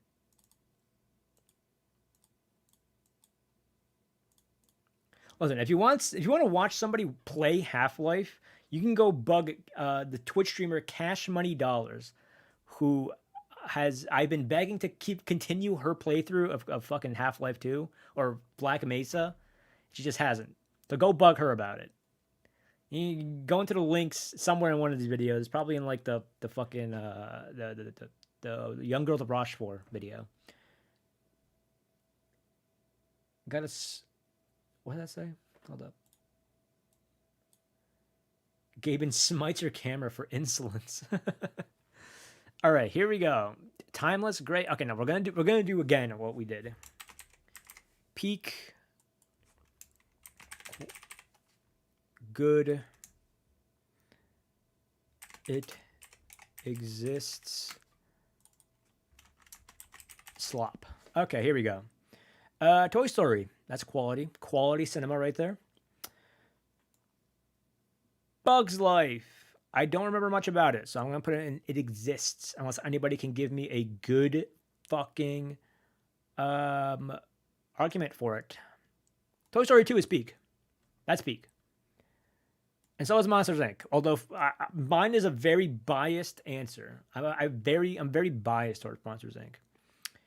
Because I think Mike Wazowski is the funniest character in media ever. That motherfucker is the funniest thing to ever be created ever, and I will love him forever. All early Pixar is good. The Iron Giant is peak. There's no Iron Giant in here. We got Finding Nemo. Finding Nemo is quality. I think I put it above Toy Story. Incredible is also quality. I think I put it above Finding Nemo. Incredibles is quality. And so is Helen Parr's ass. I know full name and everything. Cars. I'd say Cars is over here. Probably not as good as Bug's Life. Ratatouille is peak. Is it better than Toy Story 2 though? I think it is. That might be. I gotta rewatch it. That's not set in stone. I gotta rewatch it. I know I just said I was like Iron Giant. Controversial take, but I truly believe that. I think Mike Wazowski outranks Shrek in comedy. That's actually true. That is true. I agree with you. Wally. Wally is like my favorite Pixar movie, but I haven't seen it since like middle school. So, but I still remember it to this day. I still remember everything about it to this day. Maybe high school was when I last saw it. Up is good. There we go. We put something in good now. And Toy Story is fuck. Did I put in quality? It's just Toy Story 2, but like not as good. It's in quality. Cars 2 is slop. Brave is a movie that exists. I haven't seen it, but I just know it's a movie that exists. Up is peak. Up is peak for the first 10 minutes. And then it's like a good movie, the rest of it. And like I know like the actual like Brave is slop. I haven't seen it. Anybody want to make a good argument for why Brave is slop? I'm still gonna put it here. Monster University is slop though. Fuck that movie. Inside Out is good. I haven't seen it, but I've seen clips of it. It probably is good. The Good Dinosaur is a movie that exists. It might even be slop, actually. Finding Dory is slop. All the Pixar sequels are slop. Most of them are slop. Been a while since I've seen Brave. Coco. Coco is good. Incredibles 2 is slop. Toy Story 4, I haven't seen it. It's probably over here. Onward. I'm going to be nice with it and say it exists. Soul is good. Luca is slop. So is Turning Red. So is Lightyear. Lightyear can go down here, actually. Elemental. I saw Elemental, and it's a movie that exists.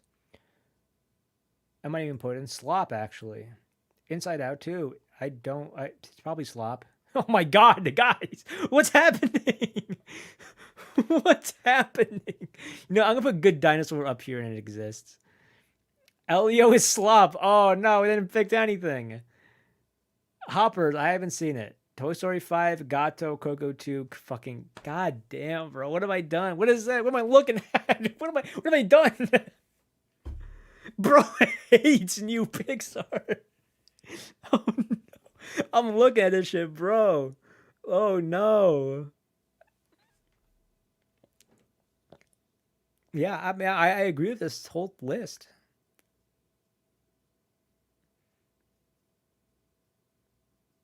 I don't disagree with anything I've done here, though.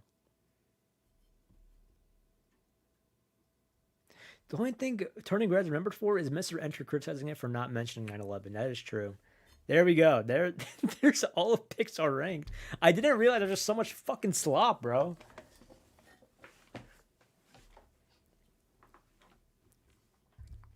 Yeah, goddamn. Anybody wanna make an argument for any of these slops going into any other category? I mean, like I haven't seen most of these. I just know they're slop. Incredible. I've seen Incredible 2. Incredible 2 is not good. I mean, it is. I think I'll put it up here. I think I'll put Incredibles 2 up here. Why not? I'll be nice to it. Probably better than all of these movies. Thought Luca is okay. Maybe can put Luca up here.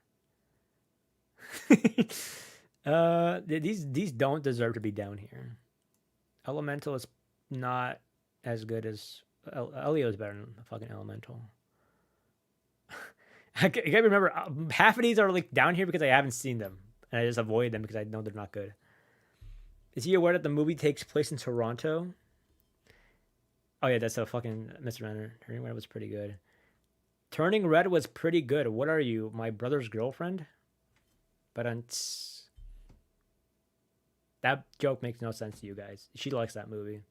I think she got mad at me once because I was talking shit about it on stream. It was very funny. Hee hee ha ha.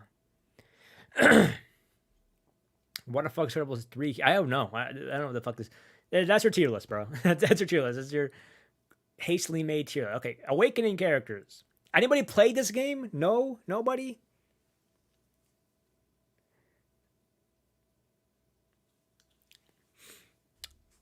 New Pixar has no soul. It barely has any soul. I'll be so real, so honest. Okay. Here's all the Awakening characters. This is the people have been asking. People have been fucking asking. Zelcher, what are your thoughts on the Awakening characters? Here they all are. So this is. I literally played the very first game. Which one? FE7 or Shadow Dragon? Let's put it in. I'm not gonna change the rankings. I'll just put in how much I like them as a character. As a character in a unit. I don't know who the fuck any of these are, bro. Sumiya's probably B. Actually, no. Kellen's probably B. Sumiya's probably A. Donald can go in A. Lanku can go in A. Ricken can go in B. I don't really care for Ricken all that much. Maribel. I gotta put some people in C though. Let's see. Let's keep going. I like Pane. Gaius is alright. Cordelia's alright. Her thing can be kind of annoying. Gregor is alright. Crom is good. Noe can go in fucking D. Let me get rid of this one. This makes me uncomfortable. Libra can be. I like Libra. Darja. It's B. I like Anna. Nobody's in C, bro. I got people in C. Henry Sweep. I like Olivia. Olivia's cool. Okay, so this was something I had to bring up. God damn it! As I'm trying to bring it up too. Okay. Yeah. You guys want to know where I got the name Zelcher? It's this character right here. This is Zelcher. Her name in the English game is Shershe or Shershi, whatever you fucking call her. But in the Latin American and German versions of Fire Emblem Awakening, she is referred to as Zelcher. So fun fact there. That is Zelcher up there. That's why she's up there. Who? Henry can also be up here. Sayri. I actually like Sayri a lot. I like putting her up here. I think Sayri is one of my favorites. Tiki over here. Yeah, you guys are fine. Probably over here. Lucina can also be up here. Owain can also be up here. There's nobody in C, bro. I thought Inigo was kind of funny when I was younger. Brady can go over here, actually. There you go. You can start there. Did I have Sully in here? Where's Sully? Oh, here's Sully. Sully can go and see. Reardon can go and see. Saul can go and B. I like Saul. Vay can go and see. I like Frederick. Muriel can go and B. I like Cynthia a lot. She's cool. Zebra can go and see. Jerome is cool. You guys are alright. Lisa's pretty cool. Yarn's alright. Laurent's kind of boring. Nora's kind of cool. Na's better than her mom. Is Zelcher even a girl's name? I think so. There we go. There's like the this is a very scuffed here, but this is what I like. This is what I like in the game. Yeah. Who can I change around? I don't want to change anybody around. There is a tier list. Oh, I don't know, man. I am getting a little bit tired, but I also don't want to end stream. Really base. Thank you. I could change around the people up here if I was feeling a little less tired. But I also don't want to end, like, I don't know, it's fun. It's fun talking to you guys. I don't know. But I mean, I will be back in like what, 3 days?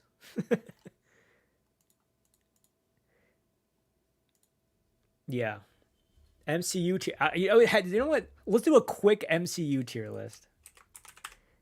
Is Marvel in here? Marvel Rivals characters always updated. MCU. Okay, let's do MCU. There's so much fucking shit in here. We love you, Zelcher Skelter. All right, this is not the official Zelcher MC. This is me just kind of like throwing my shit at the wall right now. Do an MCU tier list. Nightmare. It is actually true. I'm looking at this shit, and I kind of actually don't want to do this. Yeah, I don't know. Maybe one day. Maybe we'll do it one day. Look at all this shit, bro. Look at why are there so many? Why is there so much shit here, bro? I've done a whole journey trying to reboot the entire power of my office, and I'm still here, and he's still based. Thank you.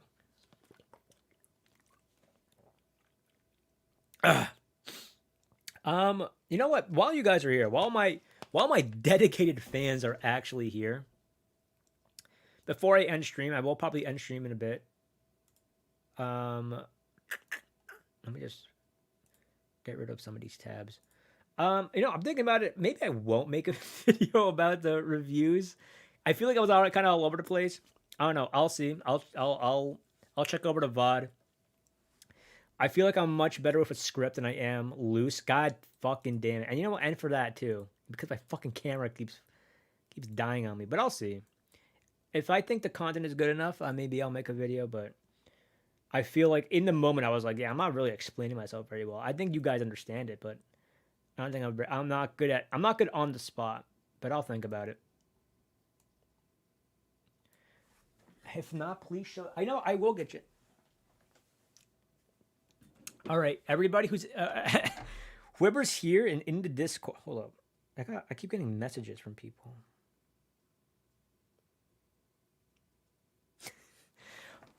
You guys can just text it. My brother and his girlfriend are texting me directly instead of talking in chat. I realize something. If you engage with Cape as a soap opera, not a movie, it won't be so bad. It's filled with soap opera trope, not necessarily a movie trope. Helen's Parr's ass. Okay, thank you. Thank you.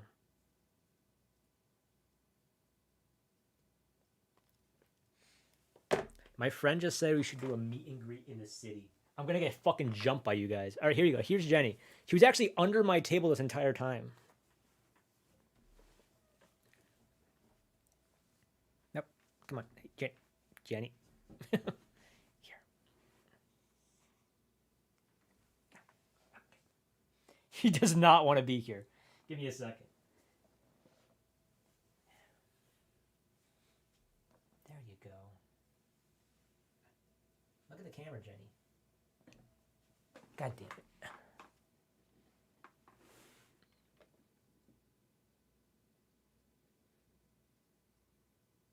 Hey. Mwah. Mwah. Like when I give you a little kiss. Mwah.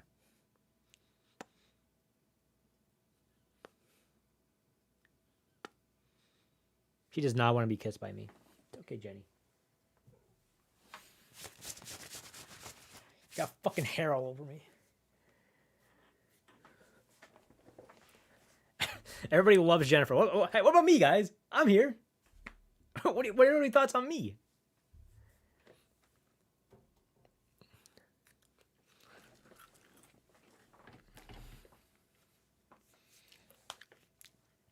One of my friends just texted me like, yo, Zelcher, all your fans love you, bro. I see all the love. You should do a meet and greet. Brother, 2 people are going to show up to my meet and greet, bro. And it's going to be awkward as fuck.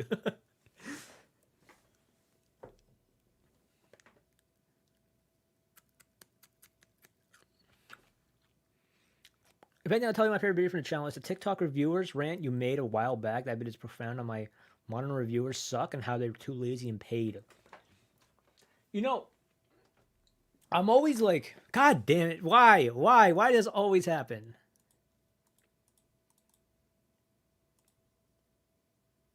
What happened? What'd I do? Oh, I'm back. Okay.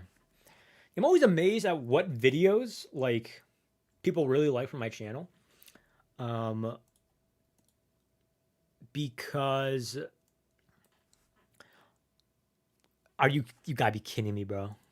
I think it is time we end the stream, but I want to get some thoughts out beforehand. God damn it. Fuck you. Fuck you. Fuck you. Work, damn it. Am I working? There. Okay. I'm always amazed at what videos people really enjoy because I'm like, okay, people only come to me for the reviews. And then like when I deviate from the reviews is when videos get less views. I'm like, okay, people really don't fuck with this, I guess. And then like people are like, oh yeah, I really like that video you made. And it amazes me. And god damn it. Why? Why does it always do this? While I'm fixing my camera, it amazes me, and it's like, okay, I guess I guess I'll just make whatever the fuck I want.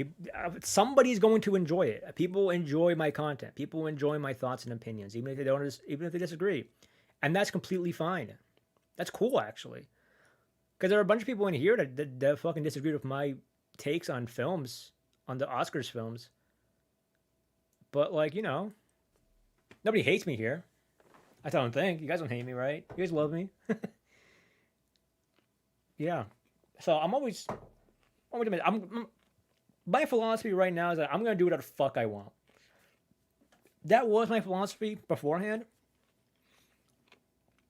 but I never actually did it. I was always still tied to the algorithm and like what could actually bang. But I'll do whatever the fuck I want. I think I don't hate you, but I do hate your placement of weapons. Did Critical Drinker ever respond to your criticism of him? No, he did not, because he does not know who the fuck I am. That dude gets like fucking 1 million views per video, so I'm small potatoes compared to him. I was scared I was gonna get called out by EFAP, Every Frame of Pause podcast. I thought they were gonna fucking come after me because they did that to Jenny Nicholson once, and they made like a fucking 10-hour podcast on her, which wasn't all about her, obviously, but I was like, damn, they're gonna fucking roast the shit out of me. They're gonna call me fucking ugly, probably. I don't know. That's just the vibe I get from them. So I was concerned about that. The video is like 4 years old at this point, so nobody cares anymore. But yeah. Critical Drinker fell the fuck off. Are his views down? But Jenny is good. The Lost Media videos were good videos too. Yeah, I would like to do more of those. Yeah. Hold on. Let me just see this Critical Drinker. Did he fall the fuck off? Hopefully.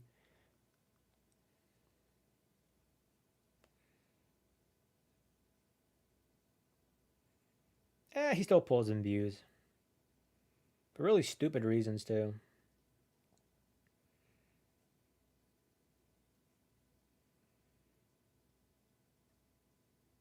Kill praise. He is probably the most biased viewer ever. Nothing he ever reviews is ever like objective. Not that there is a thing called objectivity, in my opinion, when it comes to like stating your opinion, because your opinions are always subjective. But he always goes into a bias. If there's even a hint of like a progressive theme in there, he fucking hates it. And I'm not even joking.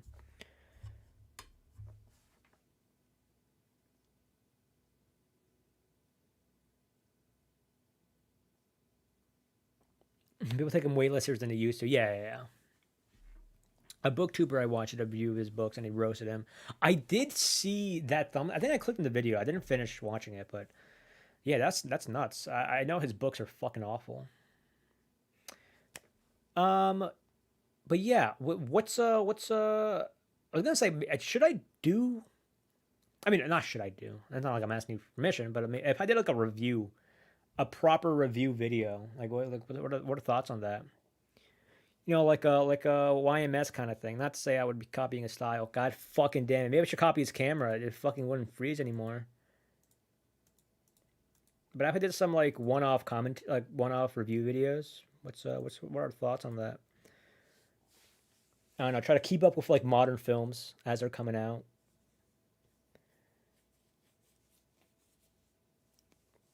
I was also thinking about doing Blu-ray collection again. That was the first video I ever made, and I had like maybe like 20 Blu-rays at that point. Now I have fucking 1 billion. I think it'd be cool at some point to do it. I do have some ideas for videos that are my problem with making idea videos, like for my idea for videos, is that they take way too fucking long to make. The one I'm thinking of right now, it's gonna take fucking like a month to make at bare minimum. So like I've made my comeback video. I'm like, okay, see you a month from now. The one video I do have planned up that's gonna come out is the Oscar reaction one. That one's gonna come out pretty quick because I'm gonna do the reaction stream, and then the video is gonna come out afterwards, like maybe a week or two later. But aside from that, I don't know what the fuck I'm gonna do for content. I have ideas, but they're really long to make. But I'll think of something, and I'll stream too. I like streaming, but I gotta think of more topics to stream about. You know, how about a movie retrospective? I was thinking about doing that for Wes Anderson because I remember I made a sort of retrospective, like as my third video.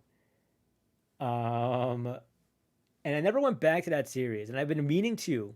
I really have been meaning to, but it's been so long that I haven't watched Wes Anderson. Like I haven't watched Wes Anderson's filmography as like a fresh thing since making that video. Like the reason why I made those videos, I was gonna review all of Wes Anderson's filmography because they were fresh in my mind.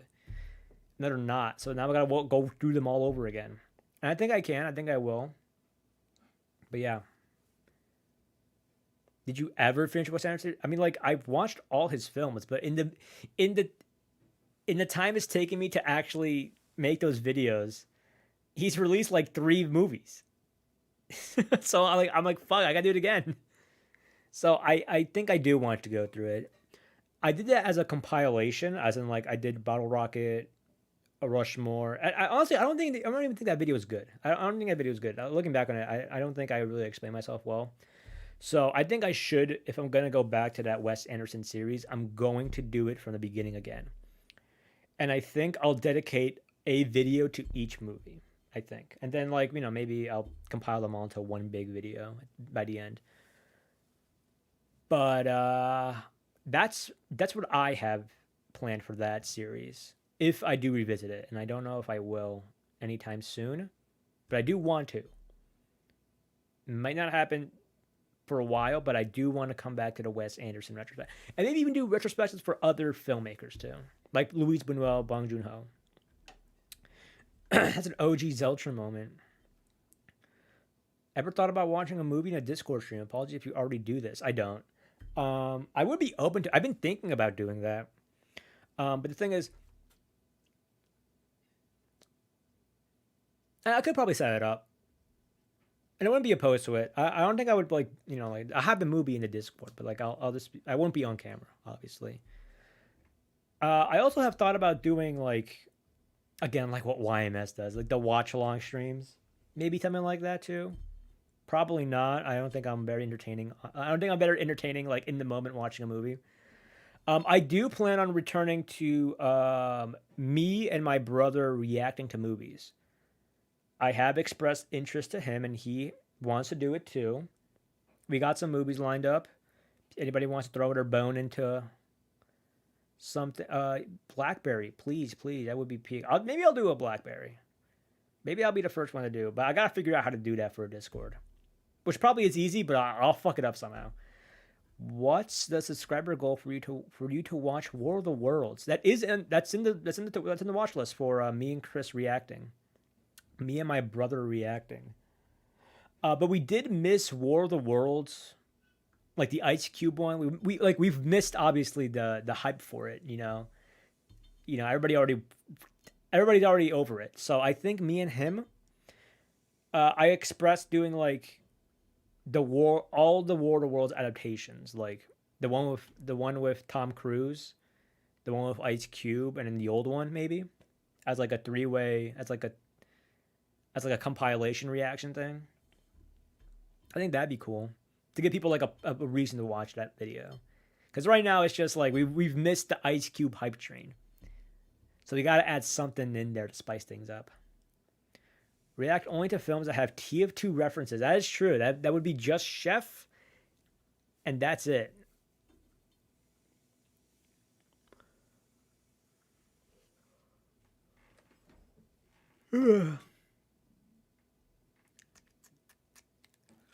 I'm eating a pepper. Eating a pepper.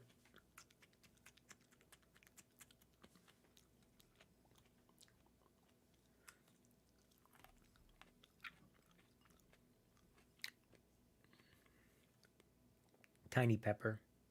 It's a little orange one.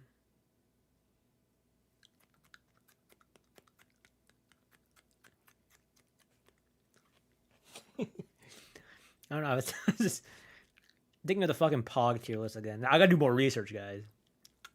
I thought of that joke in my head. I was like, I should have said that earlier. Now I have to say it. I got. There's no other point in time where it's gonna be a useful joke.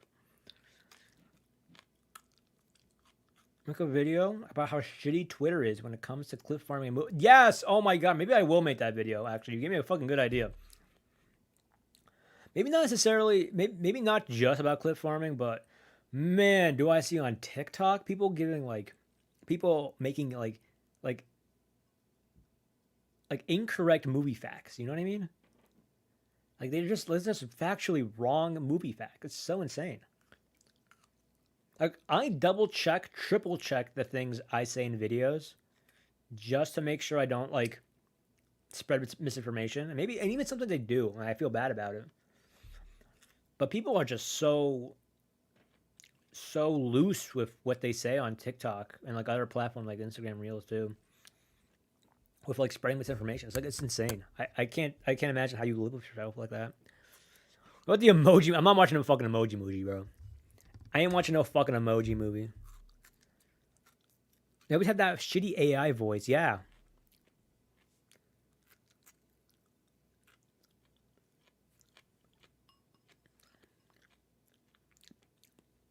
Did you know? This movie was filmed. Today I will talk to you about a movie. You guys like my mukbang? Not mukbang. I like my eating stream right now. I'm munching on cucumber.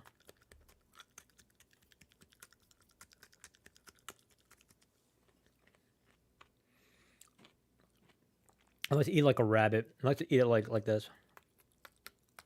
I'm a little fucking rabbit.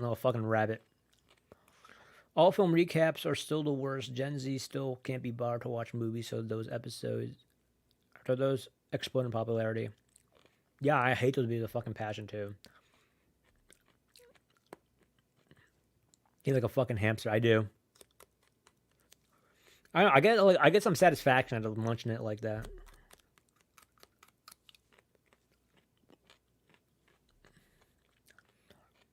Did you know there was a movie called Chef? Jenny's still here, by the way. She's just sitting there, looking at herself. But you guys don't want to see that. You want to see me eat my fucking cucumbers. Okay. I think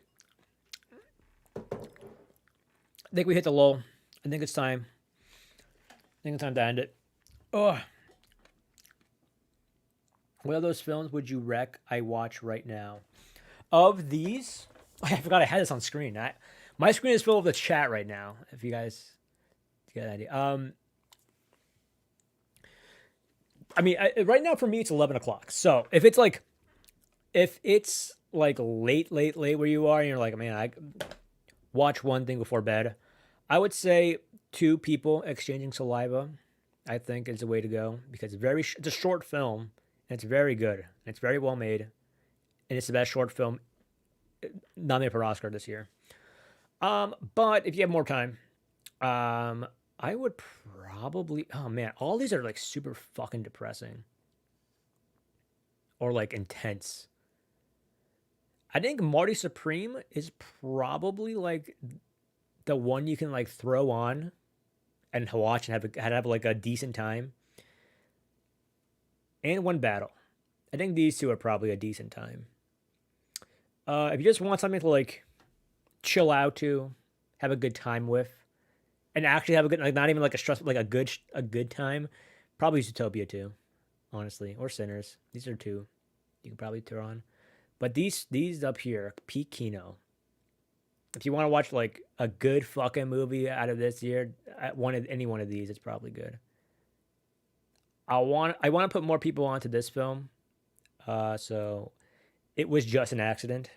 It's probably what I recommend to anybody out of this year, but they're all pretty good. Yay, thank you. Yeah, no problem. You know what I want to do? I probably, I don't know. I want to do something like this tier list that I have right here. But like, what if like I did it for movies I saw in the month, right? Because I like, or maybe in the week too. Because I watch a lot of movies. Obviously, I'm the movie guy. Like I like maybe at the end of a month, I'll compile the movies that I watched, whether it be modern or like an old film, and like I put in a tier list, and I'm like, okay, what do we use these things too? Maybe interesting idea. I thought about it. It might get me to go watch more modern films too, because like I'm like an old cinema snob, and I just watch like pre '80s, pre '90s, pre '80s films. So I don't get I can't be a part of the conversation a lot with normal people because I don't watch modern films. So I should watch more modern films. And I think the best way to do that is to incentivize myself in a tier list on stream. Where you guys are probably also watching more modern films than I am, so I think it'd probably be a good idea. Maybe try it out once or twice, see if it sticks, see if it lands. I'm not trying to fearmonger, but I'm concerned that if people consume that type of content, then they'll have to no time to watch movies at all. Yeah, the clip farming thing on Twitter. Yeah. All right. Anyways, look forward to more stuff. I am gonna be pretty busy next week because my fucking spilling the milk has me doing some quick turnarounds next week, so I will be a little bit busy. But I will get that Oscar. We'll be here for the Oscars, so we see each other in like what is it? Today is 11th, so in 4 days. 4 days we'll be seeing each other again. Oscars review stream. Oscars review video. Maybe I'll think about it. I was really confident before I made this stream, and now that I've like thought back to things I've said, I'm like I don't. I'm not a good I'm not a good speaker in the moment. Maybe my points aren't very well made. I think it might not look good for me. I think I'll keep the stream up on publicly, but I think I'll just do the Oscar reaction stream. But we'll see. Maybe I'll think differently when I rewatch the stream. I don't know. Oscar nominations when? March 15th. At 6:30 p.m. I will be on stream. Ready. Okay? March 15th, 7 p.m. EST. I will be streaming the Oscars reaction live. No brother. Oh, yes, brother, but he won't be here. He will be in a Discord call because for him, for some reason, he thought the Pokemon pre-release was more important than hanging out with your brother on stream watching the fucking Oscars. I don't know, man. Not a lot of loyalty. Bro loses the channel and he doesn't want to show up anymore. But yeah, Chris will not be on stream. He will be in the voice call with me.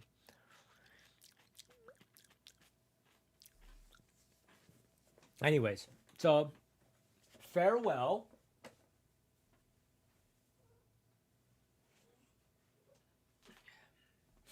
And thank you for coming. Right, Jenny? Thank you. Hi, Jenny. Now the chats are gonna come flooding in. As I was saying bye, nobody was saying anything. Now that I got Jenny there, you're gonna fucking be like, oh, Jenny. Isn't that right, Jenny? Isn't that right, Jenny? Bye bye. All right, let me just find my tab, bro. Let me find my tab. Yeah, now everybody's coming out the fucking woodwork to say bye. No one was gonna say bye while I was here.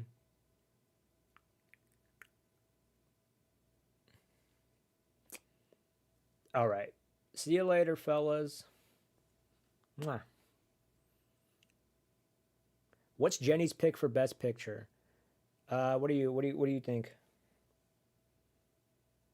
What do you like, Jenny? Jenny's on a sentimental value train, so that's her pick. Bye bye.